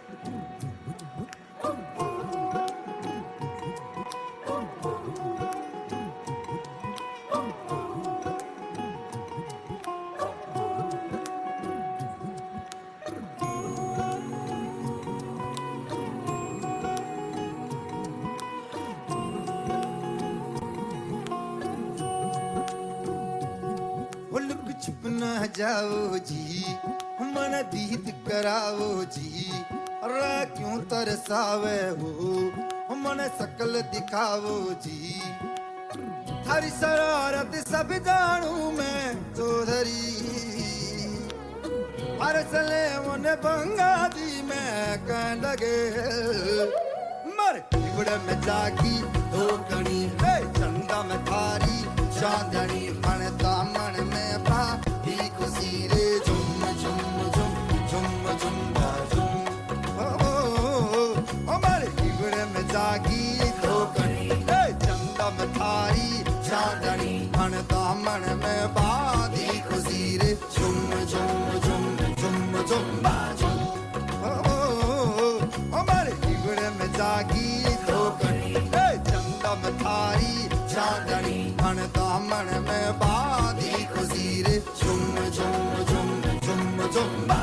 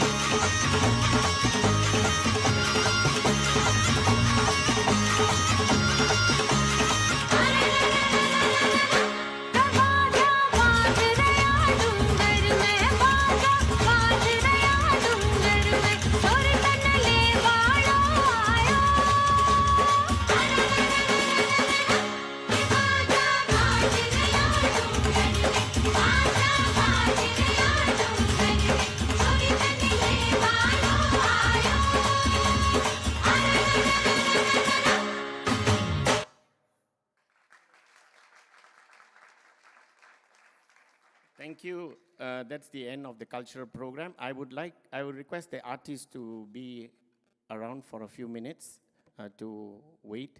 I'll just pass it on back to Hemanji. Thank you very much. And once again, a round of applause for the artists. Thank you.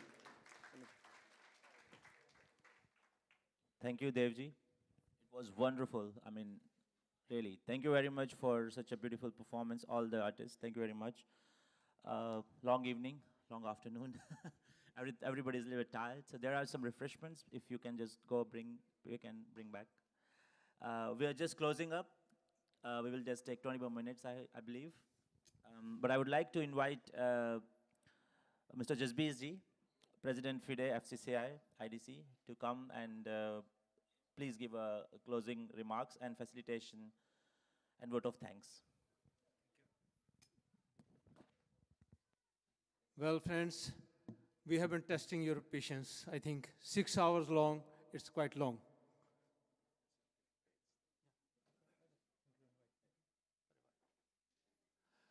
Well, friends, I think that if I go thanking one by one all those who have made it possible, then we will exceed a lot of time. So please bear with me. I'll try to be very short. First, I think that though it's a teamwork, I would like to thank 3 of our organizers who spent, I don't know, hundreds of hours. That's our Hemant Sharma. Applause for him. Professor Mahadev. Where is he? And our Dev Gurnani. I think that the last item, he was doing a lot more, but I think the last one was icing on the cake, what he produced. Of course, that all my other teammates, Vice President Pramod Agarwal, without him we can't almost do anything, and Secretary General Yamini ji. But I said I'll try to be brief. Well, friends, we are here today celebrating 4 decades, almost 40 years of FCCI. In the opening remarks, I mentioned that this is a very special occasion for us. It doesn't happen every year that you reach a milestone of 40 years. And of course, we are indebted to the pioneers of the FCCI who made it possible. Okay, I will do that later. Well, the pioneers who made it possible that we are celebrating today those 40 years. And at least 2 of those pioneers who are still contributing almost daily to the work of FCCI. We cannot just forget that, certainly right at this occasion. First, I will request Madam Ambassador, just a minute, but okay. Of course, that first and foremost, that's our President Emeritus, Mr. Ram Lakhina. I think he told himself also, he initiated and pioneered this think tank, FCCI, 42 years back. Thanks to him, but not only that pioneering something, but contributing regularly in 42 years, in even this book and even presentation today, we cannot thank him enough. So we have a small token of appreciation for him. I think Mr. Dev Gurnani must be having that. Mr. Dev Gurnani, memento for President Emeritus, Mr. Ram Lakhina.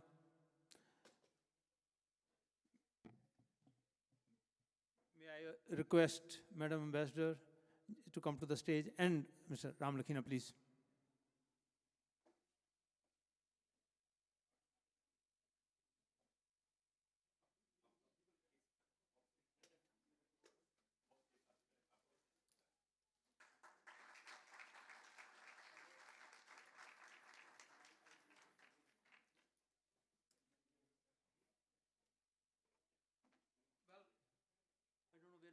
mic is, so I have to come back for the citation. It's, okay, good. Then I can go back to them. Fine. Well, this award is mentioned here that Foundation for Critical Choices for India feels privileged to honor its pioneer and President Emeritus, Shri Ram Lakhina, for 4 decades of outstanding service to FCCI and India. It's the dated Vasanar, 4th of September. Please, thank you. Would you like? A very short word, great appreciation for the people who are continuing the work which I started 42 years ago. Thank you. I think the second person who was cooperating with him from the very beginning, Mr. Badri Madan, and he had to leave for some time, but he will receive that. We'll keep it with you. Well, then we go overseas. Not overseas really, but okay. Yeah, okay. Please, okay. Well, I have to wear, ma'am, you stay here, please, for a while, because that's... I have to change my cap as president of Foundation for Indian Diaspora and Europe. I think we cannot thank enough a dear friend, Baroness Dr. Sandeep Verma, for continuous support to the cause of Indian diaspora and India. She has been associated with us since 2009 and almost graced all the conferences that we had since then. So we cannot forget, we are celebrating something special. And I think, okay, Mr. Gunani, please. Madam Verma. And of course, she cannot receive it without the man behind, the force behind her success, Mr. Ashok Verma, please. Okay.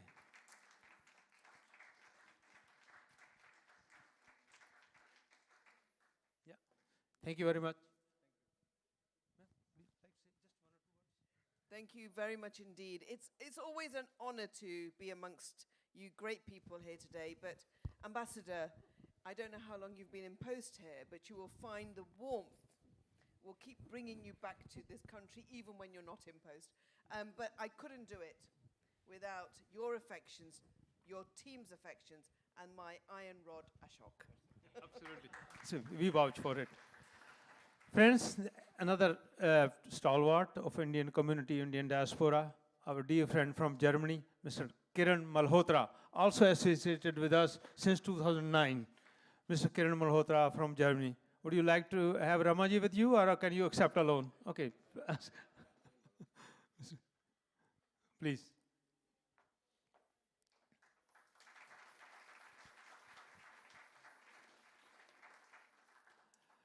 Well, thank you. Also, I would like to say thank you for a wonderful evening today, afternoon, evening, and always all the functions I attended in the past gave me a lot of affections and privilege, and also thanks to the organization. A personal thanks also to Mr. Jasbir Singh for organizing such a great function. Thank you very much. I know I organized Indo-German Business Forum in Germany, and I know how much work it is to get about 150 to 200 people. And without your support and without your team support, it wouldn't have been possible. Thank you very much. Well, I think some friends standing outside, that's not very nice, at least for those who made it possible. It would have been nice that if you come inside, but anyway, it doesn't matter. Third person, our very dear young star, Jaskaran Sandhu, representing Belgium today. I have also some, where is he? Jaskaran?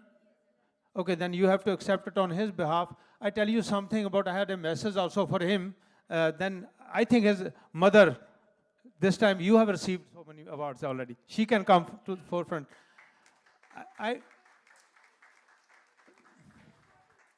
Ajo, no, please, of course. Well, you have to give him a message. You have to give him a message. That's my own personal experience. 20 years back, there was an international conference in India. And in that conference, they were honoring people like a former president or former prime minister like Ike Gujral, and I mean, that kind of personalities. And I don't know how stumbled at me also. So I was presented in the same. I was so hesitant, how can I receive this? I mean, when people of that caliber. So I was told, you are getting this, but you have to promise that you keep continuing serving the Indian diaspora and India. So with that promise, we offer you, and you cannot reject it. The same goes to for Jaskaran. Tell him he is getting this with all those Star Wars, just because with a promise that he will keep doing his best for the Indian diaspora, especially for the youth. Thank you very much. Okay, please. You want to say anything? 1 minute. No, because I think I should not be speaking, because when you hand over the baton to the next person in a relay race, you stop running. I have been a racer, athlete in all my younger days. So I have handed over the baton to my son. So I thought I should not be speaking. But definitely great to be associated with FCCI. I have been, since I came to Holland in 2002, I think right next year, 2003, I joined. And since then have been, whichever country I went, continued. And I may share, even though Baroness Verma said that we all are same wherever you live, all, but to cut it very quickly, cut it short. She's from Amritsar, I'm from Amritsar. Her husband happens to be from Delhi. In my case, my wife happens to be from Delhi. And our ambassador has some connection. And ambassador has a connection with Amritsar, because her husband is from Amritsar. So she is our Amritsar's daughter-in-law. And another thing, just on a joking side, that 4 persons you are seeing here, they are all Sandhus. Oh, goodness. So this is the, can I say, age of the Sandhus? No. Thank you very much. Thank you. Yeah. Okay, ma'am, you stay for a while, because there are more people who want a picture with you. Okay, you will. I will now request Mr. Dev Gurnani to announce the names of the artists, and I think that okay, you will bring yourself that the certificates of appreciation. For that, I have to thank Professor Mahadev. I don't know where he is now. Yeah, okay. Professor Mahadev, you have to be here, because he is the person who came to the idea that we were thinking of some kind of flowers that very often these artists get.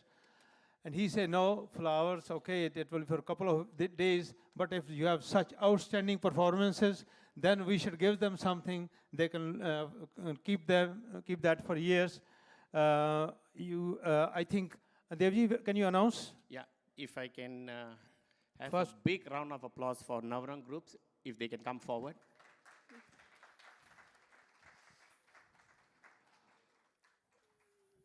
Yeah, please collect your certificate from the ambassador. Yeah, can we have a round of applause for them? Well, I think that I am not exaggerating if I say it was a just mind-blowing performance. We are looking forward to see you more often on the stage, but it was just, we forgot about the time. We are running late, but with you on the stage, we totally forgot about it. Yeah, thank you very much. Thank you very much. Okay. Can we have the second group? Can we have a round of applause for Nacho girls? Please come forward. Oh, wow.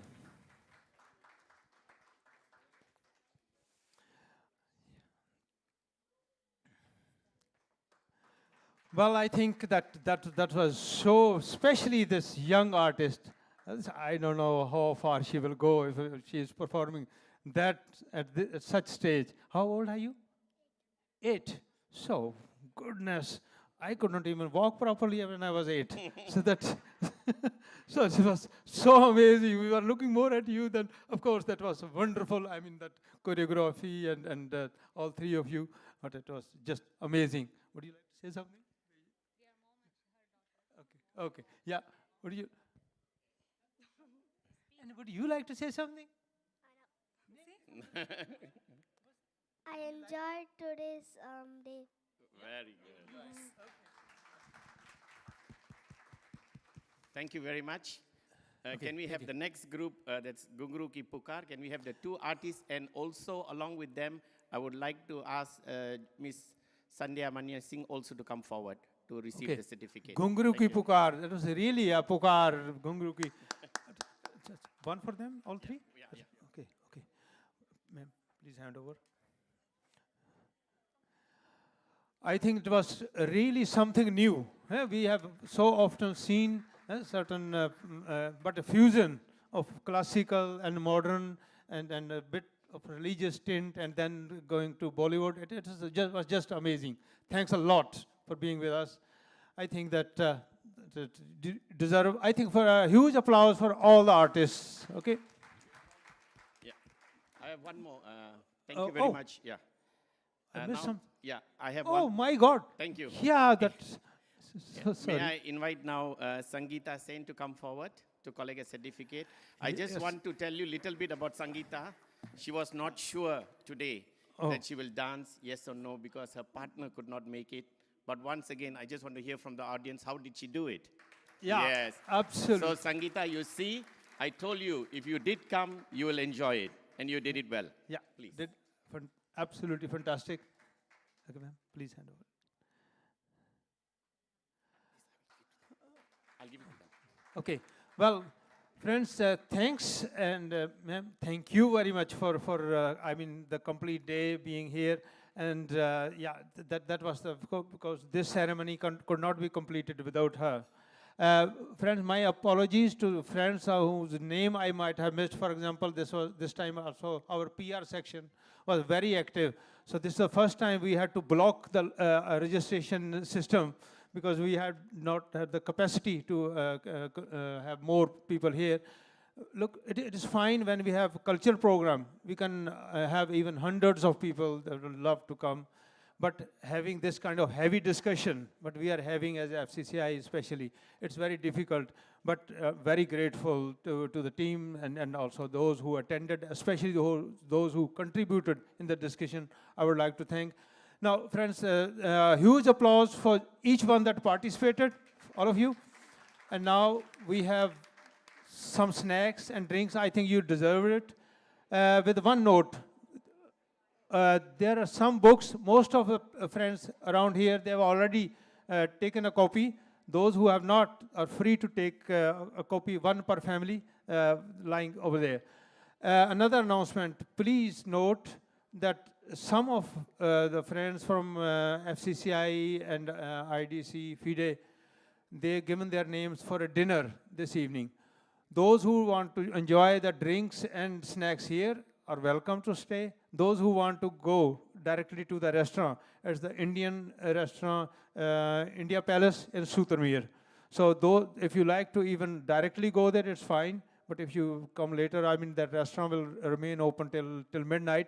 But they will be serving dinner. We are already late from 6:30.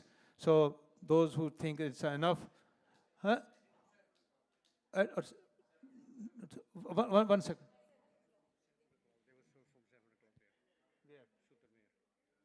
Okay, but that's we have time. Okay, no, that's fine. Okay. Well, friends, I think with that we can have just drinks a few before we move. I have to also. Okay. With those words, again, thanks a lot from my side and from my team. It was, I think, a wonderful experience having all of you here. Such esteemed guests and such huge numbers, that happens rarely. And hopefully see you all at the next Jubilee we will fear. Okay, bye. Thank you, everyone. Thank you, Jasbir ji. So drinks are open there. I have one last request. If you are leaving the castle, at the exit, there is a box. You can leave your badge there because, yeah, we want to save it for the next one. And I would like to thank everyone for coming here. Special thanks to Dutch Punjabi Media for helping us to broadcast this event online. Thank you very much. Have a good day. Have a good evening. See you next time. Bye.